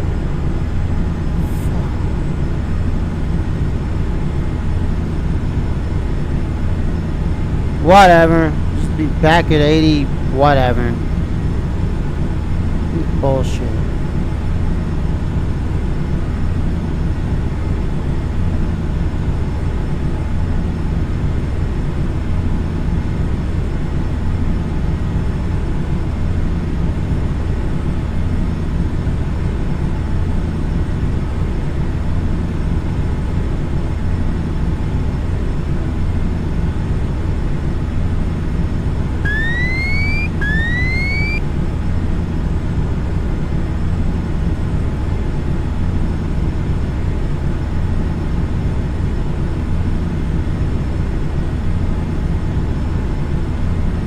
God damn it.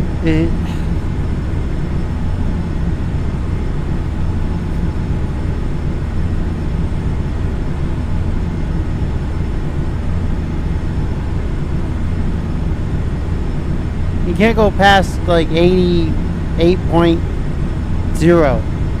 Now it starts beeping.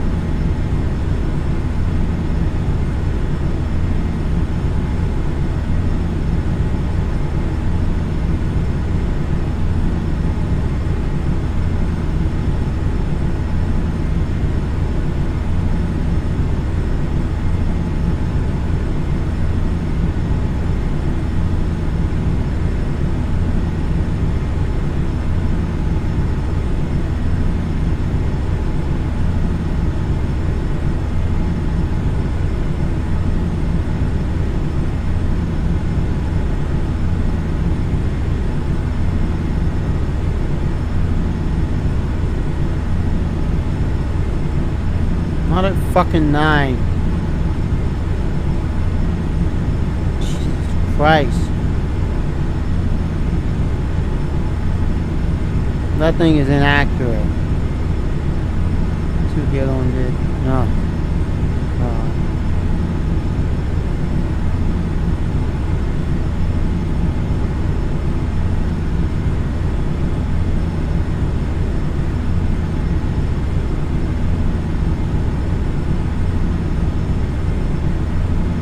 No, come on. No, come on.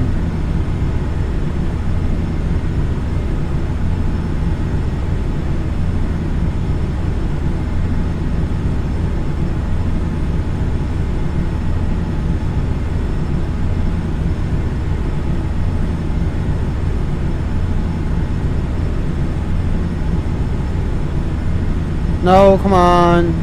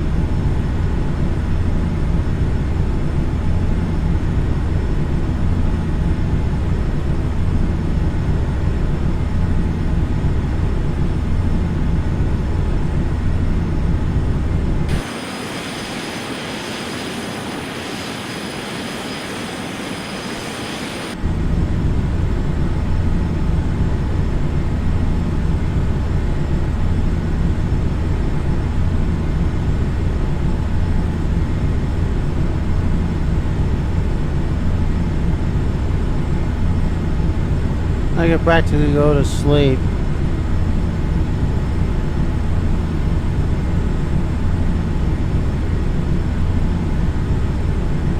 I know there's nothing out here.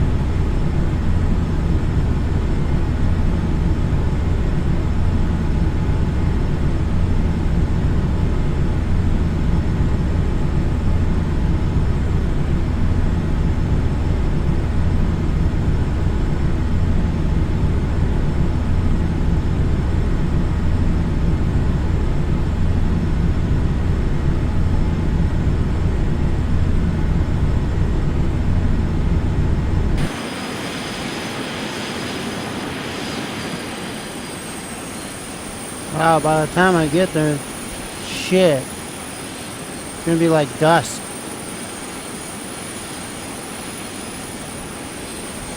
Oh, shit. I'm like halfway into the fog.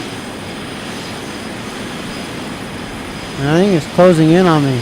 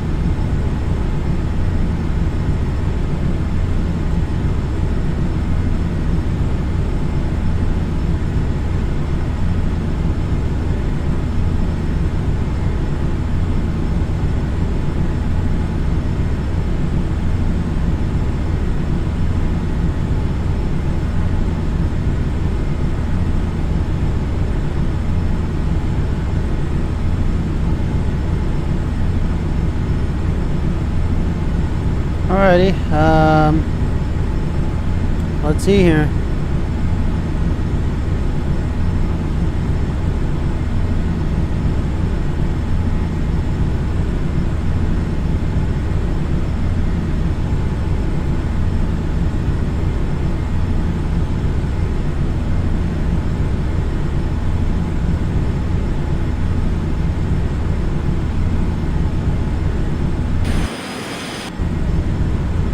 We're 1 hour and 24 minutes out. And I'll start descending closer to 54 minutes, and I'll contact radio tower once we get closer.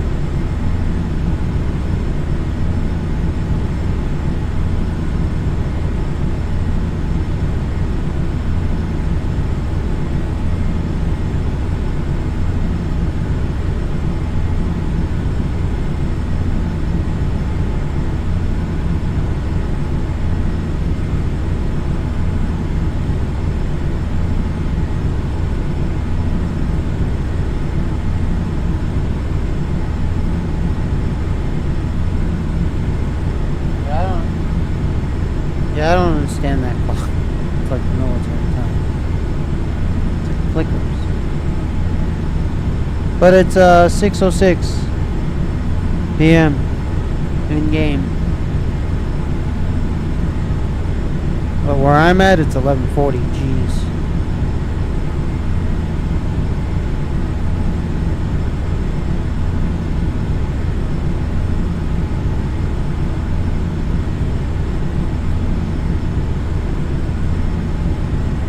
Yeah, this fight was cool. I liked it. Now, we'll do another flight like this one of these days, sometime soon.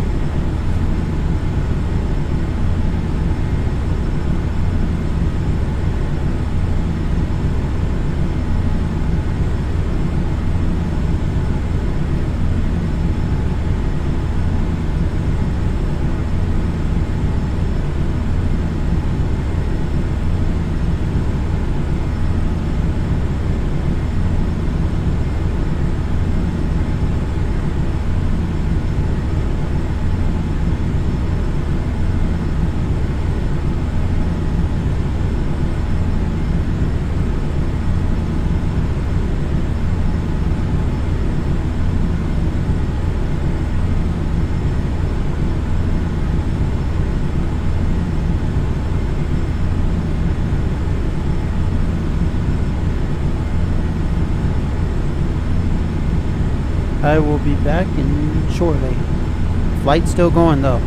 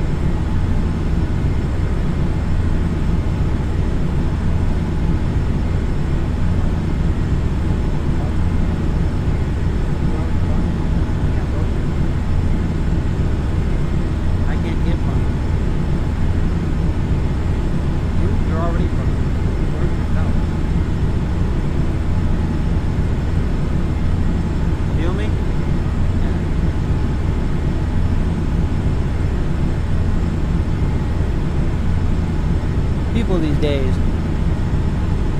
trying to roast me. How can you roast someone who's the best roaster in the world? You can't roast a roaster.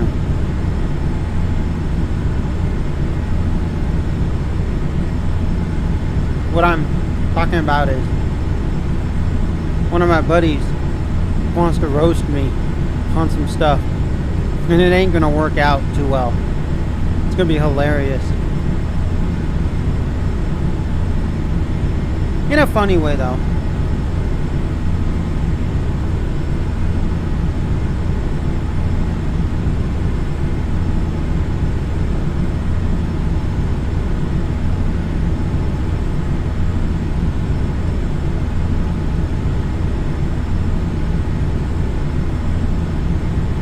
Nah, we don't need them on. I'm just checking.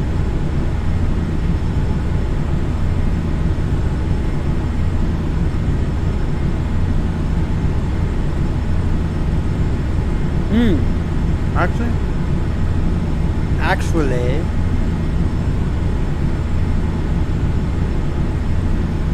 that's weird.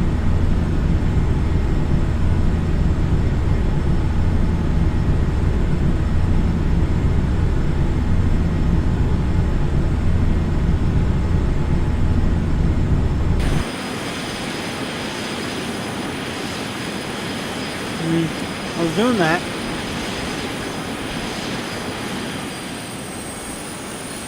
Well, because it's kind of getting, dusk.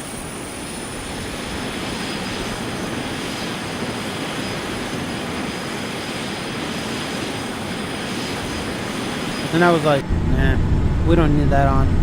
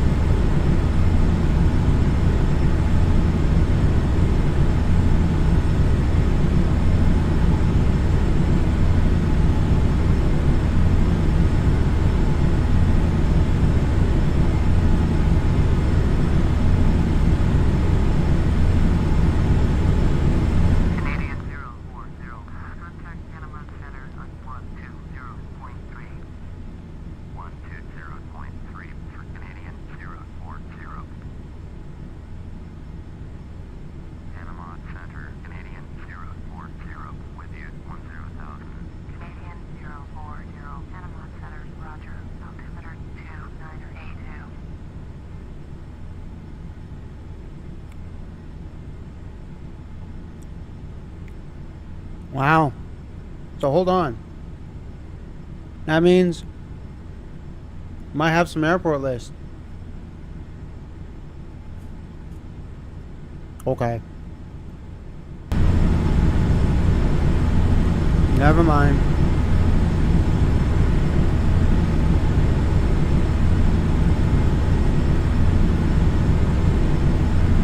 I thought because we were within the vicinity of Panama Center, we would be able to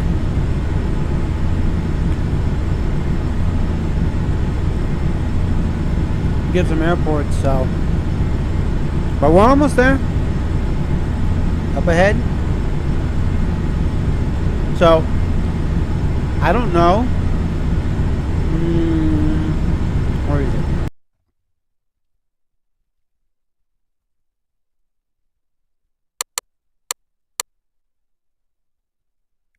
It's kind of mountainous, so I have to be cautious.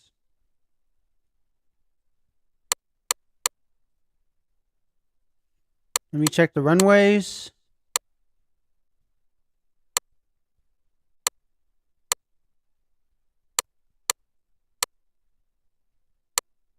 Oh, that resets you back to...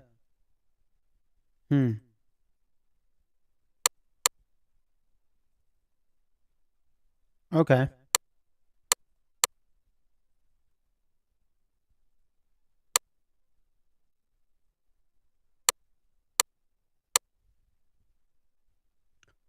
So we have runway, we have 15, 33, 20, and 2. So, all right. 15 is straight in. So, hopefully it just says 15.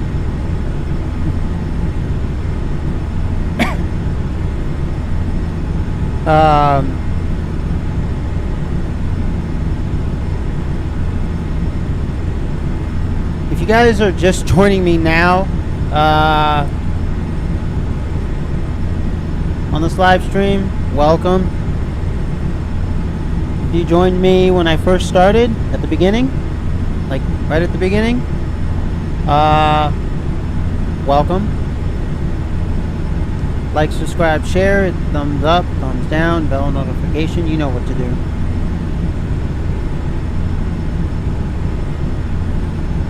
And I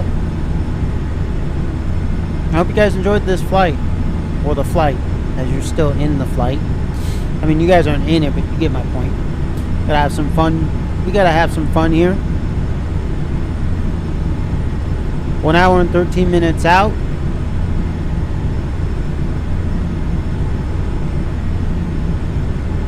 I can still see all the gauges and stuff, so I don't need the lights.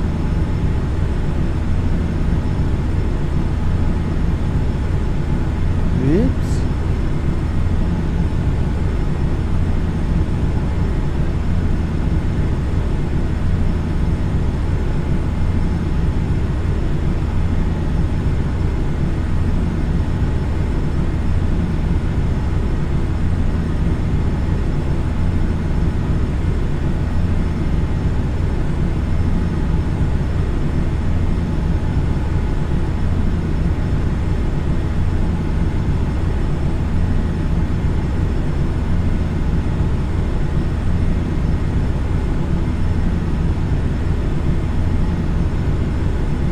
There's the calibration knob. Okay.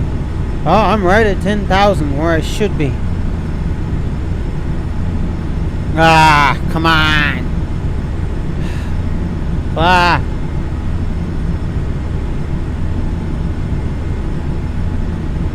Never GPS.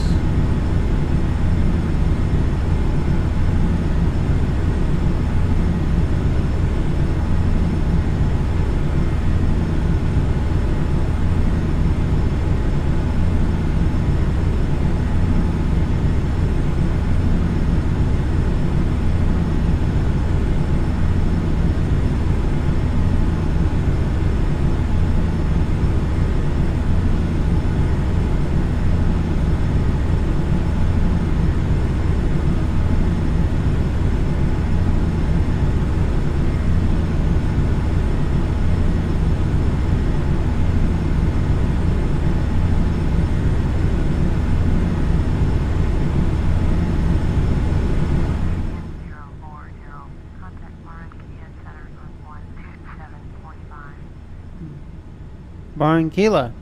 127.5 for Canadian 040. Barranquilla Center, Canadian 040, with you 10,000. Canadian 040, Barranquilla Center, roger. Altimeter 2982. Alright.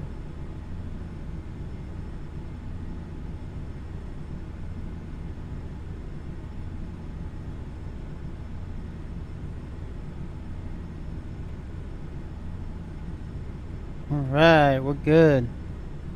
So we just passed Panama Center, so now we're approaching Barranquilla Center. Barranquilla.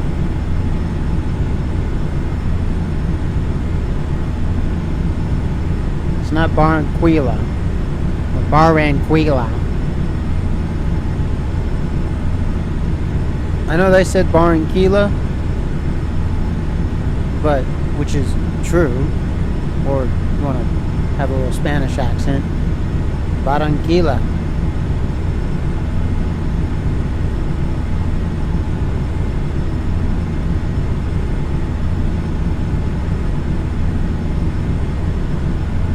And no, I do not speak Spanish. I speak English and Italian, that's it. I know a few words in Spanish, a few words in German, Japanese, but just Italian and English.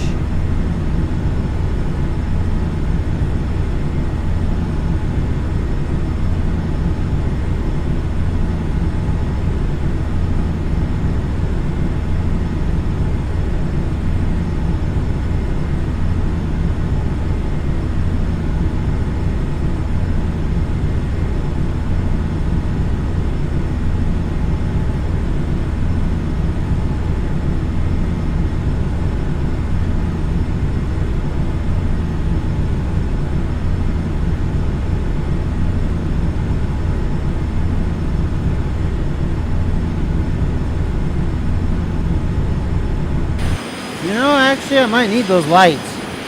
Crap, I thought I was gonna make it. You know, at least with a little bit, with more sun than this. Crap. I mean, not crap, but like.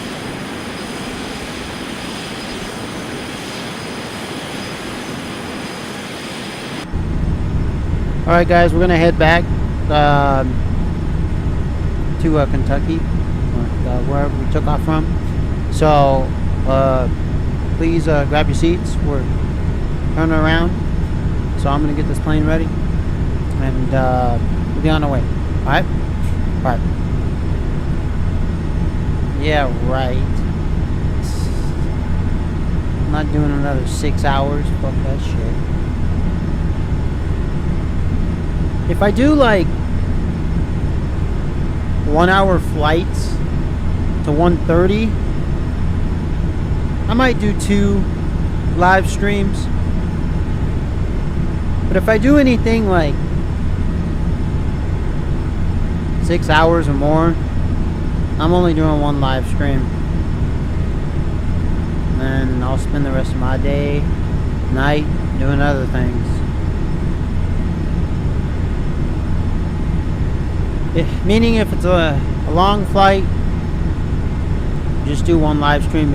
If it's a short flight, I'll do 2 live streams to different places. Like, you know, I'll do 2 different flights basically.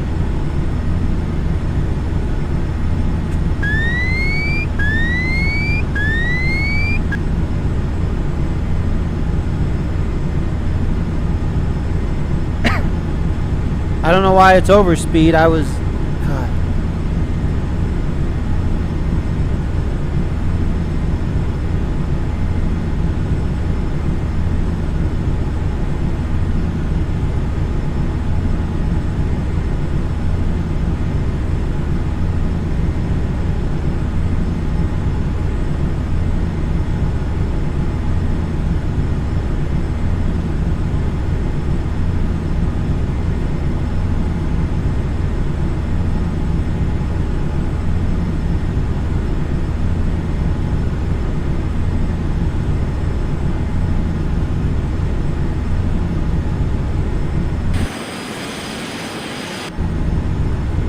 What am I looking for?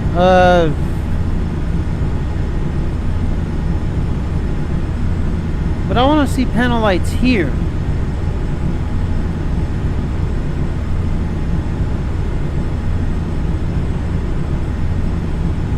Whatever. I just don't want to ruin mine.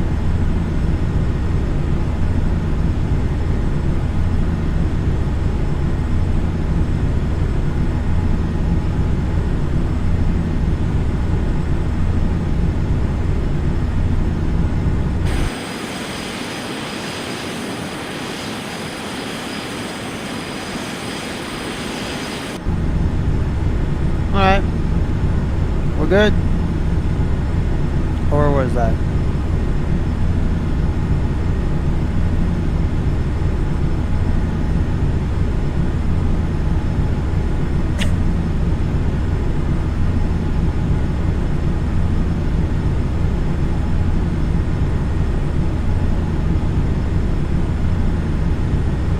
Barranquilla.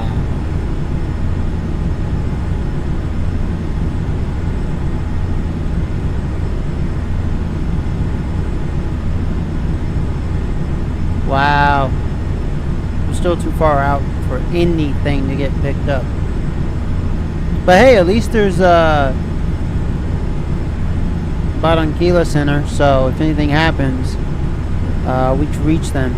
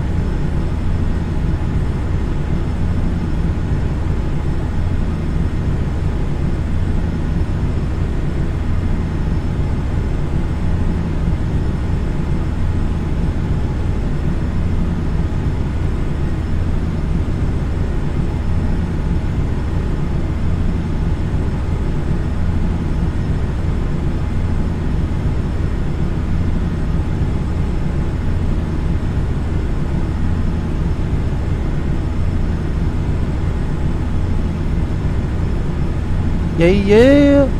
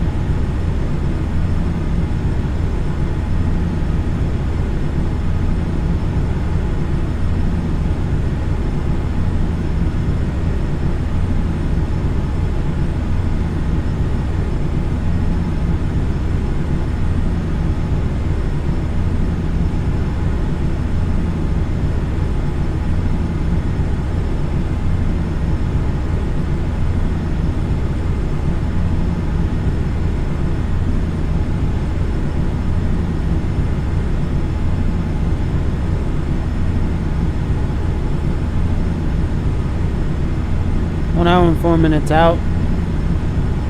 Looks like we're doing a night landing, boys. Oh boy. With some clouds. Hopefully it goes well. I'm gonna go get me a cup of water.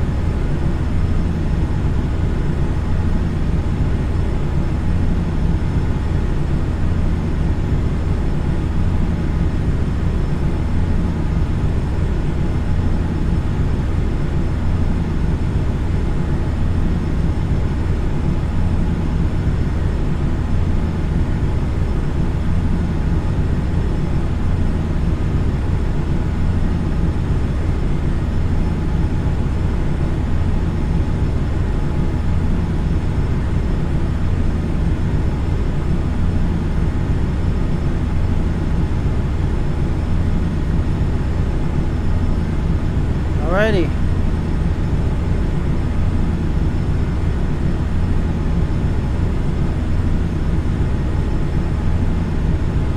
An hour exactly. God, I'm gonna finish at like 1 a.m.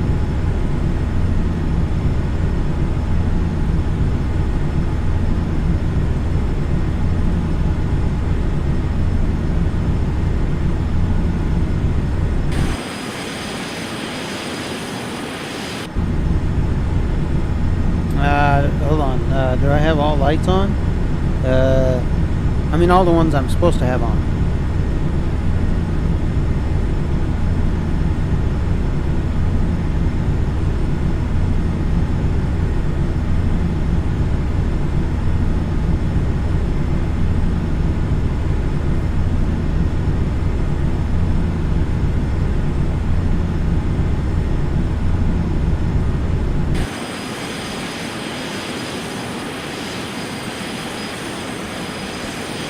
Alright, logo lights are on. You know what this is? I think this is a US Airways, and then someone just put the fucking regional thing over it or something.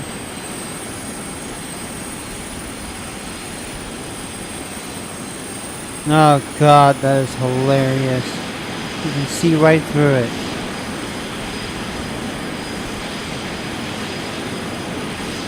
But here you can't. That's weird. Huh. Maybe that's just the way it is. I don't know.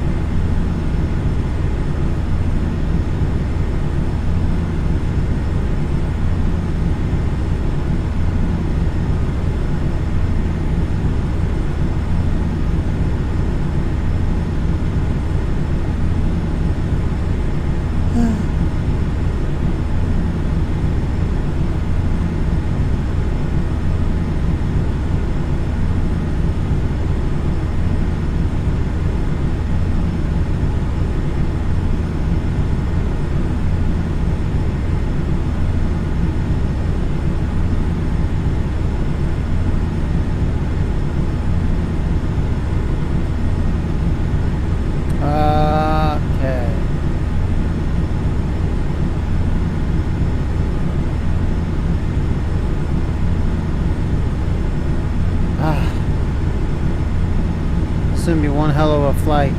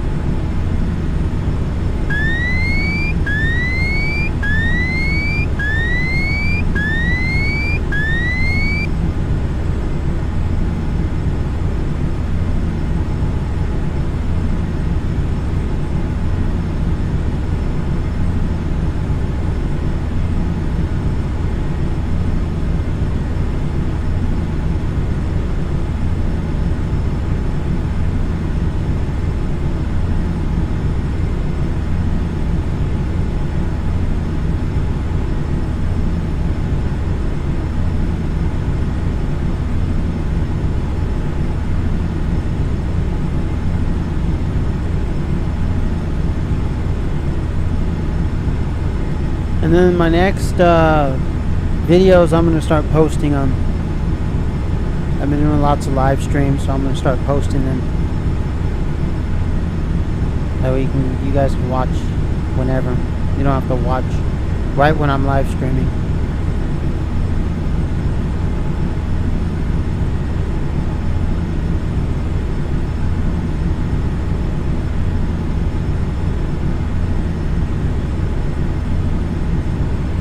Or you don't have to watch me right when I'm live streaming, is what I mean.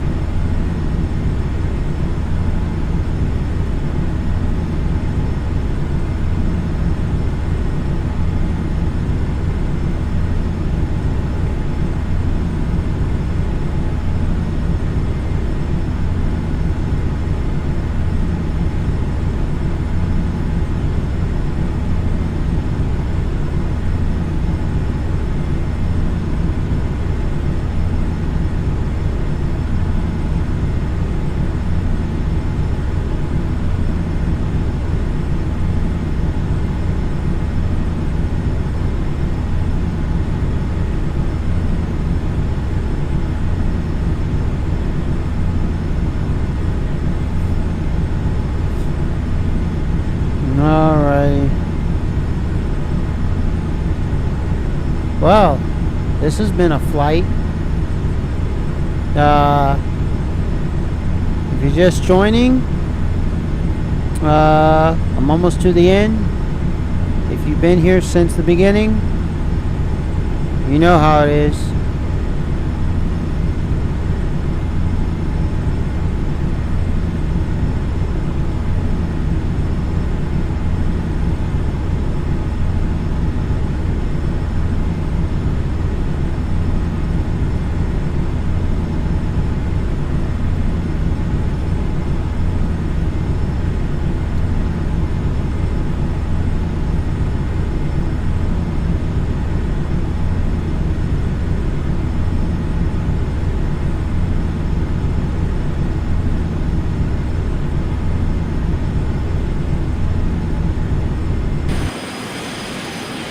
So it's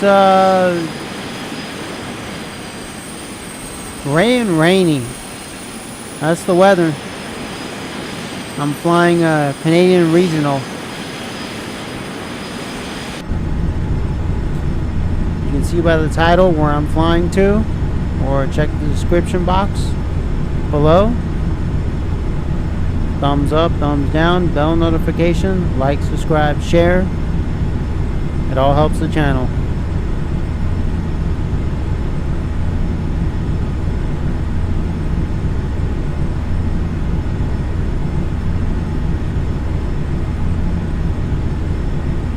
I could always use new viewers and new subscribers. It'll help my channel a lot. I've been doing lots of live streams of FSX Steam Edition. I'm also going to do some pre-records also and just post them when I don't have time for live streams. Well, I mean, yeah. I mean, I'll do some pre-records and I'll have them posted up. There will be days that I just might not be able to do live streams, and so I'll just give you a bunch of content to watch.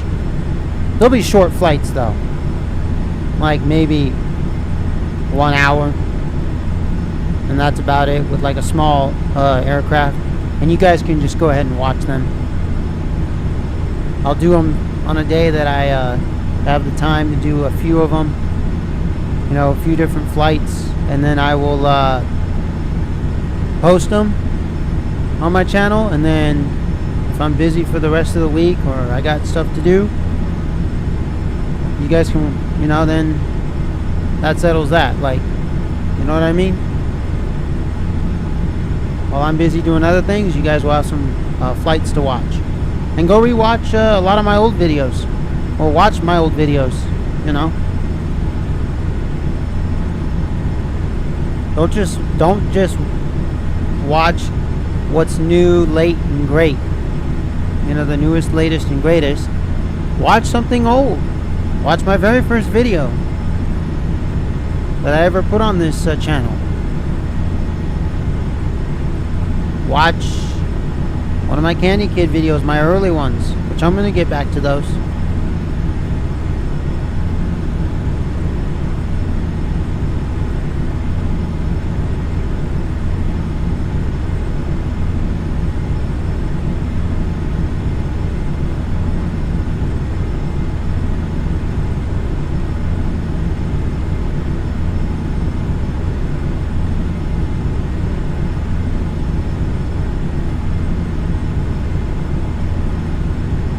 We're 43 minutes out, so we're good.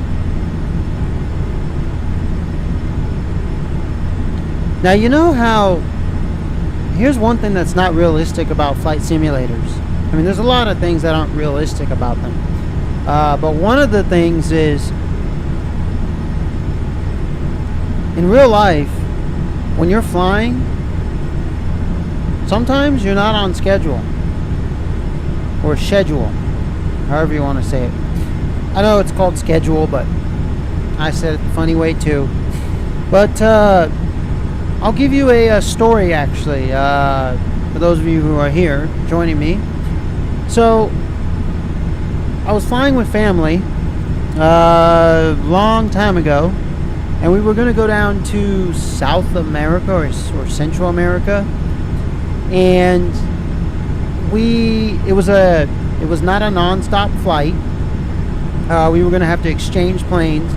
I think it was in Ecuador or Costa Rica or something, and literally, because they went on strike, something with the air traffic controllers or the Copa Airlines or something, because they went on strike, just random. Like, they just decided, hey, we're going to take a lunch, we're going to take a strike, screw you. We had like a delay, you know, things weren't on time. And that's Central America for you, or South America, wherever it was. Well, South America, I've only been to 2 countries, but basically, yeah, it was one of the Central American countries, and that's what you get down there. Those people, yeah, they do that. I mean, America does it too, everywhere does it, but those people really do it. And it's not, I mean, you can call it racism, you can call it whatever you want, but it's not. Like, I'm just saying, those people, they like to take a siesta, they like to have a fiesta and not give a shit and be like, well, you're going to be stuck there for 2 hours. Deal with it. You know, that's just how it is. I mean, I went to Germany when I was a child. I didn't have any issues. I think we landed in Frankfurt. Really solid airport. Man, easy to navigate. It's really well maintained. They're really like on top of things there. At least they were when I went there. But now I don't know. It could be a mess, just like the rest of the world. I heard London Heathrow is one of the worst airports on the planet. One of the worst. Like, to navigate around. It's just congested. It just doesn't make sense. Just all the airplanes always have just issues, like traffic-wise. And that brings me to California, which I was born and raised there my whole life until last year. San Diego Airport is a very dangerous airport. Just the way you land in from the ocean, it's one of the most dangerous. But I didn't really hear too many accidents when I was living. I didn't hear about too many accidents when I was living in California. But San Diego is pretty hectic. LAX is okay. San Francisco, Oakland, they're just big, and San Francisco can kind of be a mess sometimes. Fresno International Airport, clean, nice, easy to navigate around. And it's an international airport, Fresno Yosemite International. What's the other one? Ontario, that's an okay one. That Ontario works. San Bernardino works. Sacramento's okay. Of course, the smaller ones, like the municipals, they're fine. But yeah, San Diego's just... Oceanside has one, but it's not like it's not a big one like San Diego. San Diego's it's just a bad landing area. It's just rated one of the most dangerous airports in the world. I don't know if it's top 10 or top 20, but yeah. And LAX is just congested on the freeway, so I mean, yeah. I mean, what I mean is LAX is in LA, so the freeways are always congested, just how it is. So Houston is a nice airport. It's big. What's the other one? Dallas. Dallas is nice. I forgot. I think Austin has one. I think the Midwestern state airports are the ones that, they're just flat and they're easy. Like, but anytime you got I think coastal area airports such as San Diego, San Francisco, New York, even Miami, I think. And then, the ones in Japan and the ones in Europe on the coast and the ones in Africa, I think those are the ones that are shit. Like, just because they're on the, next to the coastal lines. And so you kind of have to, it's like the one in Spain. I forgot the name of it. I don't want to say Madrid, but there's one in Spain where you literally fly into a cliff. Not, directly into it, but you fly to where you have to land on a cliff. The whole airport is I don't want to say an airport on a cliff, but you get my point. And it's dangerous because if you miss, you're in the water. Skilled pilots. Maybe I'll fly it in Flight Simulator X Steam Edition one of these days.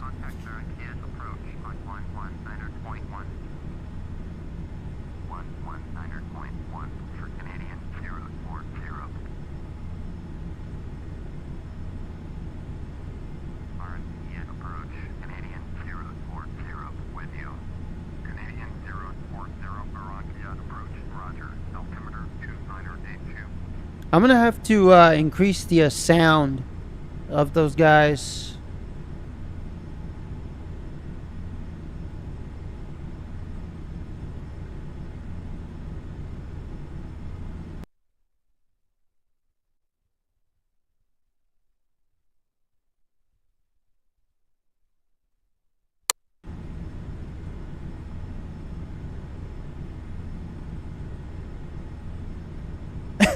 Just a 60 so I can hear them a little bit better.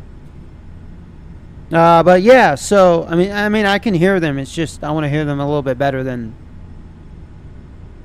before. But yeah. So yeah, there's airports that are just dangerous. Like there's some landing strips from what I've researched up in the oh god, where is it?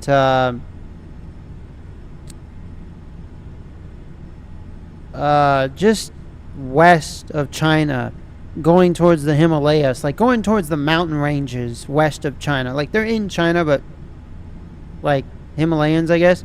And there's some out there that is just like flying a Cessna or, you know, a little small Cessna aircraft trying to land up there, man. Whew. Like one of my buddies, a few years ago when I was playing this game, I said, hey, what about a flight where we take a Cessna 172 and we try to go over the Himalayas? And he was like, it's doable, but geez, you better brace yourself, because the what is it, the fuel to air mixture, you know, all that stuff, the ratios, man, it's, yeah. You might choke your plane to death getting up certain altitudes, which, you know, he said it's doable, like because I guess he's seen someone do it or something before, but you have to like start climbing super high immediately,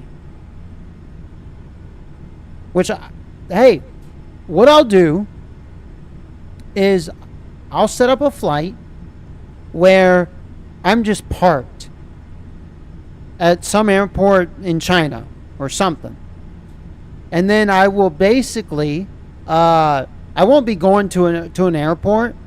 I won't like set up a flight plan, you know. I won't have a flight plan, you know. I won't like have a flight set up, but what I'll do is I'll like just be stationed at some airport in China, not close to the mountain range, but like somewhere in the inner part of China, and I'll just take off with a Cessna, and I'll just see how far I make it.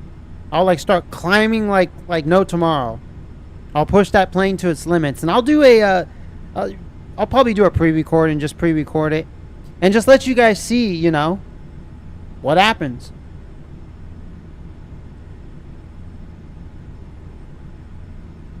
All right, I'm at 8,000.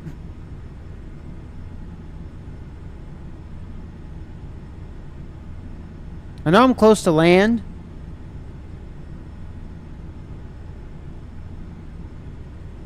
Okay.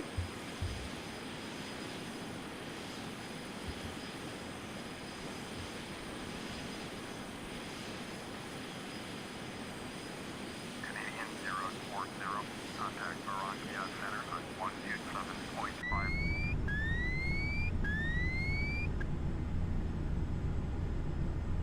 Going to 127.5, Canadian 040. Bombardier Center, Canadian 040, with you 8,000. Canadian 040, Bombardier Center, roger.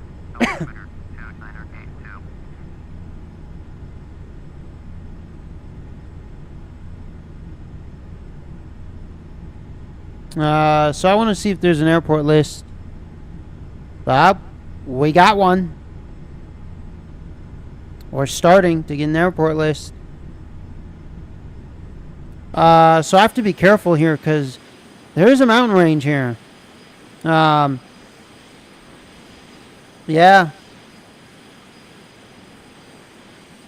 So that's why I'm flying at 8,000 because I want to make sure I'm not too low and head into a mountain range. And plus, it's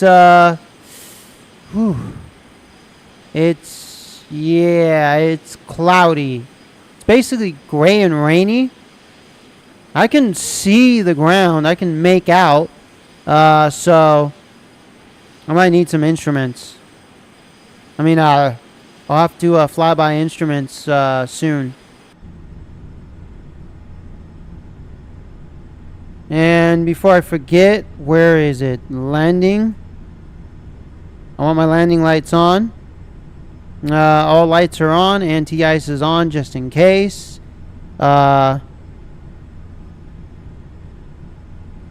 Okay. Perfect. So I got all my lights on.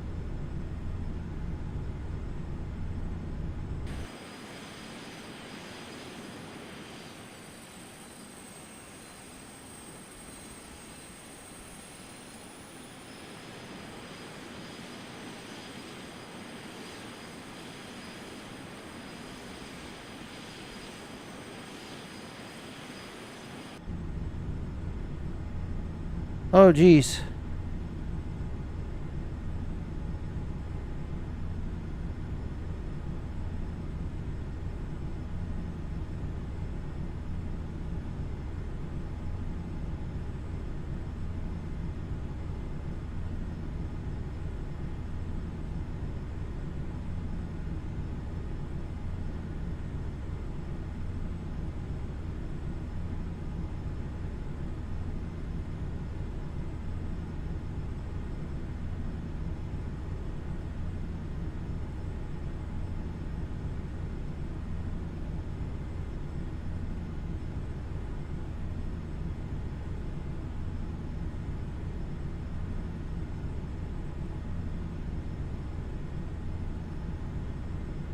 Should probably go down to like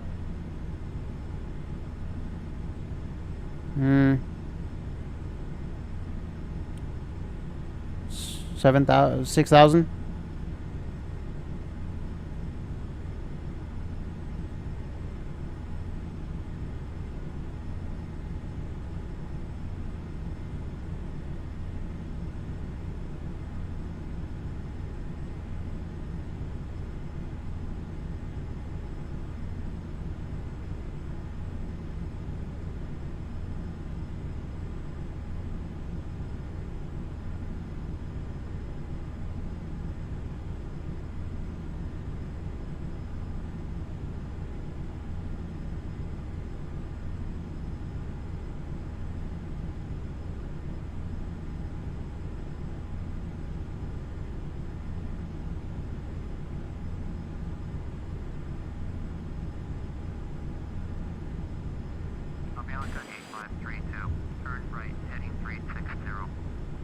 Avianca. Right, heading 360, Avianca 8532. All right. SKCC is what we're looking for.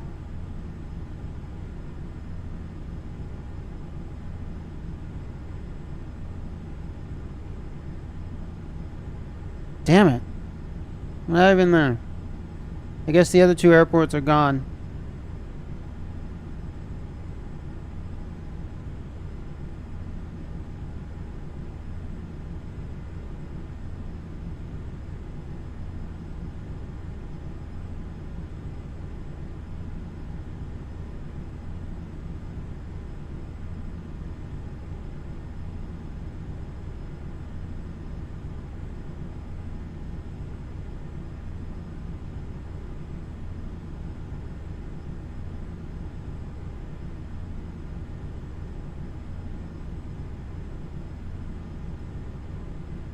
Avianca 8532, turn left, heading 345. Turn left, heading 345, Avianca 8532.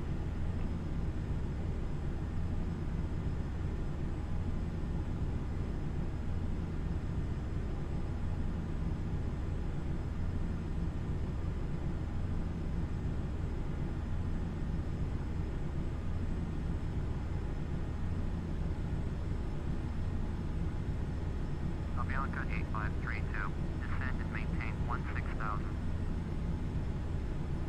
Descend and maintain. Avianca, Taka, Avianca Copa. 8532. Oh, that's, I guess, how many... What? Avianca 8532, turn left heading 315. That's a weird time. Left heading 315. Well, it's 7:49 p.m. in game. Whereas where I am, it's almost 1 o'clock here.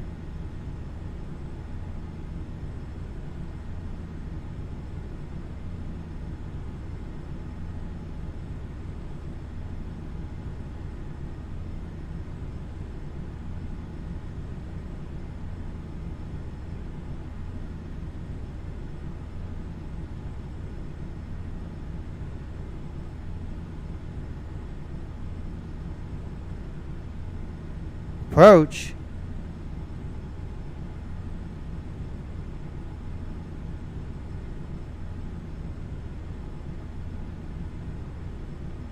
Avianca 8532, you are 25 miles south, turn right heading 015, descend and maintain 2,200, clear ILS, runway 4, approach, maintain 2,200 until established on the localizer, contact Portillo's Tower on 118.1. Turn right heading 015, descend and maintain 2,200, clear ILS, runway 4, approach, maintain 2,200 until established. Tower on 118.1, Avianca 8532.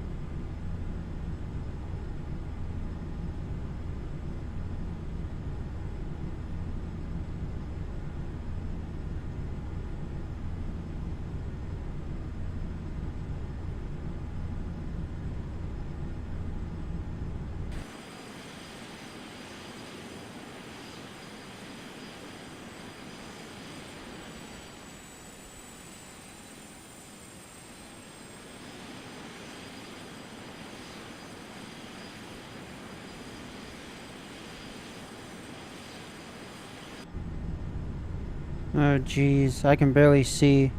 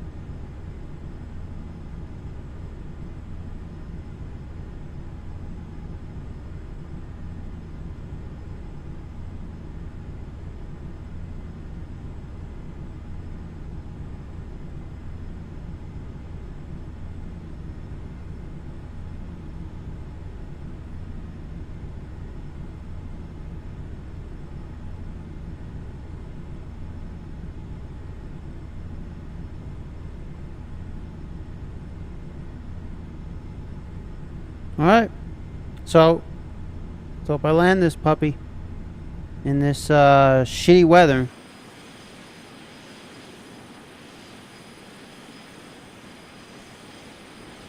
I'm practically at 3,000 feet, 4,000.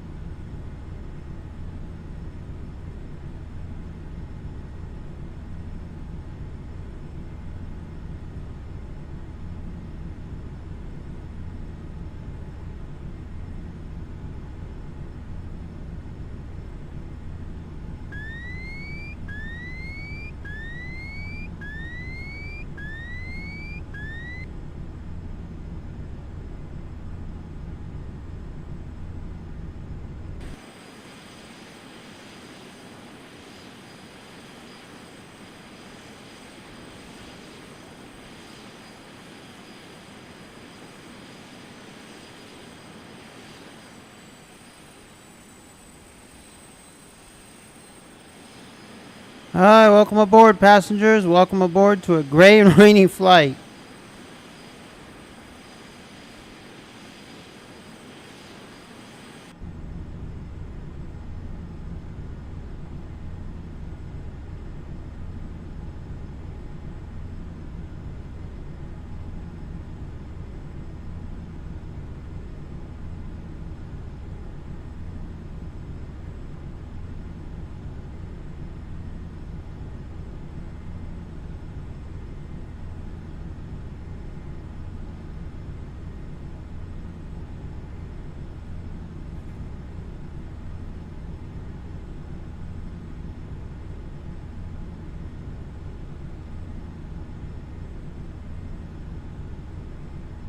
I don't get this time thing. Except when I hover over it, it says 8:14. You know, ... But,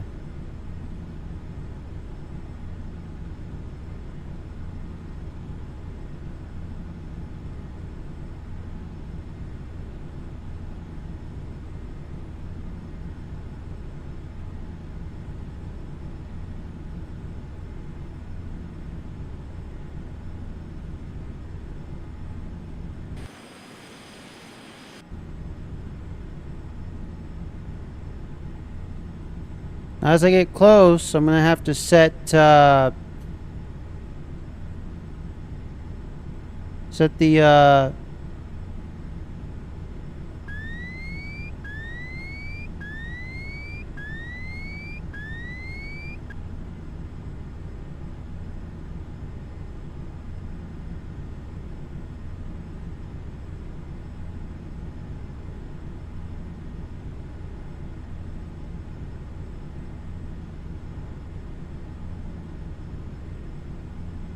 I'm gonna have to set this the speed brake lever. So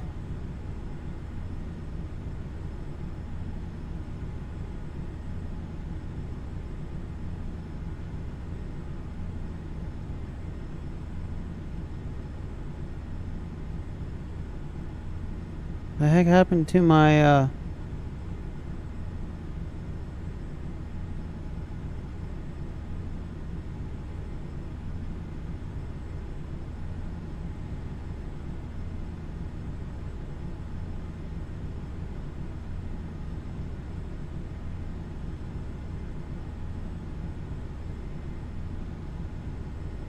wow.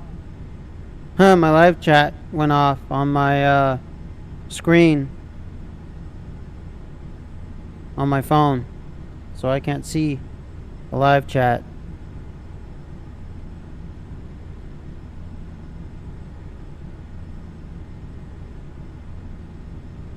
What the fuck is going on?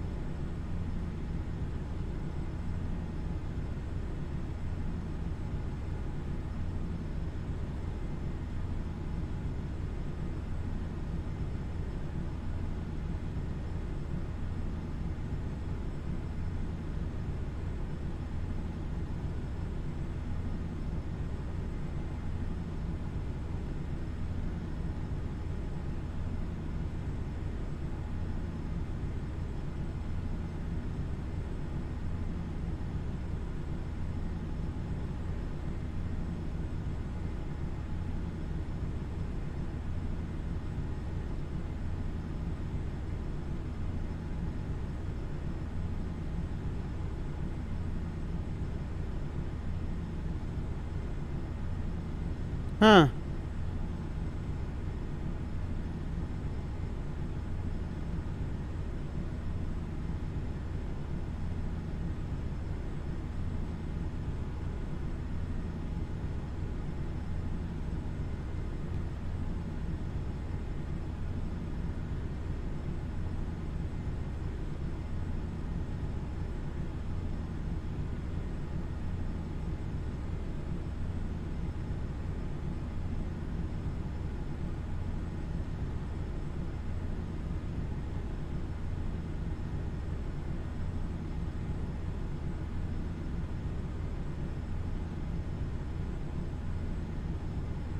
Nope. We're not there yet.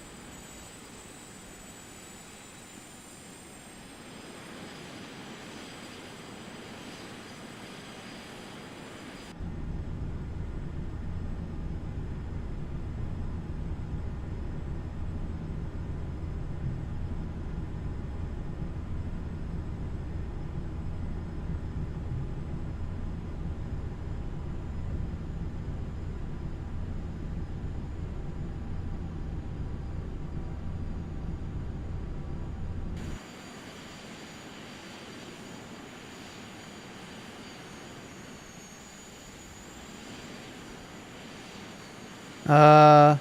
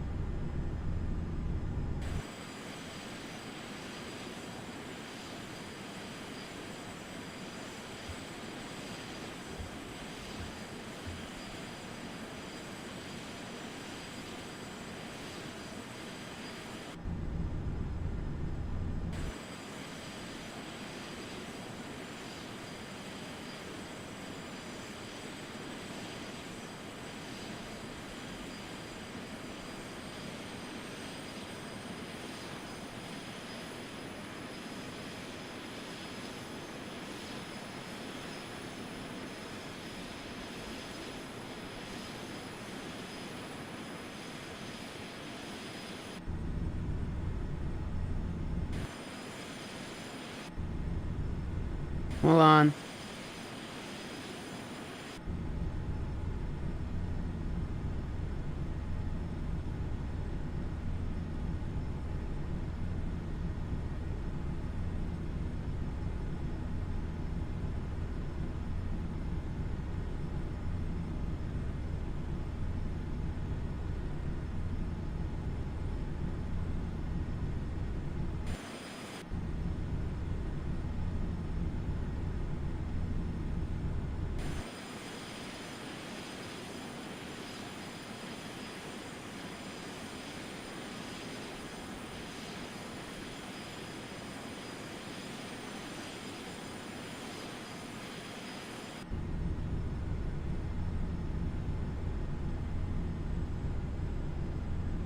I had to do some maneuvers.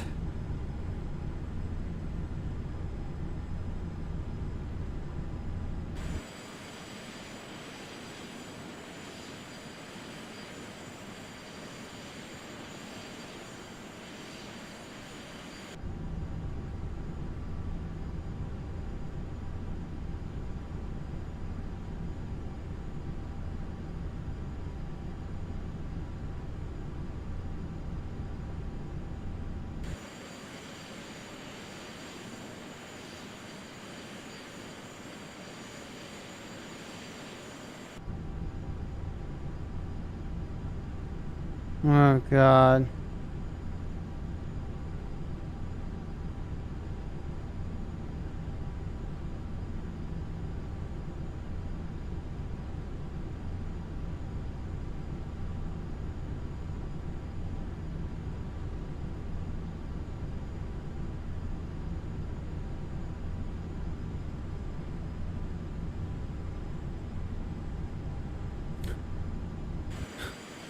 Jesus. Those were some near misses.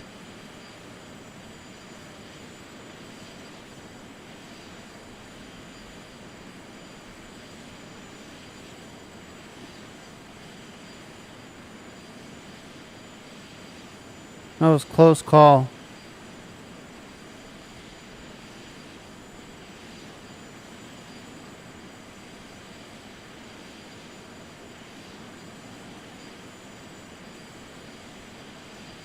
Alright, we're back to normal.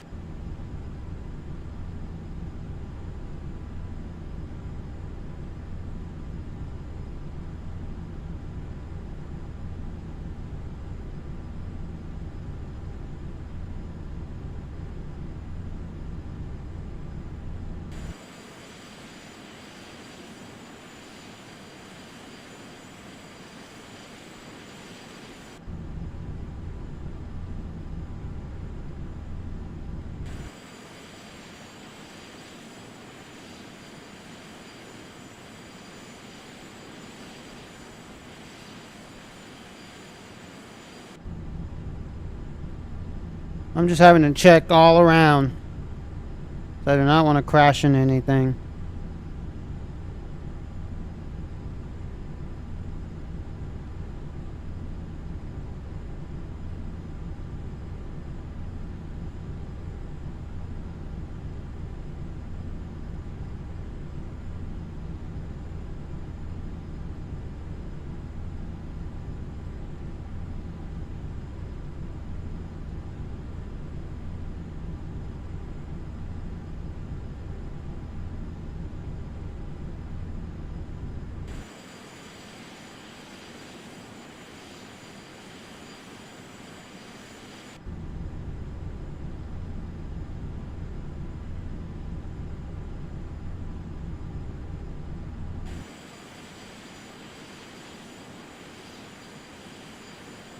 No, don't tell me.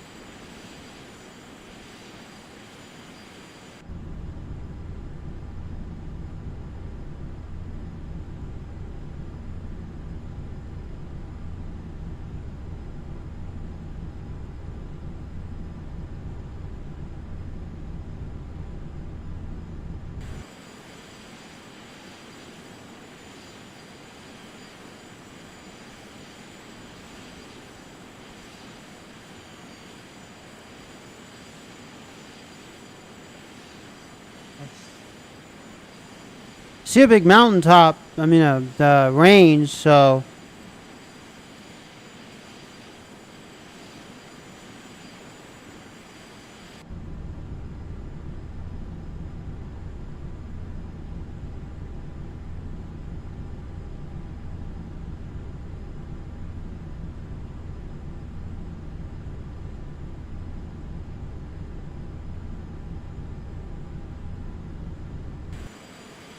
God damn this airport, and I can't see for shit. That's okay. I'm gonna get through this. Nothing's happened yet. All pilots and air crew and passengers are safe. Woo! It's fun though. It's challenging. I'm challenging myself. God damn it, go center. I don't know why it's acting funny. Probably graphics wise or...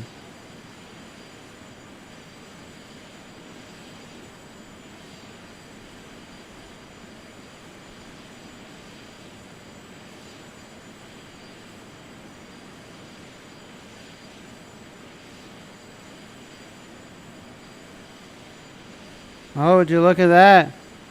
Out of the clouds.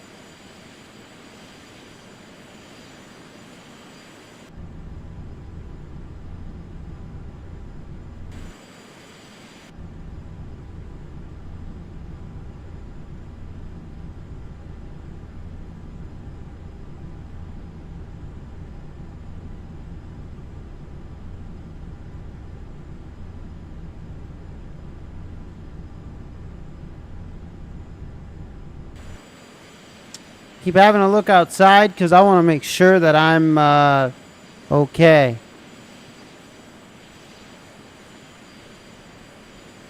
And if I knew I was gonna...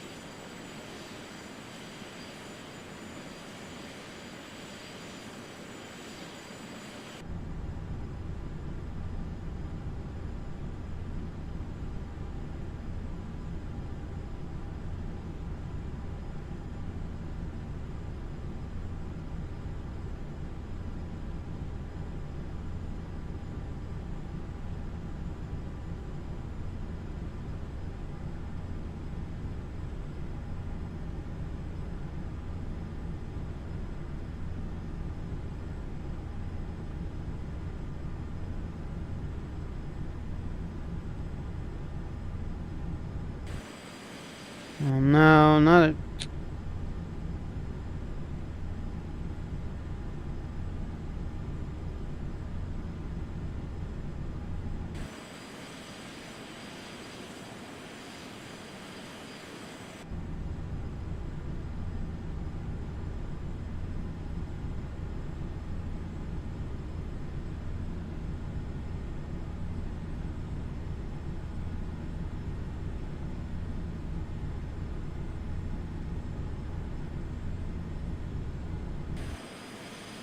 I know some angle views, like some camera views, look like we're gonna crash, but we're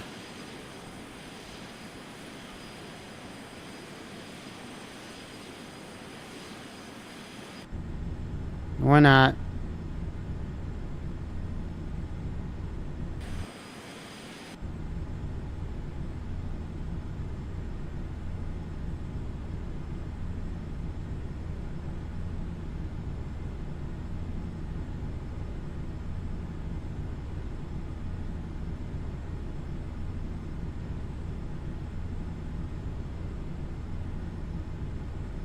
Really? We're not even there. We can't even see SKCC.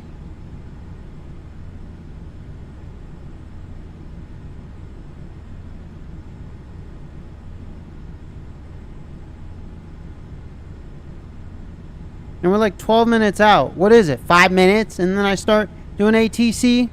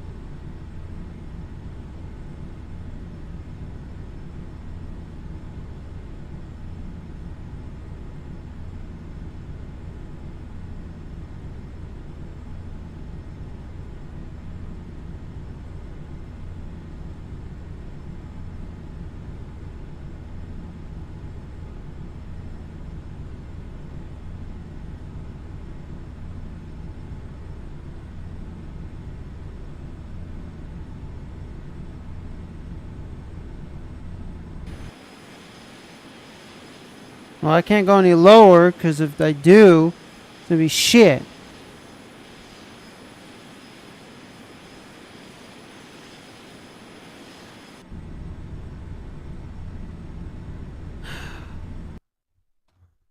Oh, okay. I'm getting out of the mountain range.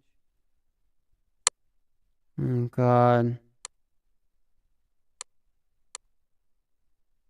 See what I had to fly through?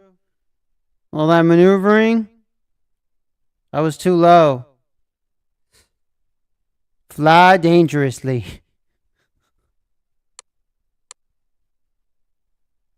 Yeah, maybe when I'm over the mountain range, I'll be able to see it. God, I'm just trying to get over this crap.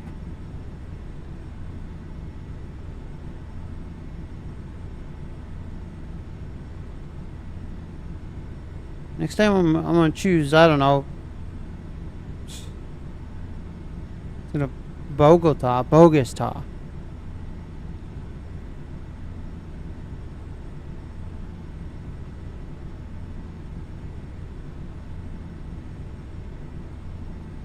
Canadian 040, contact Bogota Center on 128.6. 128.6 for Canadian 040.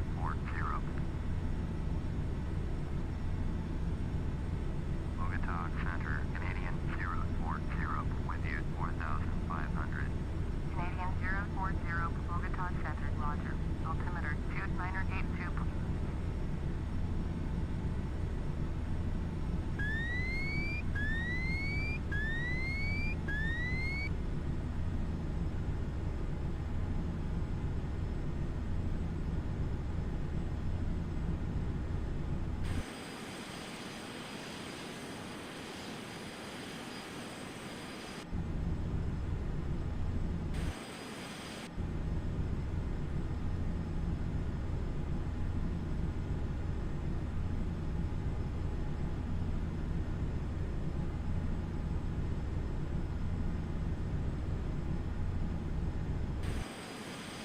I don't want to be too low.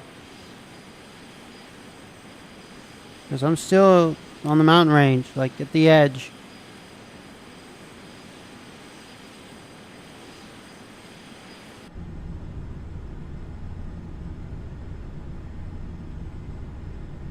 Oh no. And I veered off.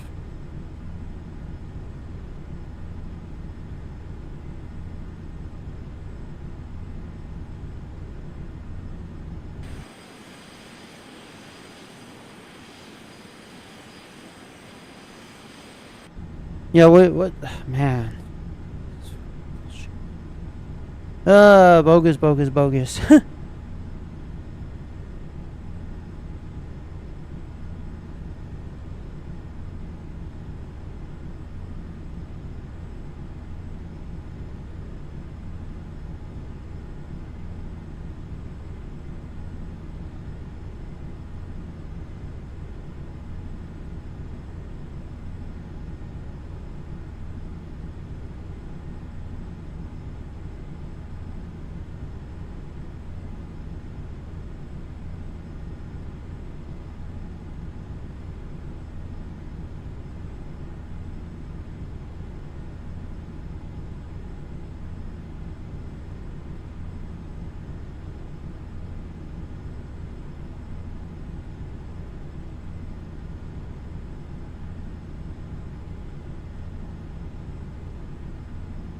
Wow, it doesn't even show up yet.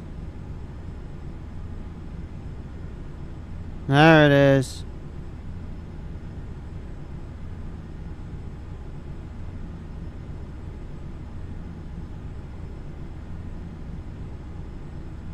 Camilo Daza Tower, Canadian 040, 30 miles northwest to land. Canadian 040, Camilo Daza Tower. Airport is currently IFR. Request denied.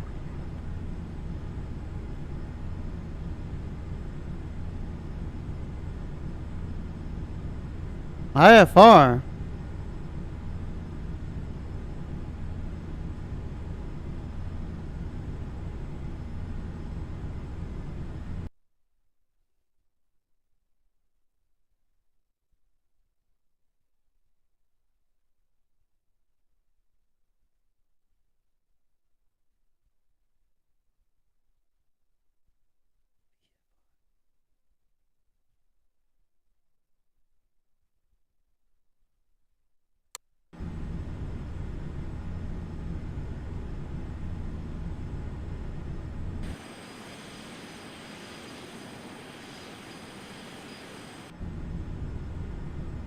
Alright, what do you know? We got a weather change.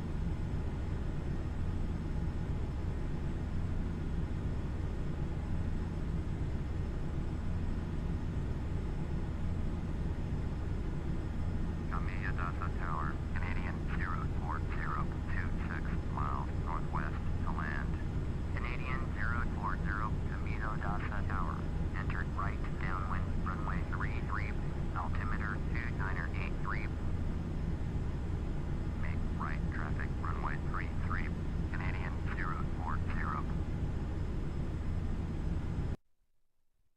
What do you know? We got a weather change. Weather was in my favor. Nice.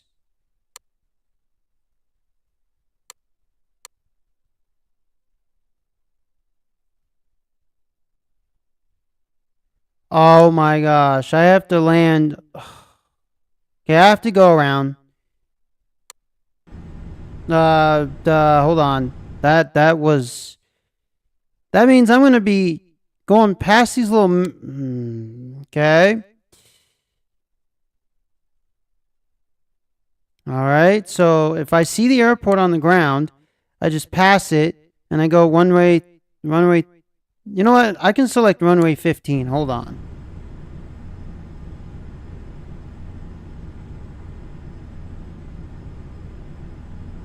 So now it's not going to let me select another runway. All right. We'll pass it.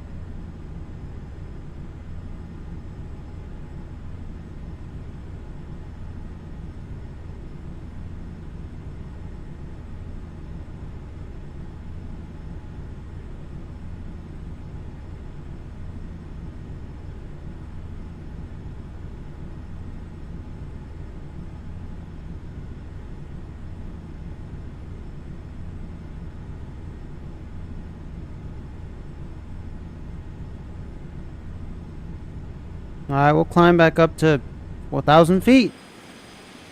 Wow, what a weather change. So the local weather changed. That's nice. Still cloudy though. Some areas.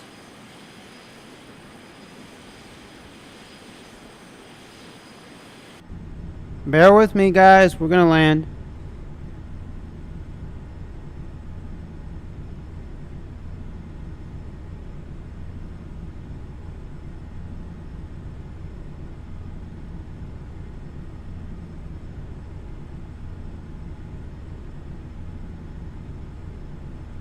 I already had a bad takeoff. I'm not trying to crash.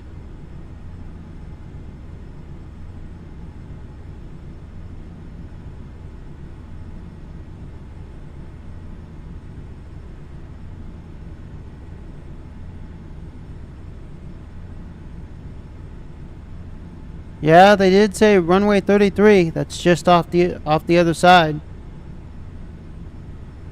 So I have to go past it towards the hills, the mountains, swing back around. Oh God. There it is. Too bad it's not number 15. It's like right in my sight.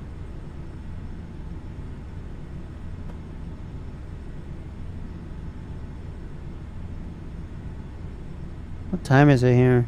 Oh, 1:27. Grand. I did not even eat dinner. Well, I ate something, but it wasn't dinner, so. After this, I'm watching a movie, eating dinner, and going to bed. Hitting the sack.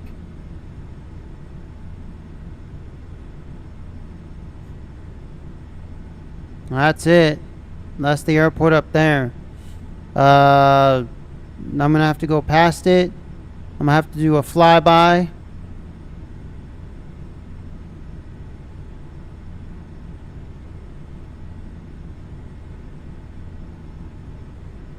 I'm gonna look at what this touch and go means. Because I think it means, like, to me, you touch the landing strip, then you just keep on going. I'm not sure. But that's it.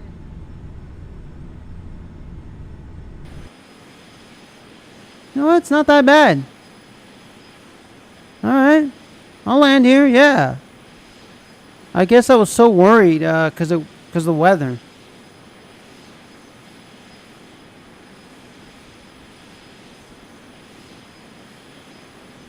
Before, but alright, this is great. Nice. Have a nice landing. So I just have to land off of this one, I think. Let me see here.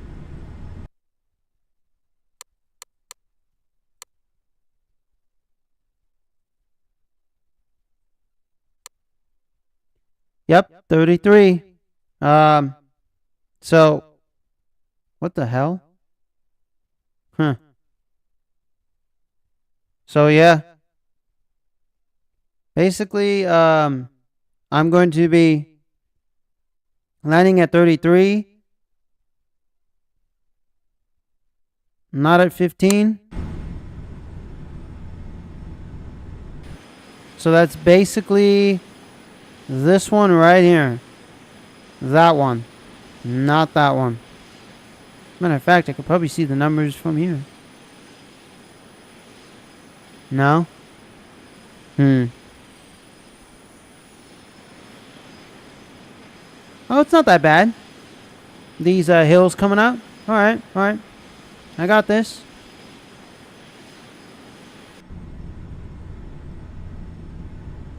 What I'll do is I'll just climb a little bit. 5,000 feet. I'll go kind of do a circle. And then I'll throttle down. I already have one of my flaps down.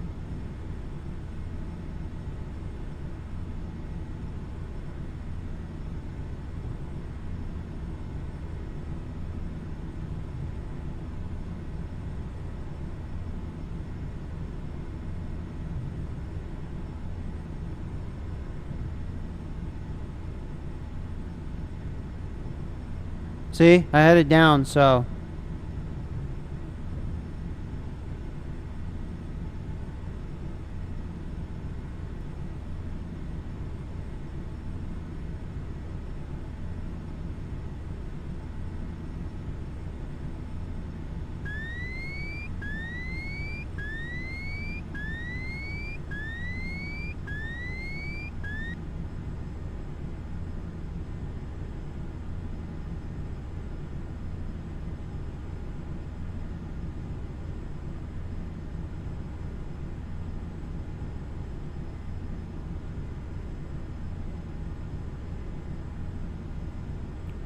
I think I was supposed to land.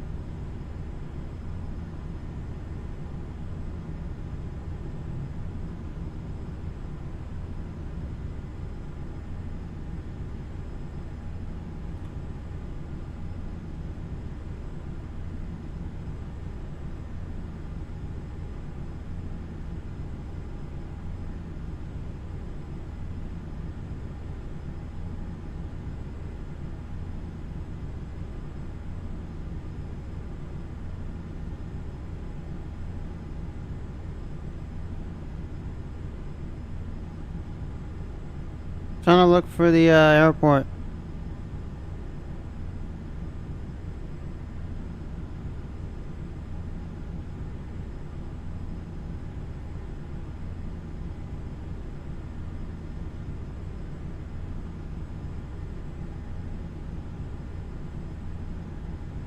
Don't sink. Don't sink. Don't sink. Don't sink. Don't sink. Don't sink.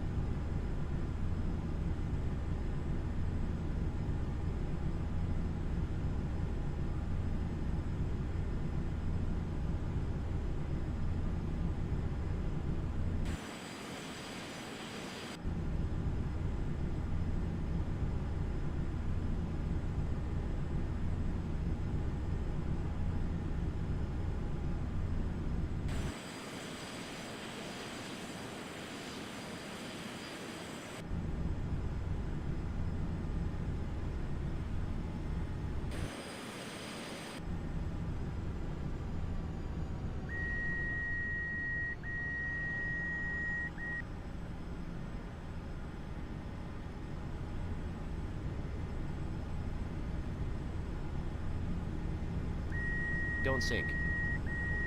Don't sink. Don't. Whatever. There goes my live stream. I knew it was gonna happen. Whatever. Another shitty live stream, just 'cause the end. Oh! What's this? Hold on.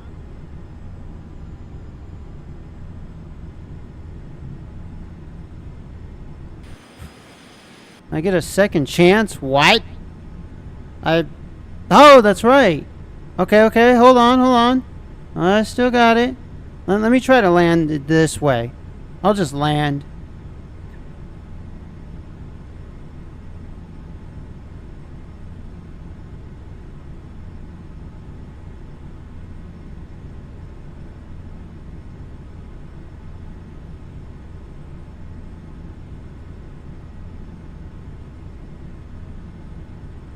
Camilo Daza Tower, Canadian 04024 miles northwest to land.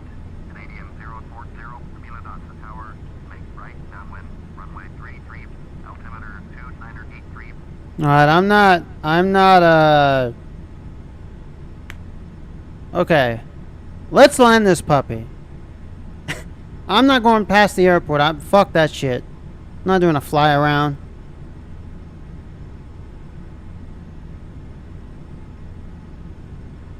Hope you guys are still watching, because I'm still going.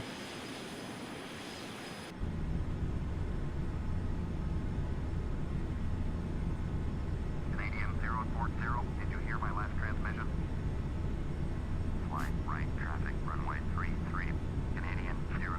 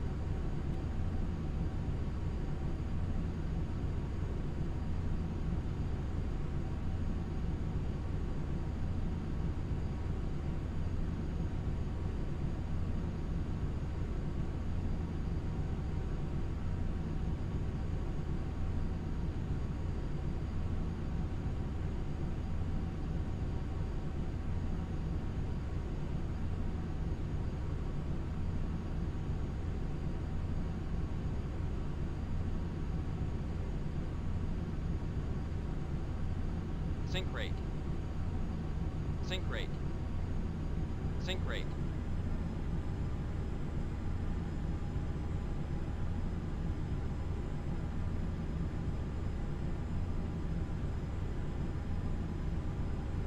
See, now I don't... Oh, I do know. It's just...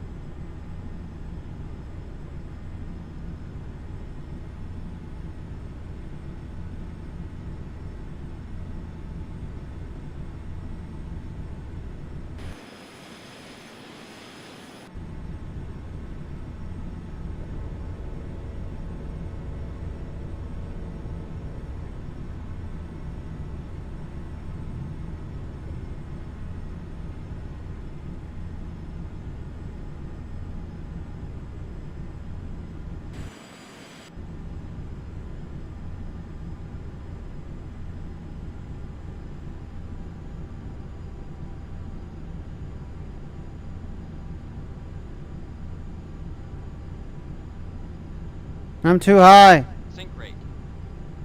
Pull up. Pull up. Pull up. Sink rate.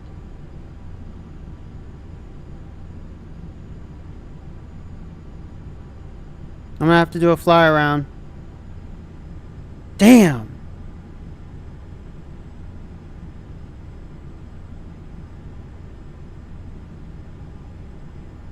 So one of the reasons why I don't really fly jets too much. But I'm learning, don't worry.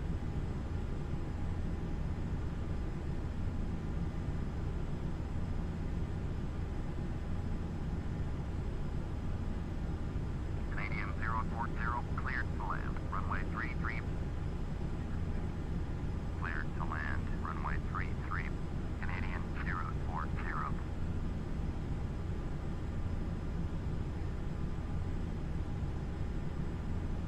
Because I'm gonna need to have this up.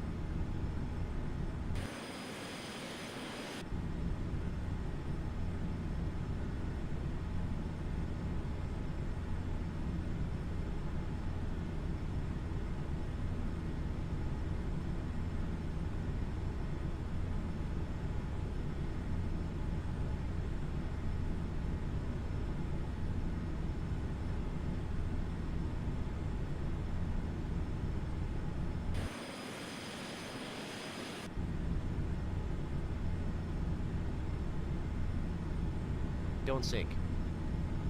Don't sink. Don't sink. I'm pulling up. Fuck.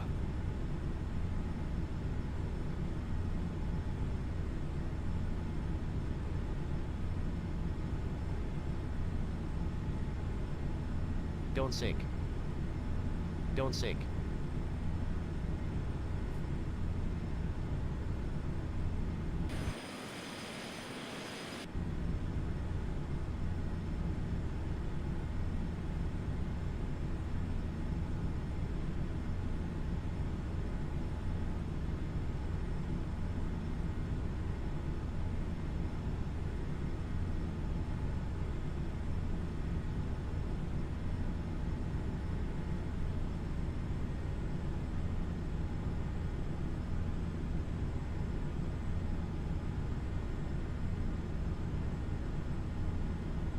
God, I'm way off.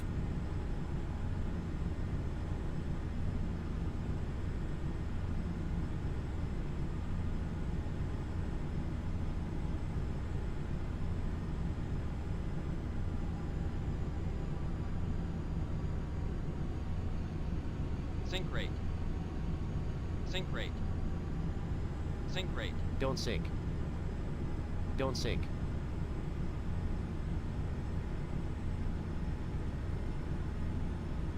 Don't sink.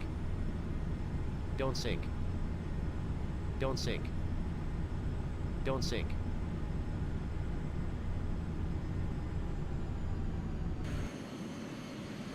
No.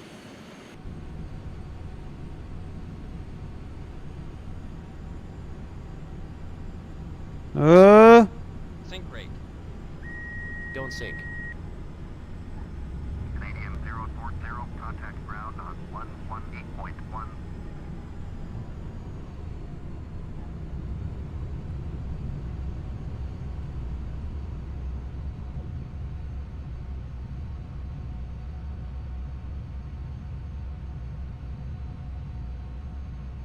Canadian 040, please acknowledge. 118.1 for Canadian 040. Ah.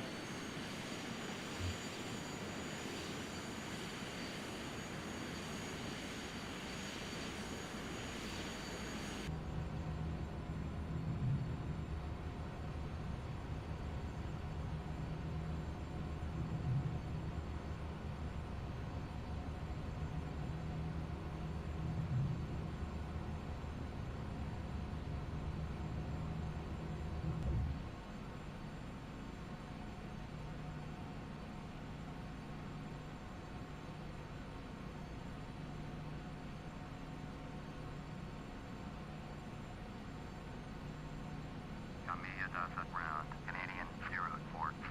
Request taxi to the gate. Canadian 040. Taxi to gate Papa 2. In taxiway runway 2 Alpha Charlie. Taxiing to gate Papa 2. Using taxiway runway 2 Alpha Charlie. Canadian 040.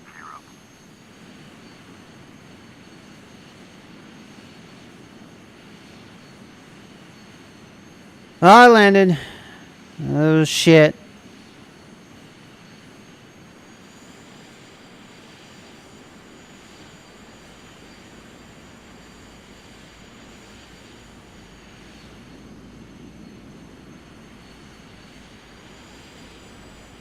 Never again. I'm doing a small plane next time. Something more manageable. I don't know. It might take me 10 hours, but I'll do it.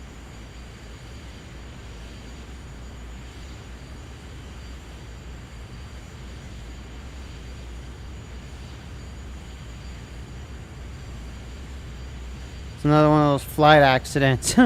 Make a movie about this one.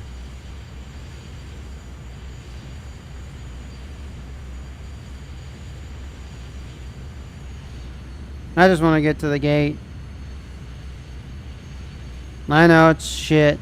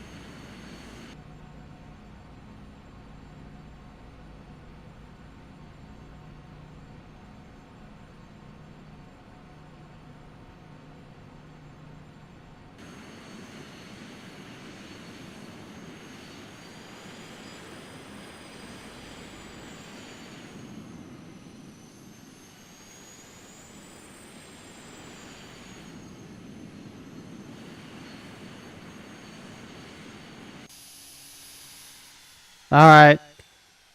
I'm off. Another crazy fight. I'm going to do a short one next time. Just going to be much better. I don't know. But I got to go eat some dinner. Watch a movie. Clear my head. It's been real flying with you. On Canadian Regional. Oh God, I'm going to fly during the day. It's a nice plane. Nice thing. But I'll see you guys in the next one. Make the world a better place. Beat the devil out of it. Do something positive.